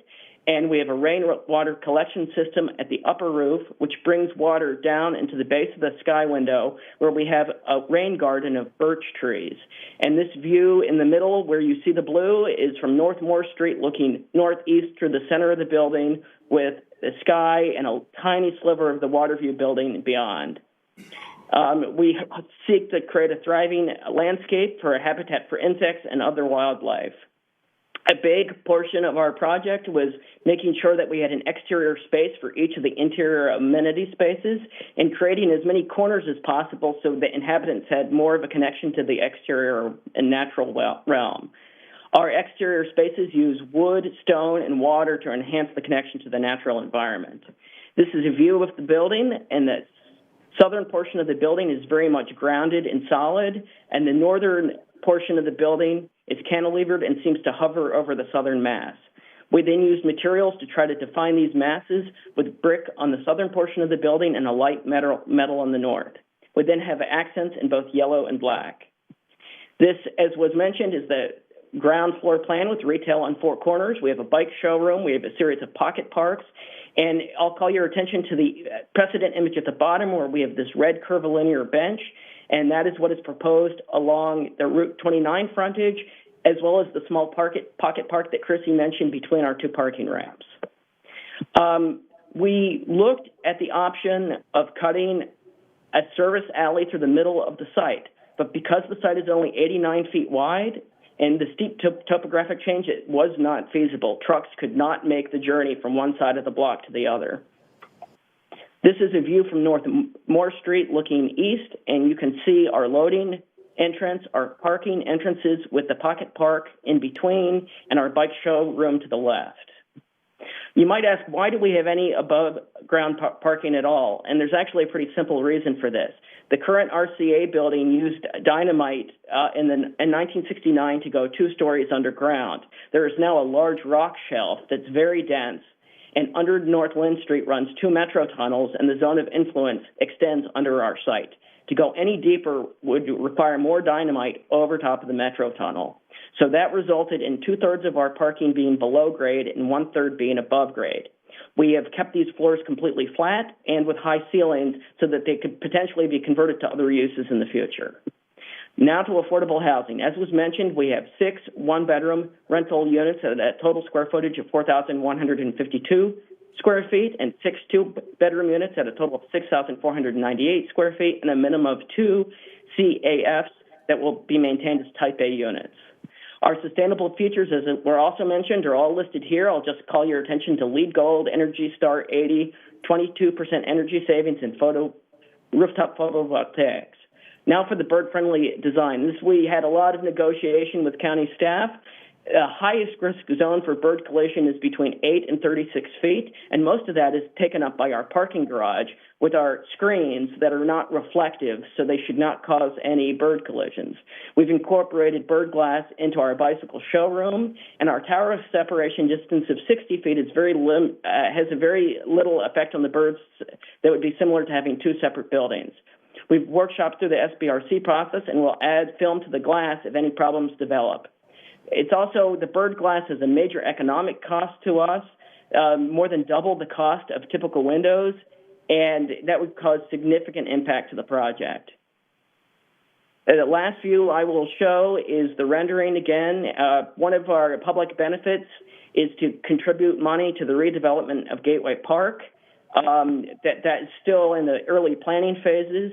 But part of the strategy for our design was to have landscape on the 5th floor roof terrace and the base of the sky window. So theoretically and conceptually, it looks as if Gateway Park is moving up and over the building and into downtown Roslyn. With that, I will turn it back to Andrew Painter from Washkalushi, and thank you for having us talk today. Thank you very much, Jeff. The result of all these efforts, Chair DeFronti, is a unique project and a design that fulfills the established planning vision for the site in terms of land use and density and housing attainability. We have worked diligently with staff and the community during this process, and our entire team is very proud of this proposal. We're all here. We'd be happy to answer any questions, and we do appreciate the County Board's indulgence. Thank you, Mr. Painter and Mr. Lawson. Covered a lot of ground efficiently. Really appreciate it. So now we will go to our advisory groups. I believe from our Planning Commission, Elizabeth Morton is there. Are you there, Ms. Morton? I am. Thank you, Mr. Chair. Good afternoon, members of the board. For the record, I'm Elizabeth Morton. Thank you so much for the opportunity to represent the Planning Commission's views on this item.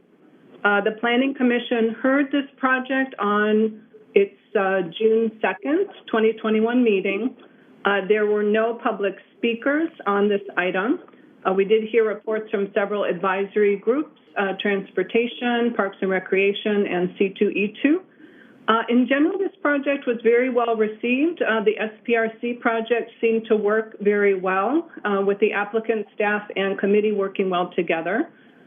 At our PC hearing, architecture was one of the main topics of discussion, and there was generally great appreciation for the quality and the ambition of the architecture, which was seen as fitting for this prominent gateway location. And even though the architecture was ambitious, it remained largely in compliance with planning guidance, and the applicant was responsive to the context and to community input. We also appreciated the number of biophilic features you've heard discussed. And greatly appreciated the 12 on-site committed affordable units. There's always a bit of concern when retail requirements are relaxed, since the retail frontages play an important role in activating the street. There was some discussion about the conditions related to transparency and the enhanced landscaping you've heard discussed. It seems to be satisfactorily resolved, and we hope that kind of discussion happens in the future when we're talking about relaxing retail. The main discussion involved bird-friendly glass. Several commissioners associated themselves with concerns you may hear from the Parks and Rec Commission and others. Commissioners raised questions about whether our green building policies do or could include some provision for addressing what happens if, even when an applicant makes a good faith effort and follows county policies, it turns out there are still a lot of bird strikes. But overall, the PC supported the county manager's recommendation on separate votes of 13-0. We voted to recommend the county board approve the requested rezoning, approve the requested site plan amendment with modifications and subject to the conditions of the staff report, and found the vacations were in accord with the county's comprehensive plan. As noted in the staff report, there had been a motion to amend the site plan vote to include direction for staff to continue to work with the applicant on enhancing the bird-friendly materials. The motion failed, but several PC members who didn't support the motion did note that they appreciated the intent and concern, but thought it was more appropriate to have a county-wide discussion about the issue as opposed to doing it in a piecemeal fashion with individual applicants.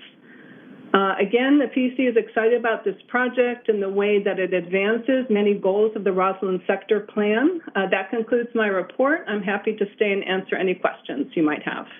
Thank you. Thank you, Ms. Morton. Really appreciate your presentation. We have also Dean Foster from our Parks and Rec Commission. Mr. Foster, are you there?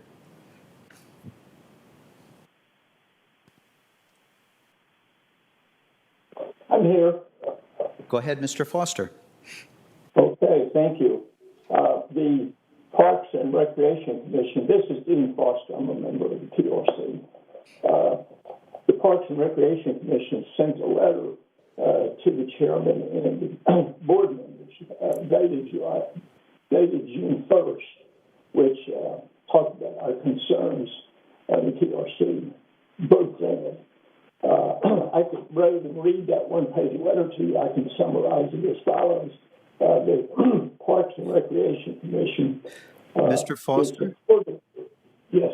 Sorry, Mr. Foster. Yes, sir. Trying to hear what you're saying, and I don't know if there's a way to speak a little bit closer to your microphone, or maybe. Kendra's is further. Or maybe, I'm learning from our clerk, maybe a little further from the microphone, but we do want to hear you. All right, thank you. Is this better? I'm moving away.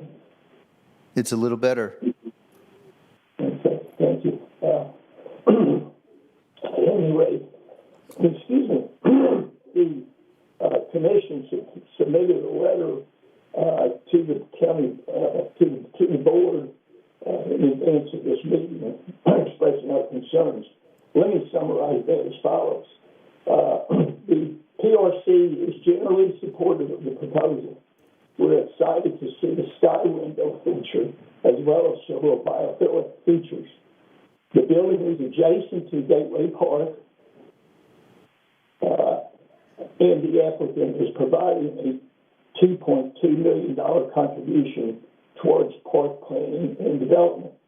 The PRC appreciates the developer's support for Roslyn's park system.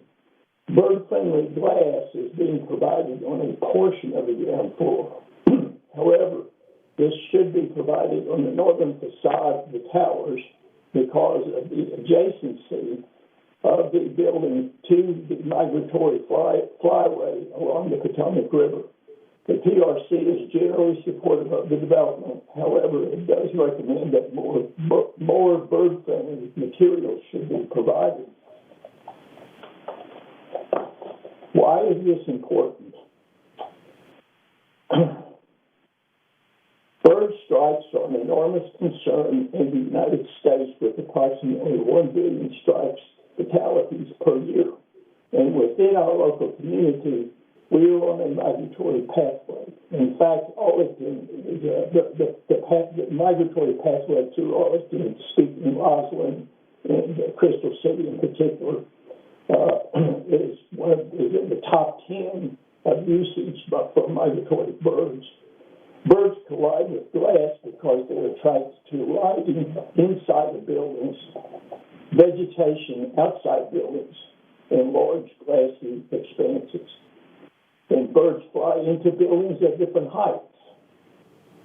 We can address this not just with so-called bird-friendly glass, but also with exterior screens, netting on windows, smaller amounts of unbroken glassy expanses, and patterning glass or etchings so that birds will perceive it as a solid substance. The applicant should carefully consider this design for opportunities to ensure bird safety and to monitor development in the future should bird strikes become an issue that needs addressing forward. With particular regard to the skywalk, as attractive a design and marketing feature as it is a perpetual danger to all birds because of the visual lines straight through. With the etching or other treatments that I just described on the skyway, that would greatly reduce its potential for bird fatalities and strikes. I might also bring up to you that mention was made of a possible countywide discussion on this subject rather than handling piecemeal. I mention this because on the June 15th meeting next Tuesday, another proposal will come to you from the Crystal City area, mainly land-based seed in Crystal City. And you'll find essentially a same recommendation from the PRC about the bird-friendly issue. So you've got in Roslyn, who's on the migratory path. You've got Crystal City on the migratory path, both directions. We've got an opportunity to begin to address the problem with bird strikes in the migratory flyways here, as well as the resident birds, songbirds. And that's where we are, Mr. Chairman. Thank you, Mr. Foster. Appreciate your giving us that context and your providing us with that report. I know we also have another of our commissions here, our C2E2 chair, Ms. McIntyre.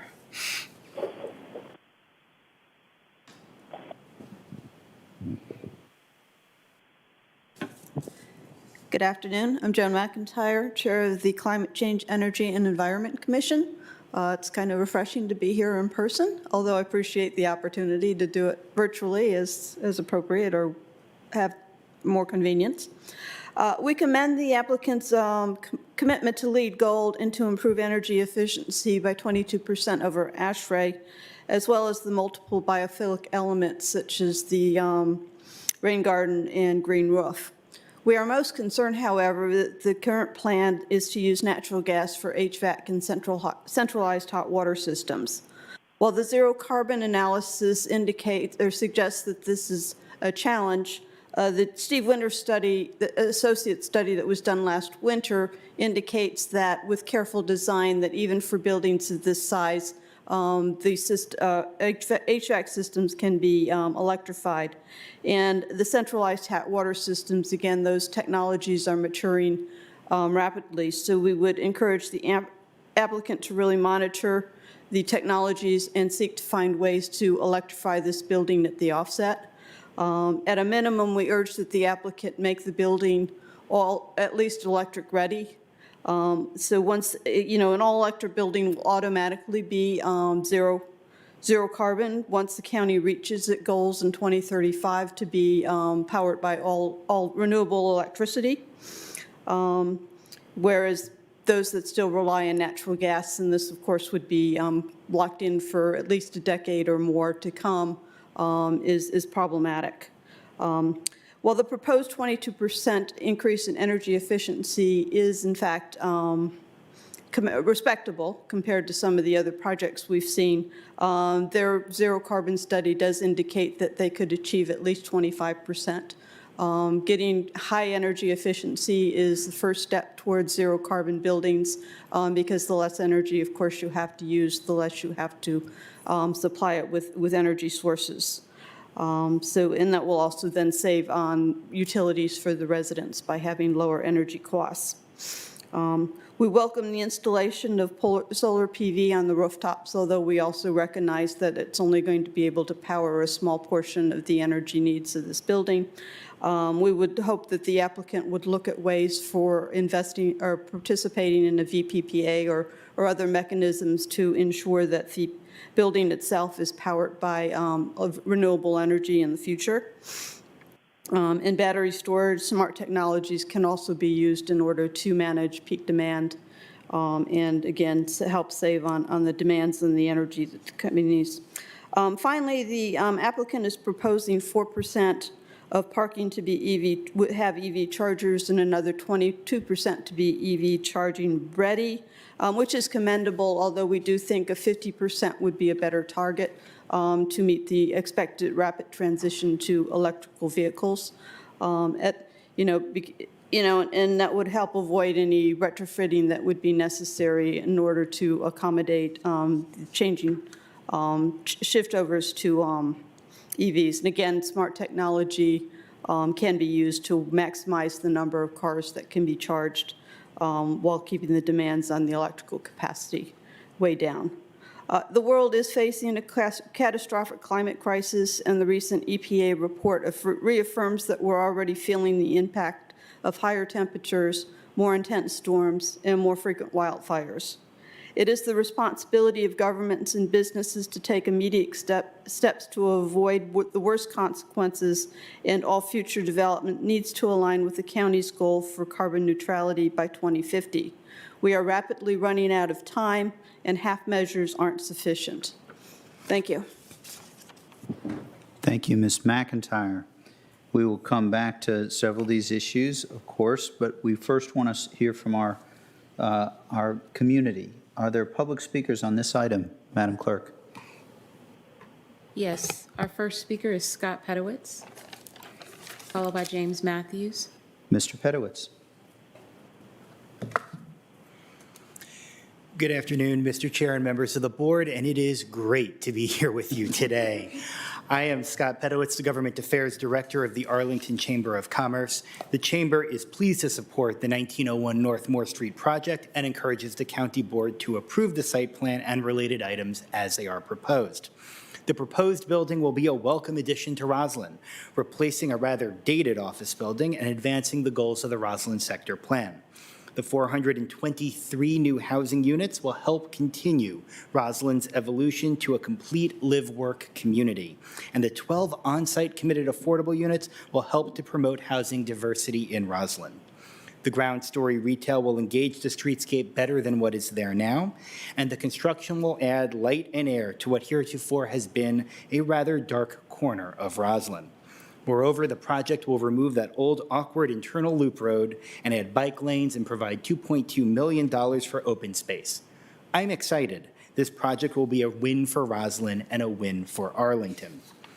It's important to note here that the proposed project and all of these benefits are the result of a successful site plan review process, as noted in the Planning Commission's letter and Ms. Morton's remarks earlier.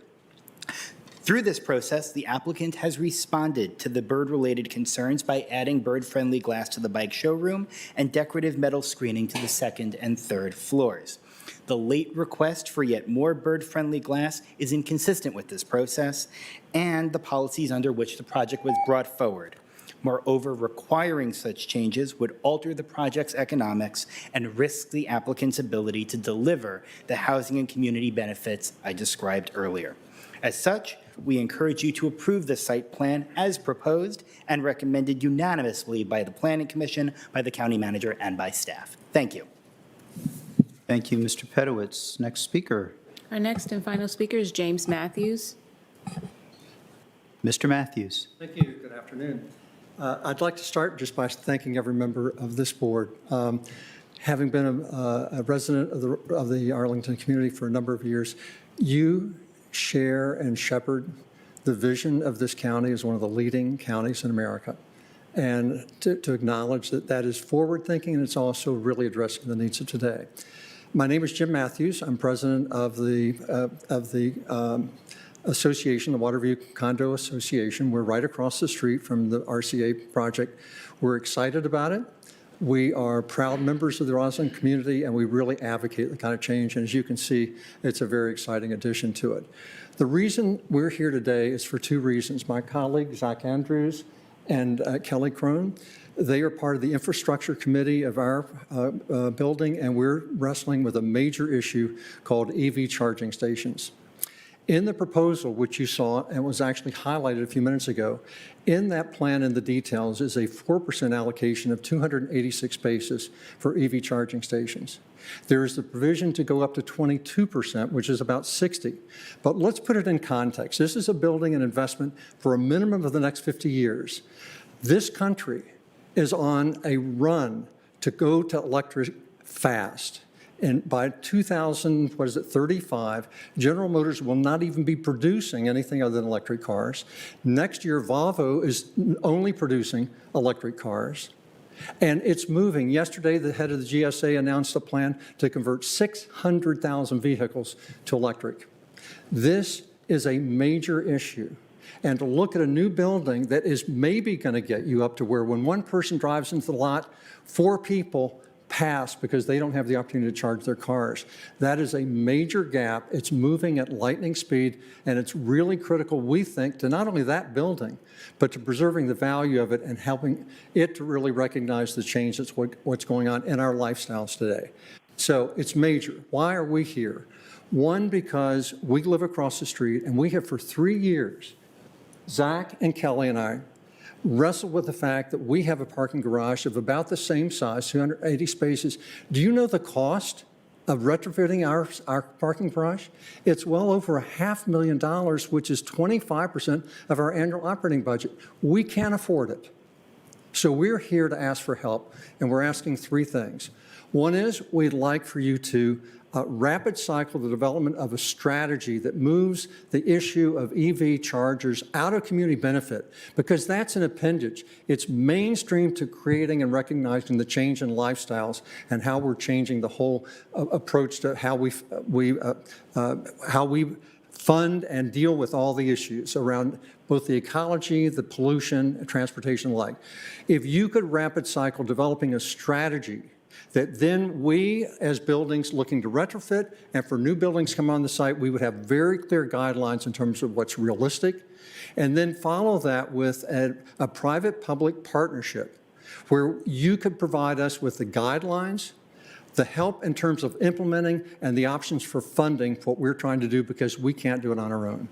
And the third is we'd like for you to help to sit down with the applicant. It's a brilliant addition to the Roslyn community, but to sit down with them and with Dominion Energy and look at what they're putting in place. And it could be something as simple as running wires under Lynn Street to help us benefit so that we can reduce the cost of that front-end investment. It's enormous. It's hard. We can't do it on our own. We love the opportunity to do it, and I think that if you can really bring that kind of policy and that kind of vision alongside of everything else you're doing, that we can continue to create this amazing place called Arlington. Thank you. Thank you, Mr. Matthews. We hope everyone will stay with us as we transition unless there are other, I do not believe there are other public speakers on this item. So the conversation is now with the board. As far as I'll certainly open this to questions. The issues that I see out there, we have the discussion regarding bird-friendly glass and the discussion regarding some of the points raised by our C2E2 chair, Ms. McIntyre, which I guess include electrification, and then there are others, but electrification generally, and then the third is the electric vehicles points that Mr. Matthews just raised. Those are the three that I see. And I'll go to Ms. Garvey if you have questions to start. Actually, I don't. I have some comments. I think those are the three issues I found as well. And I guess I'd like a little input from staff. I also am happy to make a motion. My read at the moment is that I think the project's great and we're probably going to approve it as it is, but that people have raised some really important issues that we as a county need to be looking at. And so I'd like to have, I'm feeling like there's going to be more of a broader discussion that's not so much on this building. So I'm happy to make a motion maybe to start. I'm going to try and do that and then we can have that broader discussion possibly. Does that work for you, Mr. Chair? Absolutely. So Okay. we will, I know, have robust conversation, but we'll start with the motion, we'll get a second, and then we'll have. Yeah, and then I'll full- speak to it a little bit, and then we can get on. I'm going to try and put it all, the county, acting county attorney told me I could probably do it all in one, so I'm going to give it a whirl here. So I would, basically am moving the county manager's recommendation on item 41.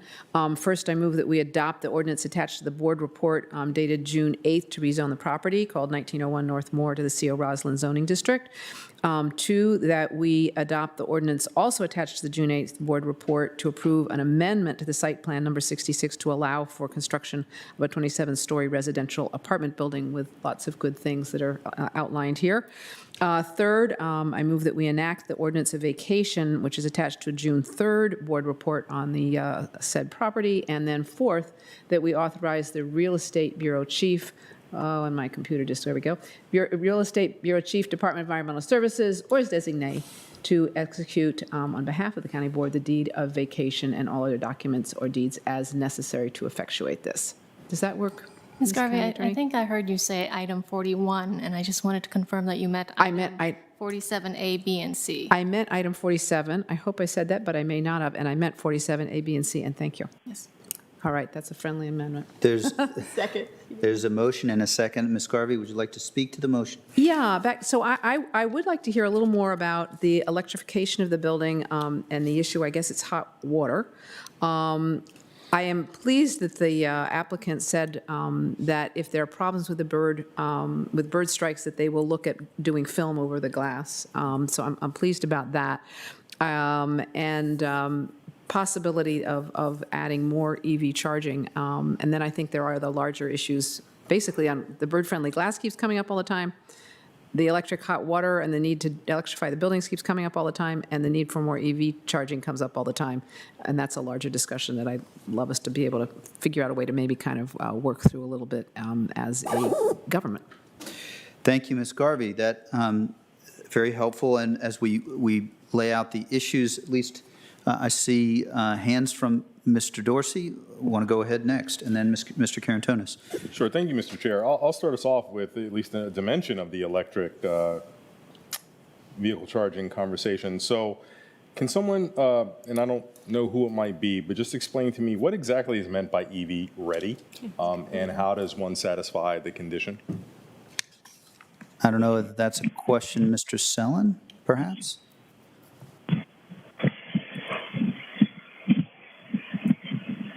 Hi, this is Chrissy Wallendish. I'm happy to field that question. So EV-ready infrastructure relates to mostly to the power source in place in the building to obtain that certain percentage of parking spaces that can then go to EV charging stations. So if we're looking at a 22% electric vehicle infrastructure, that means that there are transformers and power sources in place within the building to obtain that higher percentage. So for them to go from 4% to 22%. Well, thank you, Ms. Wallendish. As a follow-up for that, is that based on an assessment of how vehicle charging is currently, how it currently occurs, or does it in any way take into account the future expansion of more rapid forms of vehicle charging or even contactless charging, which are also innovations in the vehicle charging industry? That's a good question. I imagine it does relate to how we're currently assessing that infrastructure, and it is based on the total allotment of parking spaces within the garage is where we get that percentage from. So yes, I think it's current and not considering future technology.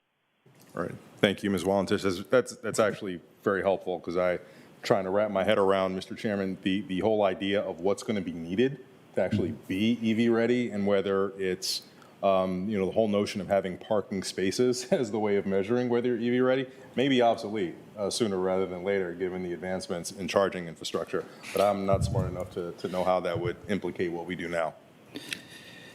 Sure, go ahead, go ahead quickly on this Yeah, no, stuff. that's just back, thank you, Mr. Dorsey, and that gets to my point at the end. I think we all need to get ourselves up to speed on how this is going to work and what we need to do to get ready in general. Not for this item, but looking forward. Thanks.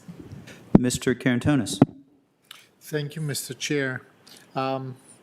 It is indeed, I mean, that's an introductory comment. It is indeed important to be very specific, I mean, to begin to be more specific when we say what kind of EV charging, how much the battery-based mobility or battery-powered mobility has a problem. The problem is that we need to have power in the grid all the time, and it has to be available. It's the equivalent of that is a sprinkler system that has to have the right pressure at all points all the time.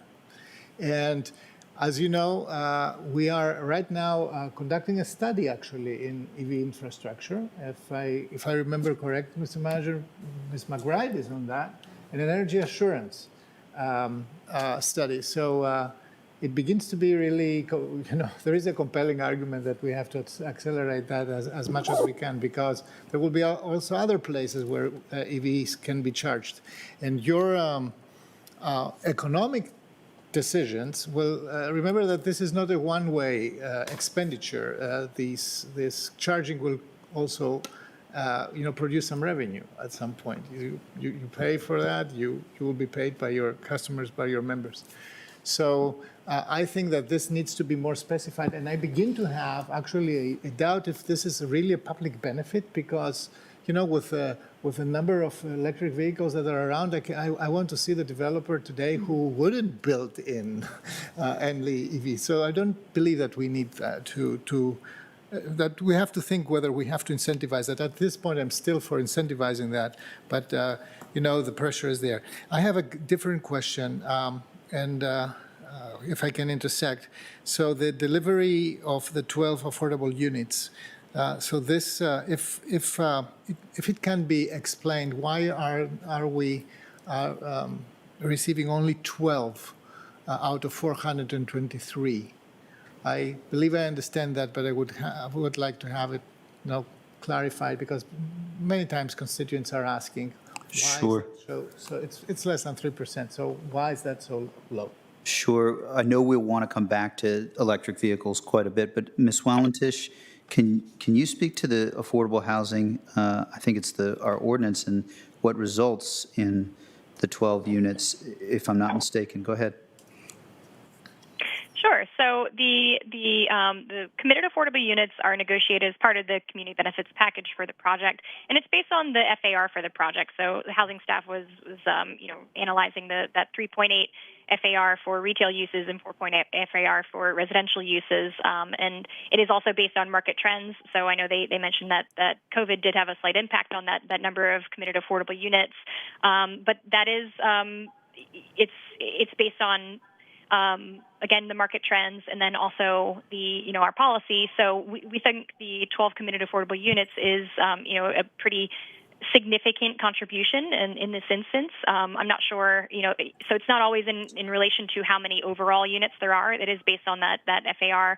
But again, it's also just one aspect of the community benefits that are negotiated. So, in order to increase that affordable housing contribution and number of committed affordable units, it might take away from something else of the community benefits package. So it's important to keep in mind. Thank you, Ms. Walentish. I mean, I think, Mr. Karantonis, that in order to get a greater number of units on site, we would have to undertake action in Richmond as well. Correct me if that's not the case, colleagues or Mr. Manager. So, but your concern is certainly apt. The thought of neighbors for more neighbors means also neighbors so that we can move, so everyone can come to the table and work their way up the economic ladder so that all of us thrive. So does that address your question? Well, absolutely. I just wanted that this is told in public because, Yep, absolutely. People are asking with reason. Sure. So I wondered if the manager might have if you might have any additions on the EV study and that part of things. It has been a extraordinarily busy 6 months. We did have a discussion, I think, at one of our last meetings about this, and I just wondered if you have any context or if that's something that we would need to follow up after. Yeah, I would recommend, I know Mr. Carantonis did refer to our DES staff is looking into this. You know, Ms. Garvey and I have had conversations about it. There are lots of things going on right now. There's a very active, not only the contactless charging, but the concept of actually just, and I'm not saying this makes sense, but picking up and putting batteries in rather than having to charge, because a lot of the dwelling time that takes place in vehicles, there's another approach on that. But there's lots of different things going on, but I do have to pick up on something that Mr. Carantonis said, because we find this all the time when we're dealing with approving a building now and not knowing what's going to happen in the future, which is that it's, I'll say with all due respect to the county board, we can't, and myself, we can't see what those trends are going to be. It's in the interest of the developer, really, I think, to make sure they have those contingencies planned for and build that into whatever project they have. And I think that sort of a little bit where Mr. Carantonis is, which is that if you want to attract tenants to your building, you better have this figured out and be flexible going forward. So. Sure. Oh, yes. And Ms. Crystal, go ahead. Yeah, so a couple of questions specifically to follow up on that exact point. Sometimes, if things are very much in the interest of the developer, they can shift from a community benefit to a standard site plan condition, which is, I think, actually one of the points Mr. Fisher was getting at on behalf of the Waterview condos. So this may be a question for Ms. Walentish, but can you shed a little insight into the process? I know this is as much art as it is science about, in shaping these site plans. Is there an opportunity for evolution from community benefit to standard site plan condition, what we've seen on sort of other types of conditions or investments on the part of the developer that are also in their interest over time? Not on this specific site plan, but sort of in terms of our site planning process. Sure. So we utilize the Green Building Bonus Density Incentive Program to evaluate things like electric vehicle charging, since it is one of the items listed in the incentive policy. So I will mention, I mentioned this in my presentation, but this project's commitments it exceeds the what they're required to adhere to, which is the 2014 policy, but they also are meeting the requirements of the 2020 Green Building Incentive Policy. So I'll just mention that at that 4% and 22% of the charging stations. But really, that's the tool that we utilize to implement that sustainability measure into site plans. So again, they are in line in this instance with that policy. So that's really what we're utilizing. And then when we updated the Green Building Bonus Density Incentive Policy, which I was a part of the task force on, that was done during 2019 to 2020, which you all then adopted in December of 2020. We were making those requirements and those baselines based on the community energy plan to further the goals and the guidelines and the requirements of the community energy plan. So hopefully that answers your question. Well, it sort of does obliquely, but I think the point, maybe a great example of that is, not that it became a standard site plan condition, but when we updated our green building incentive policy most recently, our standards for LEED had become sort of the baseline in the industry. And so to actually award incentives, we raised the stakes, right? And so I imagine maybe there's something to be done there with electric charging as that policy evolves over time. Right. I mean, that's exactly the condition I'm thinking of. I think the only other question I have I actually have two more questions on the EVs. So very helpful to talk a little bit about what EV ready specifically means, and it's related to sort of the power sources and the transformer in place to supply electricity to more vehicles.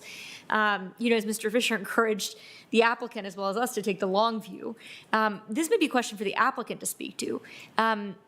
Say it's 15 years, 10 years fewer down the line, right? The vast majority of your residents moving in have electric vehicles. Perhaps these forecasted dramatic changes in how they're powered have not yet come to pass, but we know that there's a tremendous demand for more EV charging stations such as they are. What would it look like if the then building owner or management company, presuming it might be you all or a partner at that point, wanted to make more than 22% of your spaces EV charging stations, and it outstrips what you're ready for. What would that process look like after the building's built? Board Member Crystal, this is Andrew Painter again with Walsh Colucci. Joining us today on our design team is Mike Babcock with Sustainable Building Partners. They served as our building sustainability consultant on the project, and I know that Mike could probably shed a little bit of light on that. And then Matt Anderson is with Jefferson Apartment Group, the ownership, and he might want to say a few words too. But Mike? Yeah, sure. Thank you. I think the board raises a pretty interesting question regarding the projection of what the electric vehicle market will do, right? We have a sense that it's moving that way.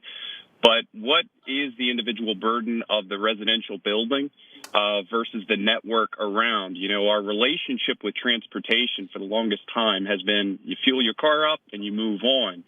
As we look at a transition into cleaner modes of transportation, there will be a shared burden between the residential building, let's say, and the network of the county in this case, because your relationship with car travel now goes from filling up and go to topping off constantly, right? And we're starting to see an evolution of not just the auto manufacturers, but the charging networks that are being put in the public realm.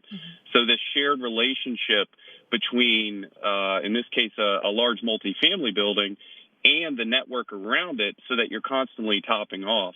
The other thing with regards to future technology, just like on our phones, right? We have these plug-in devices, then they go automatic, contactless charging, is that from a development perspective, we don't want to go too far with a particular technology should it become out of date. But we want to make sure we have infrastructure in place to accommodate that future development. So when we talk about EV ready, the idea is that we have pathways, we have capacity from an electrical network perspective to be able to charge more vehicles. How we charge them is to be determined. And that allows the developer, in this case, Jefferson Apartment Group, to adapt to the conditions of their tenant base and the market going forward. And I would also say there's a lot of movement in current electrical code to account for diversity. Not all the cars are charging at once, right? So we don't want to overbuild our electrical capacity based on a perceived demand. So that's also in the works, where we can actually share diversity across more stations. So in the future, while the commitment is 22%, that might actually be able to be stretched further with the technology that advances in our ability to move and share that load. So that's my that's kind actually of take very on helpful. it. Thank you. And I will admit the second part of that is a little more encouraging to me than the implication. Maybe residents of the building who need to charge down the line will just be entirely reliant on county infrastructure. So good to know that it's that 22% could end up looking like quite a different and maybe much higher percent, depending on the configuration of a given charging station and how much power is supplied to it. Correct. Okay, thank you. And Mr. Anderson, I didn't mean to cut you off if you were going to ask anything else or add anything else. Oh, no. Sure. Hi, I'm Matt Anderson with Jefferson Apartment Group. First, again, thank you for having us here today, and thank you for your time and consideration. I'm actually going to speak to a couple points that you all just raised briefly. It is in our interest to meet the demand of the residents that want to rent in our building. So, if we start exceeding, the initial 4% EV charging stations that we plan to install today, we are absolutely going to install more to meet that demand. And to Mike's point, if we get to the point where we're stretching beyond 22%, there are going to be ways for us to stretch beyond that using building energy management systems related to our EV charging stations. So, again, I think we're ready to meet the demand today. We're ready to meet the demand into the future, and I think we have some options to stretch beyond the 22% if that is needed. So thank you. Thank you. I appreciate that very much. The only other thing I have is just sort of an area of interest as our excellent AIR team continues that analysis with EV readiness as a community level. Mr. Fisher brought up a really interesting point about kind of maybe for lack of a better term, block level infrastructure. Knowing that especially for buildings that are already built, retrofitting is a particular challenge. That I can imagine that's uniquely the case for condos, especially. And so I actually just don't know, to Ms. Garfey's point about we barely know what we don't know, about sort of how we might be able to work with Dominion Energy to sort of prepare a block level readiness for more infrastructure and share it across multiple different private as well as public interests. So if that's not within the scope of our EV community-wide readiness study, I'd certainly be interested in hearing more about it, potentially adding it if it is a sort of feasible way to get our arms around this. Thank you. I just have a couple of thoughts, and I think there may be, is it Mr. Matthews, is that right? No worries. I think that the comments that you've made and the comments that you made, Ms. Chair McIntyre, also call us to the urgency of the moment. And that's not to say that the moment is going to be met partly, of course, through the private sector. We do have that automatic piece to our updating of our building program, and that was a key piece of our green building program. So automatically will occur. There's a lot of work, I believe, to do on community energy plan implementation in the coming month, frankly, on our side, to have a conversation with Ms. McBride. And I have been itching to schedule that meeting, but we had collective bargaining, prevailing wage, Lee Highway change, and then we had the pandemic. So it's a little challenging. That doesn't mean the moment isn't urgent. So I'm eager to get there. I will say last weekend I bought an electric lawnmower, just moved to a single-family home, and topping off was my nightmare last Sunday night because it takes a while. So I think Mr. Dorsey's points are apt in that regard. If you can take the battery with you, that actually seems potentially feasible. But we have a lot of work to do, I think. I will say that what I know about weatherization of multifamily buildings is that that's the electric point that you made, Ms. McIntyre, is that that's really hard. And so I have a little bit more hope that this 22% can go up, but we do need to work on it. And to the credit of I think we all thought about it, but we did have budget implementation language for this budget that addresses electric vehicles in-house. So those are just some thoughts of, in addition to what was described, what's ahead of us in the next month before we take a few days rest for August recess, is we have to have those conversations because the vision that you mentioned in your remarks and the moral call that you offered, Joan, are with us. We hear them. That's why we had a 0 at 50, 2050, and so it's urgent. So that's more than a few thoughts, but Ms. Garvey. Yeah, just add a little bit. So personally, I would like, probably September, but to have kind of a briefing from staff, an update of where we are on all these energy issues. And I think Mr. Matthews brought up one point. There are models where we have done, it was actually for the sewer, when people there was a small group of people that had a huge expense coming up that they needed, and we were able to set up some kind of fund or something. I don't know if that works for electricity, but that's a possibility. There are some ways, public-private partnerships that could help with the financing and maybe help somewhat with the technology. So good thoughts, and we'll look at that. And then again, I do want, we keep coming back to the fact that the hot water heaters, I guess particularly, it's hard to do, and I'd like to figure out why, because it seems to me they're not so hard to do, but I don't know. Sure, and that touches on the last issue, electrification, where we've had this conversation a couple times. I also have some learning that I need to do about, I read the Winters study, and we had a good conversation a couple of months back, but there's also work to do, and that's where it does worry me that when when we get to 2035, if there's a system that's outdated, that could be an impediment to us getting to zero. So that I have to do some more learning. Ultimately, I'm in the place where 22% above ASHRAE, and given the timing, I do think there's some legal issues if we change the standard. There's an Arl Now article from 2 months ago that describes how through our voluntary program we've done a ton. We need to do more because the time is urgent. And I think probably I've said plenty on this item, so unless there are closing comments, I'm sorry. Sure, go ahead. Another body of questions. Sure. Sorry, Mr. Chair. It probably does bear pointing out that is as excited as we all are, as our comments would indicate, about electrification of vehicles, actual climate action is going to require us to switch out of our habits of driving single occupancy vehicles. And so to that end, I just wanted to ask about a couple points that the Transportation Commission raised about other forms of transportation that, electrified or not, are actually probably already more environmentally friendly and produce fewer greenhouse gas emissions. One is the protected bike lanes, and specifically the buffered bike lanes. I don't believe this came up in either staff or the applicant's presentation. Is there any more that you can say at this point? And if not, at what point would we have more information about the design of the buffered areas? I think we've seen buffering treatments. Some work better than others throughout the county, and so just wanted to make sure that we didn't lose their good point about, whether we're talking, there's a difference between, plastic bollards or raised planters, not only from a bike and ped safety perspective, but also from a biophilia perspective. So I don't know if Ms. Valentish, maybe the applicant, would have more to say about the buffered bike lanes that are being offered as a community benefit, either what we know now about how they'll be designed or how we'll get to the design process for them. So I'd like to call Dennis Sellen to speak on this matter. He's our Department of Environmental Services representative for the project. Great. Sure.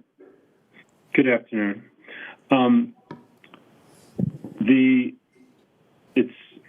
It's kind of like an artful difference between the difference of buffered and protected. Essentially, you need a little bit more space for a protected bike lane than you do for a buffered bike lane. So the width of the bike lane itself is not really in question. It is the width of the buffered space. So what is being provided on both the north and south sides of 19th Street, and I don't know if the applicant has a slide. I do not have any slides, but if the applicant has one and is able to show that, that would be terrific. On the north and south sides, which means in the east and west directions of 19th Street, they will be providing, I believe it's a 5-foot lane with a buffer. And in that buffer, and that will be on the surface level, meaning on the asphalt, within that buffer, which is, I believe it's going to be 2 to 3 feet. I cannot see. This is Lynn Street. So this is going to be the protected lane, but I think the specific question was about the buffered lane. The buffered lane, 19th Street, right? Oh, sorry. Yeah. So within the 2-foot buffered lane here, what that allows is space between the bike and the car. And within that buffer, it's typically striped with a white diagonal, and frequently we put in there, usually on a 3-foot spacing, the plastic bollards.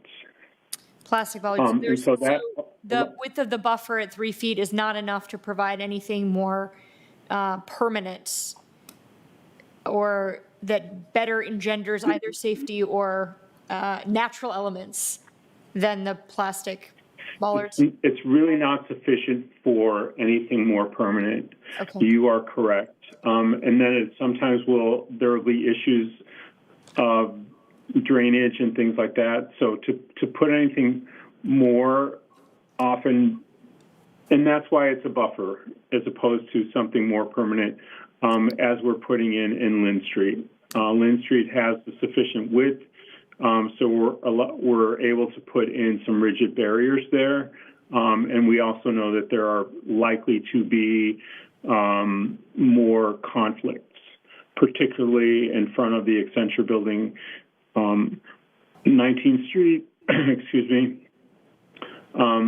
We're not aware that there would be those conflicts, particularly with, and especially in front of the site, because there is no parking. We don't foresee that there would be vehicles trying to maneuver in and out. And so the buffer, we believe, is satisfactory. One of the principal concerns here is that we didn't have enough right-of-way to provide both sufficient width for traffic flow and to provide all the space we needed for fully protected bike lanes. We are meeting the goals of the sector plan and the MTP by providing this buffered bike lane on 19th Street. Okay. I suppose I can't pretend I'm thrilled about that, but I don't think it's worth holding up the overall project for. And perhaps for the future, we can give a little more thought about how to ensure that buffered as well as protected bike lanes are creating the types of safety for more vulnerable users.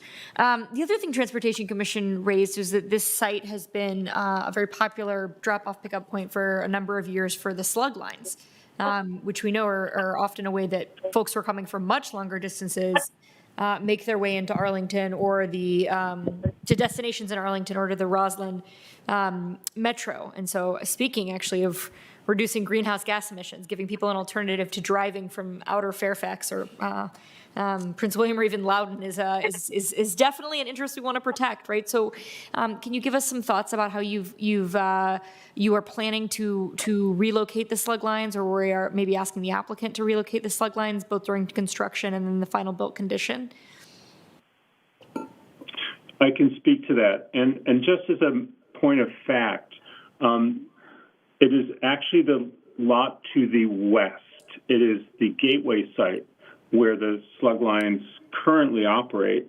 And because of the construction of the Holiday Inn site, which is also a little bit further west of that, the bus stop that normally stops in front of the Holiday Inn is being relocated. And that bus stop is now being moved to the gateway site. And because the bus stop is moving to the gateway site, the slug lines, which currently operate at the gateway site, are being forced out. So it's actually not this project that's causing it, but there's a bit of a domino effect created by the Holiday Inn site, which is forcing the slug lines to relocate. Our department, and working very closely with the Roslyn bid, has found a temporary site for the slug lines on, I think it's 17-something Kent Street. And as far as I know, that is working well. You have to understand also that due to the pandemic and the lower volumes of people commuting, as well as some people having concerns about sharing vehicles right now, the numbers of people using the slug lines are apparently down significantly. Yeah. However, that's a temporary home until the bus stop goes back to its former location when the Holiday Inn project is completed, at which time it's my understanding that the slug lines can go back to the gateway site until or unless that site redevelops.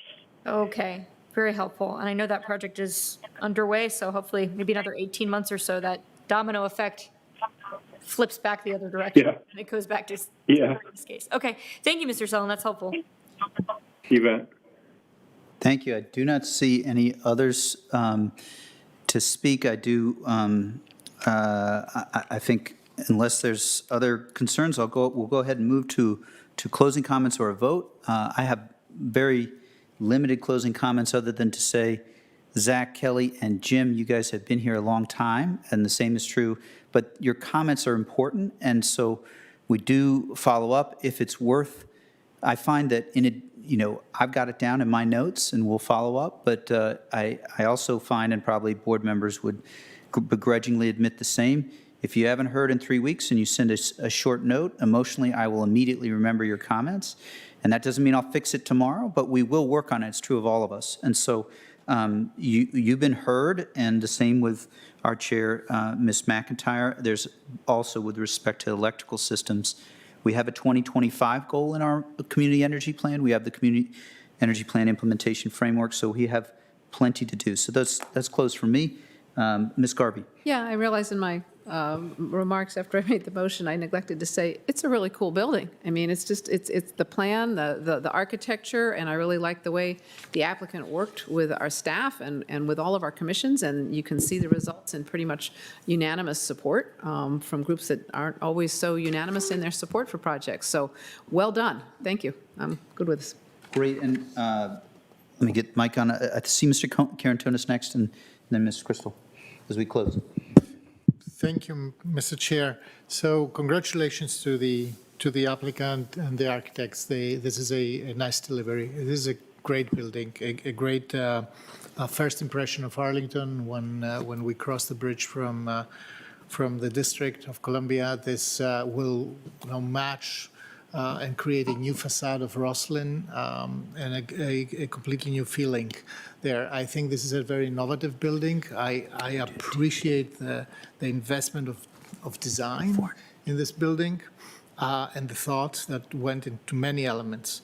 Now, there are these two. This issue to me is still important, the issue of full electrification and making these buildings really future-proof. These are buildings that have they have significant thermal gain. They have a lot of glass. They're looking southeast, so in the winter they will be picking up warmth. So they're well oriented. But I do believe that a serious effort has to be made to really show that we exhausted all possibilities to electrify the buildings today, or to make them at least easily retrofittable. I do think that this is important. We have been repeating that in every single new site plan. I believe that C2E2 has been doing that, and with reason. There is real concern about that, and I believe that it's also a concern that affects the viability and long-term return on investment for these buildings. Other than that, I do believe that this is a great delivery. I would agree with Ms. Crystal on one thing. The parking ratio could be a little bit less, because this is also part of the future, especially in Roslyn, and especially when such an efficient public transportation assets, efficient mix of public transportation assets is underneath. So thank you. I will support the motion. Thank you, Mr. Karantonis. Ms. Crystal. Thanks. Yeah, I'll add my comments of enthusiasm for the overall project. I'm looking forward to supporting it. And I think when we use the opportunity of a site plan hearing to have a bunch of policy conversations inspired by it, it actually is a real credit to the project itself. And a particular credit I just want to say to our SPRC, which I was just musing to the Planning Commission chair via email earlier in the week, the fact that we have such a heavy agenda today, and a third on Tuesday, major site plan amendments, with, as it goes, relatively little controversy, is not a foregone conclusion. That is a reflection of our staff's hard work, applicants who are willing to come to the table, and really of a very constructive planning commission. And that's a phenomenon I've really been observing all year. We have our SPRC, which I know is chaired by our planning commission rep today, Ms. Morton, so thank you. And I know each individual SPRC is led by different planning commission members. These projects come to us, and most of the design details that needed attention have been worked out. Hard conversations have already been surfaced. In the few cases where there are remaining things, I know the Planning Commission has taken steps to surface resolutions and ideas for us. And so having sat through some pretty painful site plans during my tenure on the board, that is not a foregone conclusion. It's a credit to their collaboration. And so I really appreciate our PC and SPRC, as well as the applicant and staff on this one. It is a beautiful project. I am very excited about this number of units. I think Mr. Pedowitz's comments were important. We certainly need affordable housing units, and I appreciated Mr. Karantonis surfacing that line of questioning, but we also just need more housing, period, in Arlington County, and to site more housing so proximate to transit, and in a neighborhood that really could use and be enlivened by residential as well as office, which the sector plan called for. It is the right place to put this number of residential units, and it does so beautifully in a way that is proximate to transit, that delivers more multimodal options through those bike lanes, buffered and protected both, and of course is going to contribute to livability of the neighborhood with the major contribution to Gateway Park. So there is a lot to support here, and I thank the applicant for bringing it forward. Thank you, Ms. Crystal. Mr. Dorsey. Thank you. I'll try to be brief. I loved how Ms. Crystal described that. We've talked for over an hour, really not about the project, but about larger issues, which is, peak Arlington County. But beyond that, I really appreciate Ms. McIntyre, the consistent call for us to always challenge ourselves to do more. I think that's well taken. I don't want it lost in this respect that at 22% above ash rate baseline, I think this project is doing more than any we have seen in memory. So that is certainly to be commended. And, the whole idea of how we wrap our heads around community benefits and sustainability is just a constant one for us. The call to make sure we're not providing any sort of benefit for things that are already market acceptable or market accepted norms is incredibly important.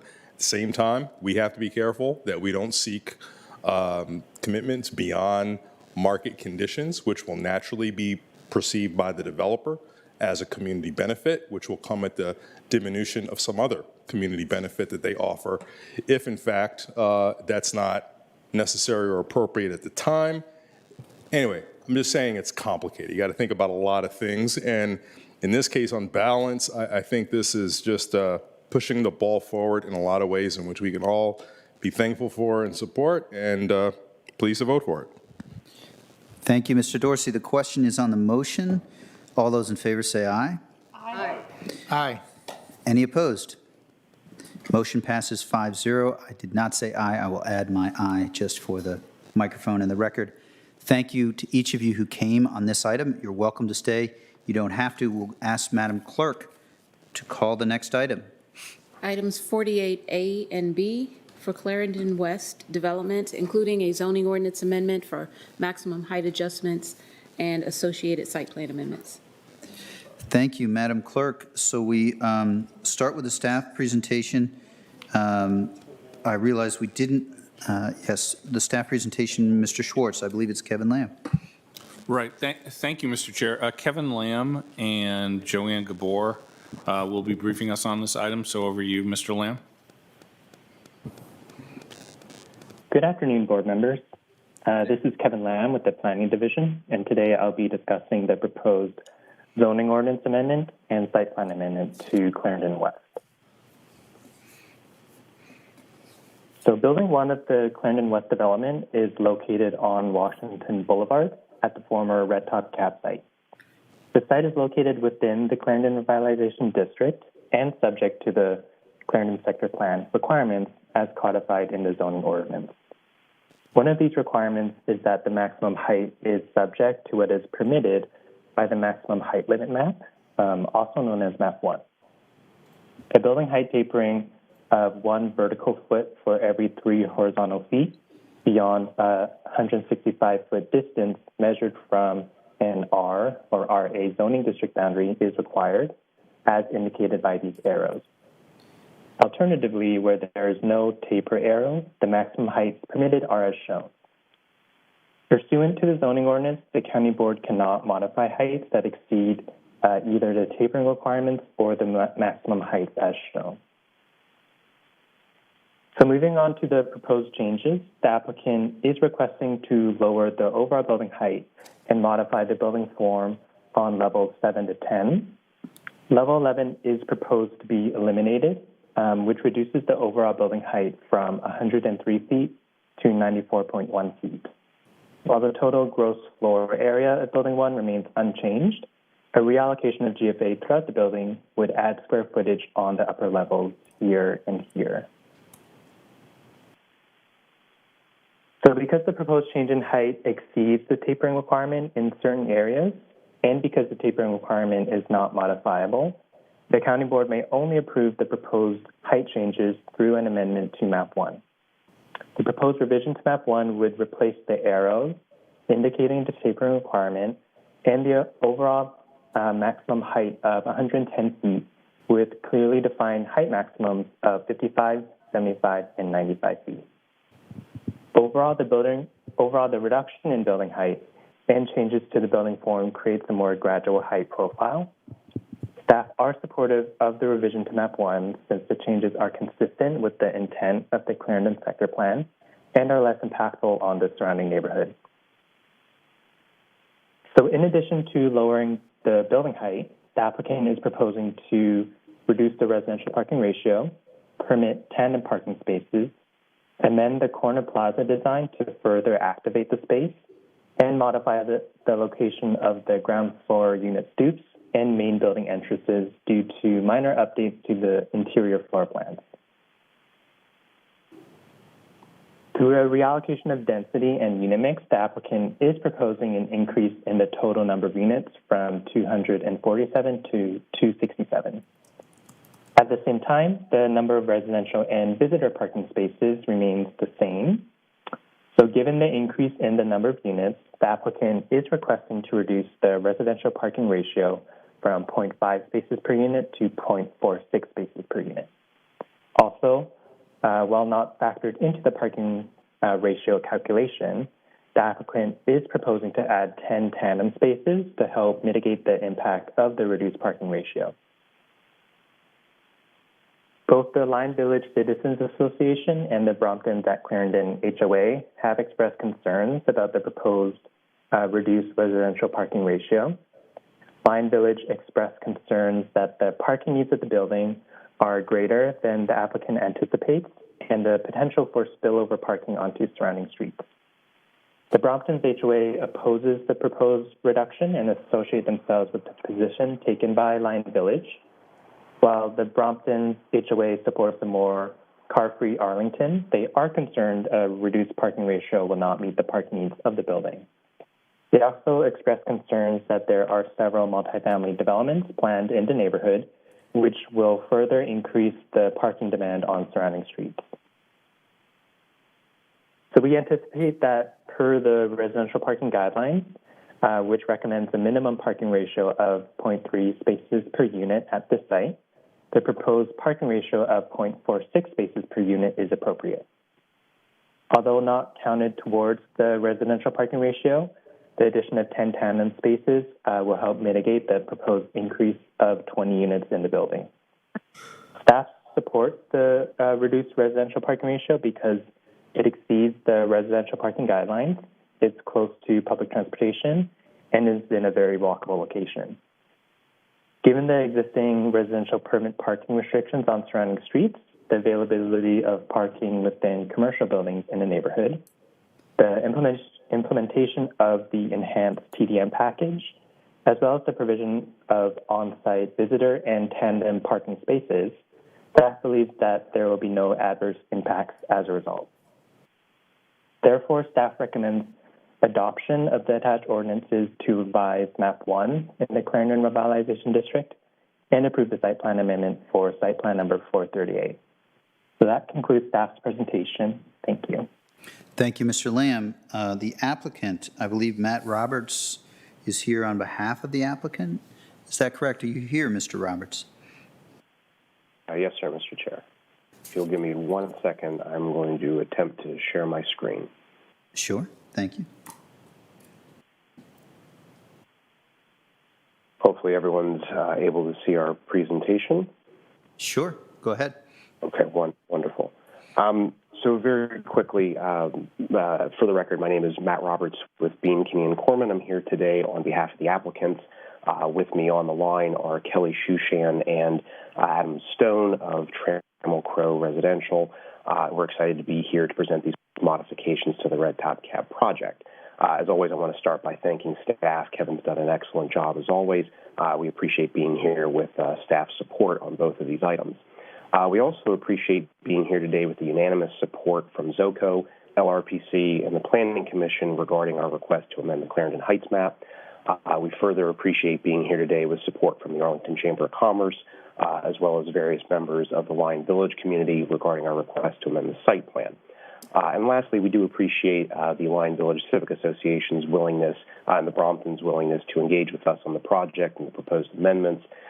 We appreciated the feedback that we received from them throughout the project, as well as the opportunity to present to their board, as well as the various conversations we've had with them since that time.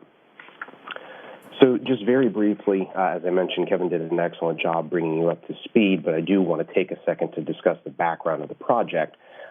Frankly, much has changed since 2015 when the project was first approved, including many members of the board, so I felt some context might be appropriate. The project was first approved in 2015. It's approved as 3 residential buildings under the Clarendon Revitalization District regulations. And importantly, for some things I want to discuss later, that is an FAR-based district rather than a units per acre district.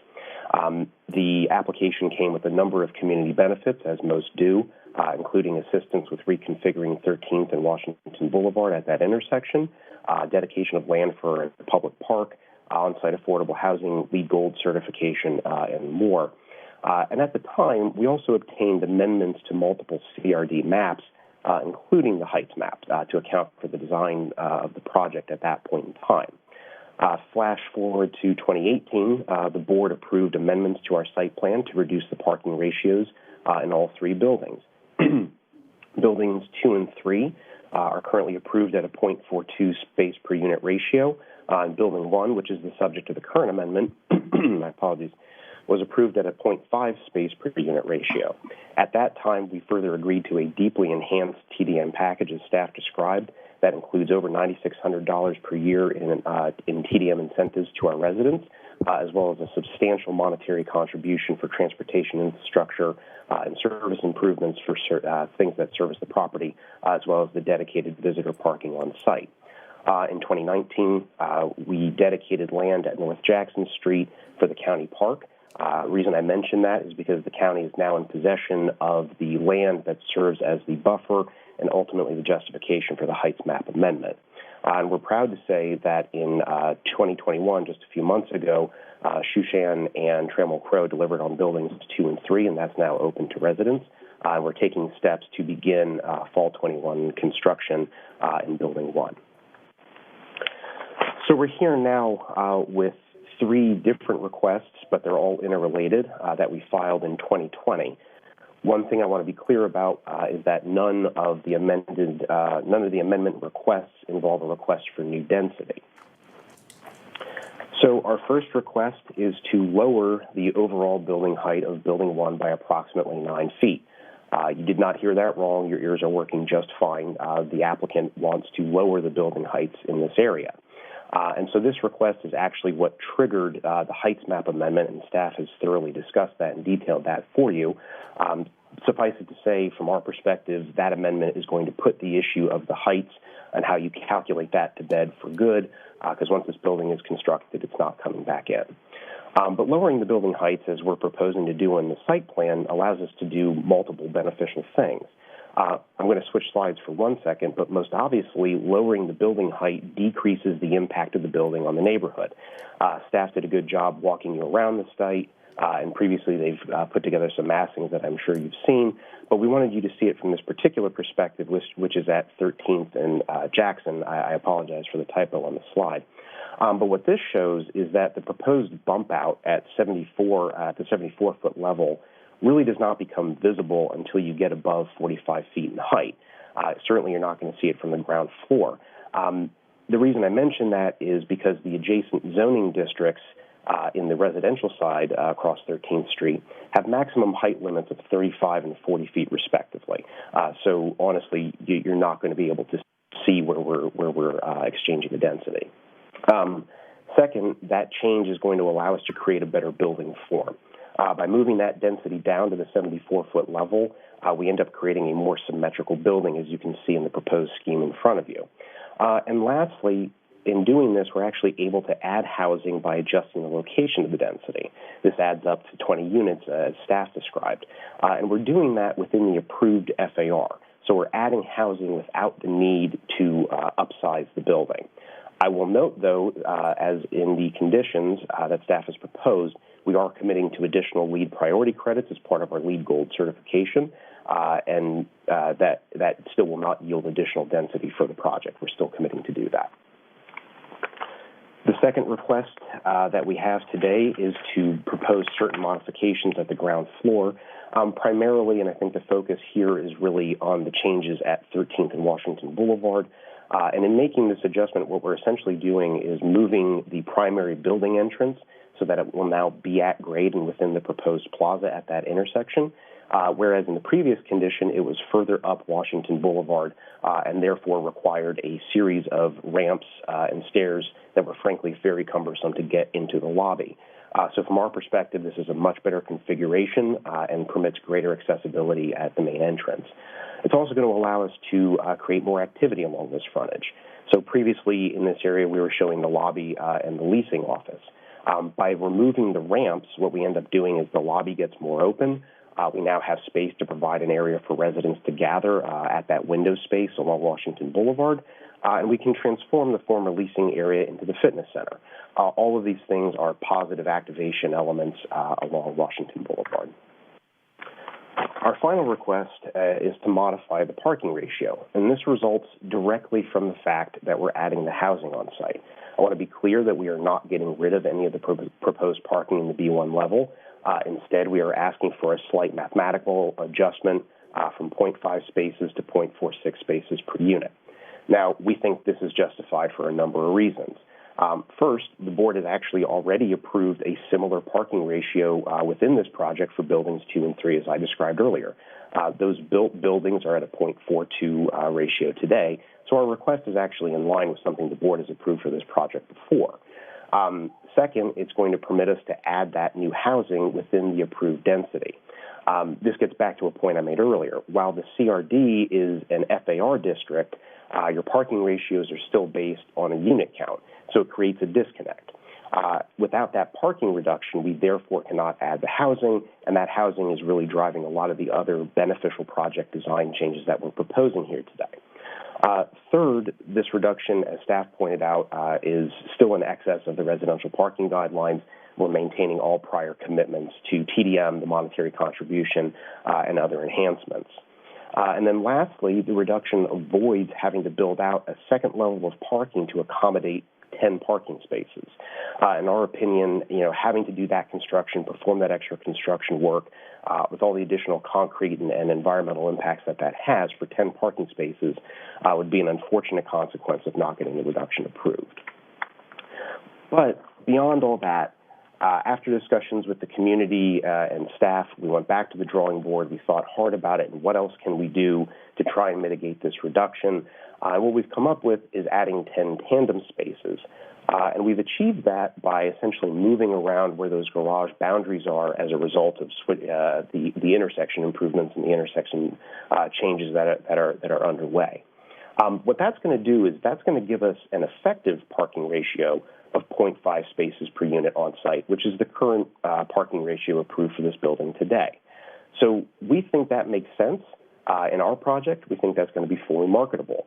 And there were some concerns that we heard about whether this is going to be precedential. Well, we don't think it is. Frankly, there are other residential site plan projects in the county today with approved tandem spaces. For instance, there's the Altair at 400 Army Navy Drive, and then there's the Maxwell just down the street from this at Glebe and Carlin Springs Road. So we're not going to be creating and treading new ground here. And ultimately, we do think this makes sense to mitigate the parking of those new residential units in this project. So with that, we are asking for your support today in the approval of this minor amendment and the Heights Map amendment. We'll be here and happy to answer any other questions you might have. Thank you very, very much for your time. Thank you, Mr. Roberts. Appreciate you moving through a fair bit of material quickly. So, and on a project that has a fair bit of consensus. Madam Clerk, do we have public speakers on this item? Yes, but we also have Ms. Morton that I believe is going to speak on this item. Sorry? Ms. Morton, I believe, wants to Oh, speak on this yes, item. I apologize. Thank you for reminding me. Ms. Morton, thank you for staying with us. We do want to hear your thoughts on this. Really appreciated your last presentation. Go ahead.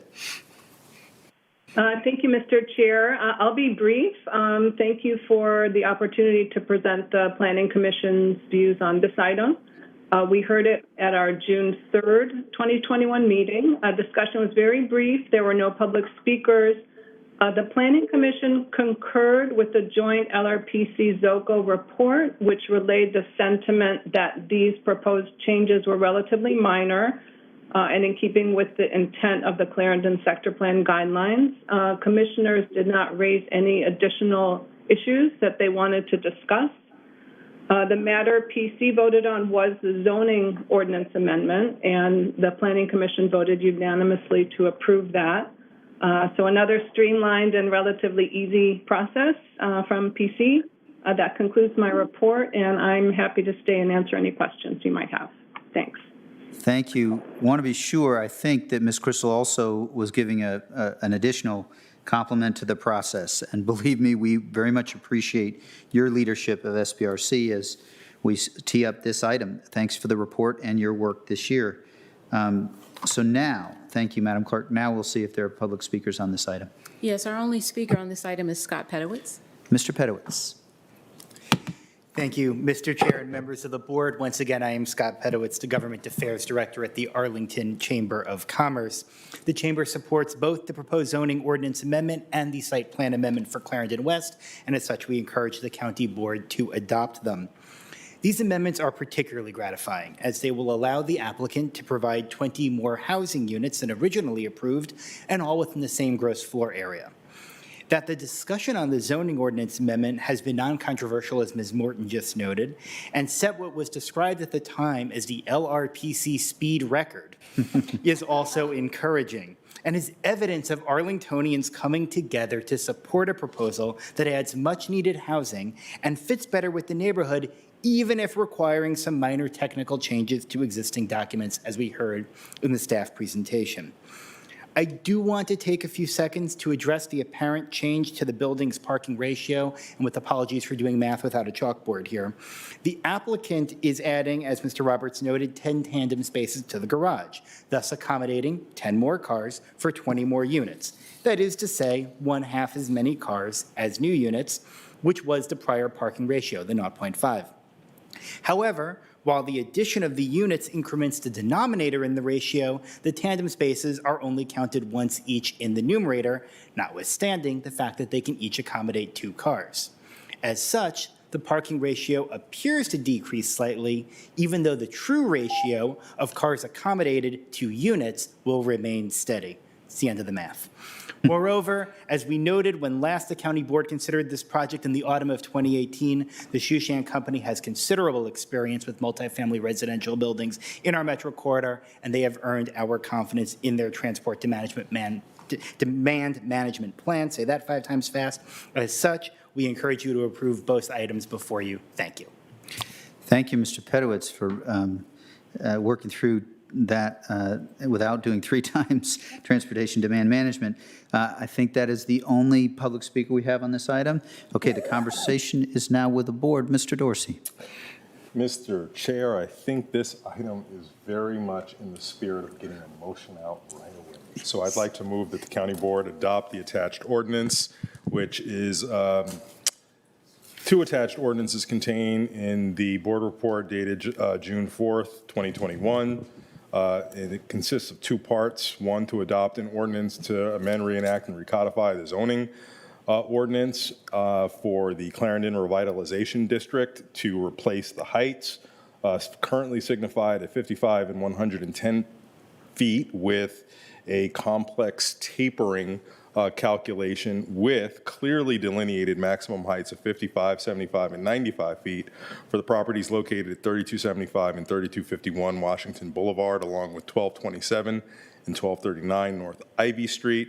And then also the second part, to adopt ordinance to approve the site plan amendment to lower building height, reduce the residential parking ratio while permitting tandem parking spaces, with the net effect of maintaining the same effective parking ratio, to amend the corner plaza design and modify the location of the ground floor unit stoops and main building entrances for the Clarendon West development, subject to all previously approved conditions, with amended conditions 2, 18, and 32.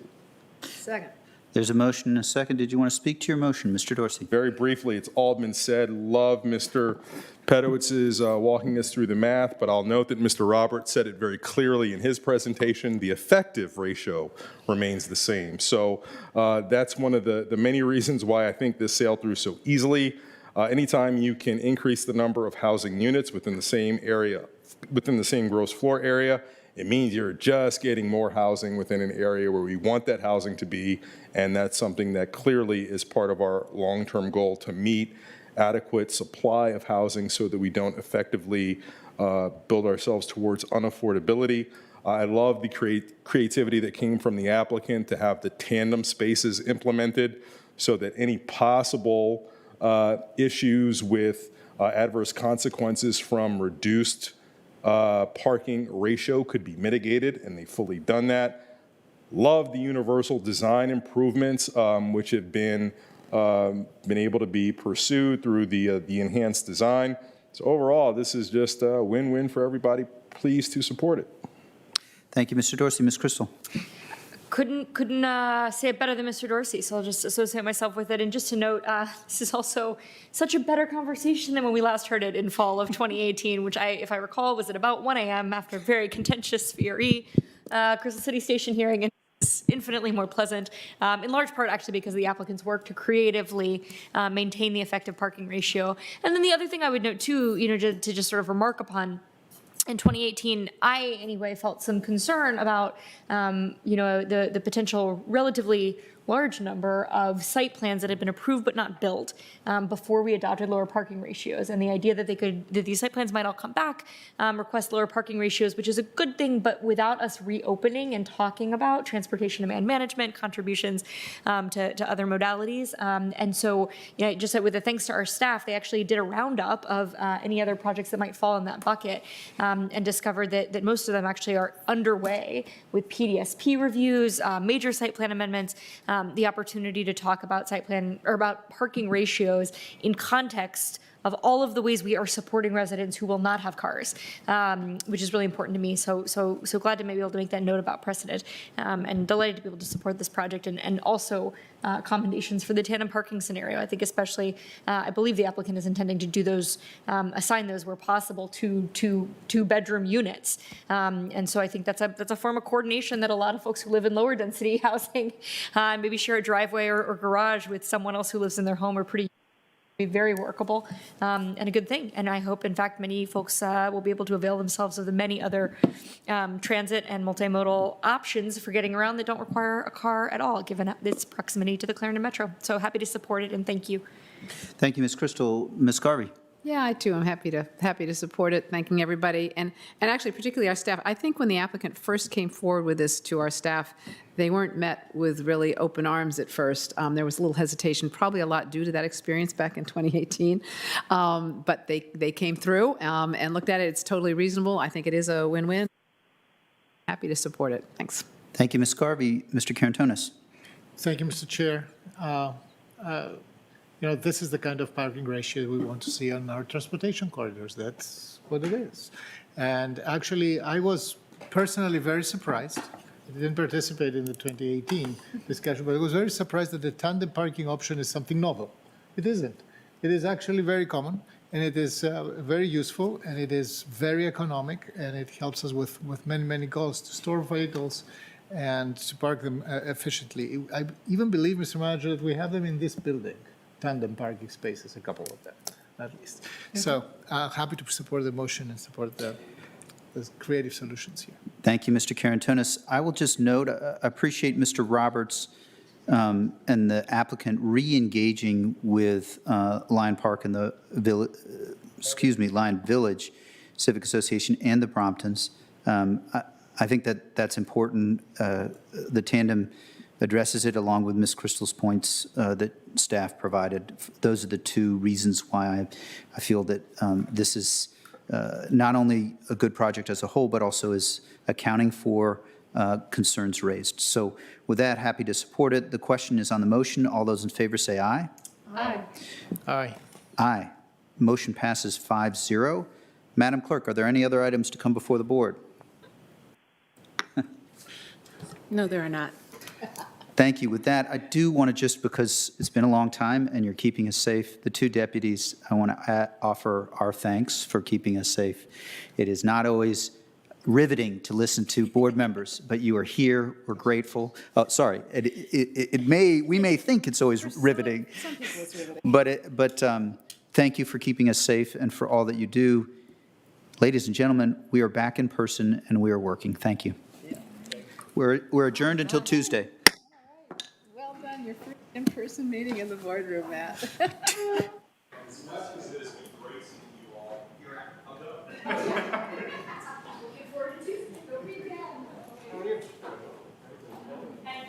Awesome. Not a single hiccup. Yes. Yes, I'm really good job. You're first.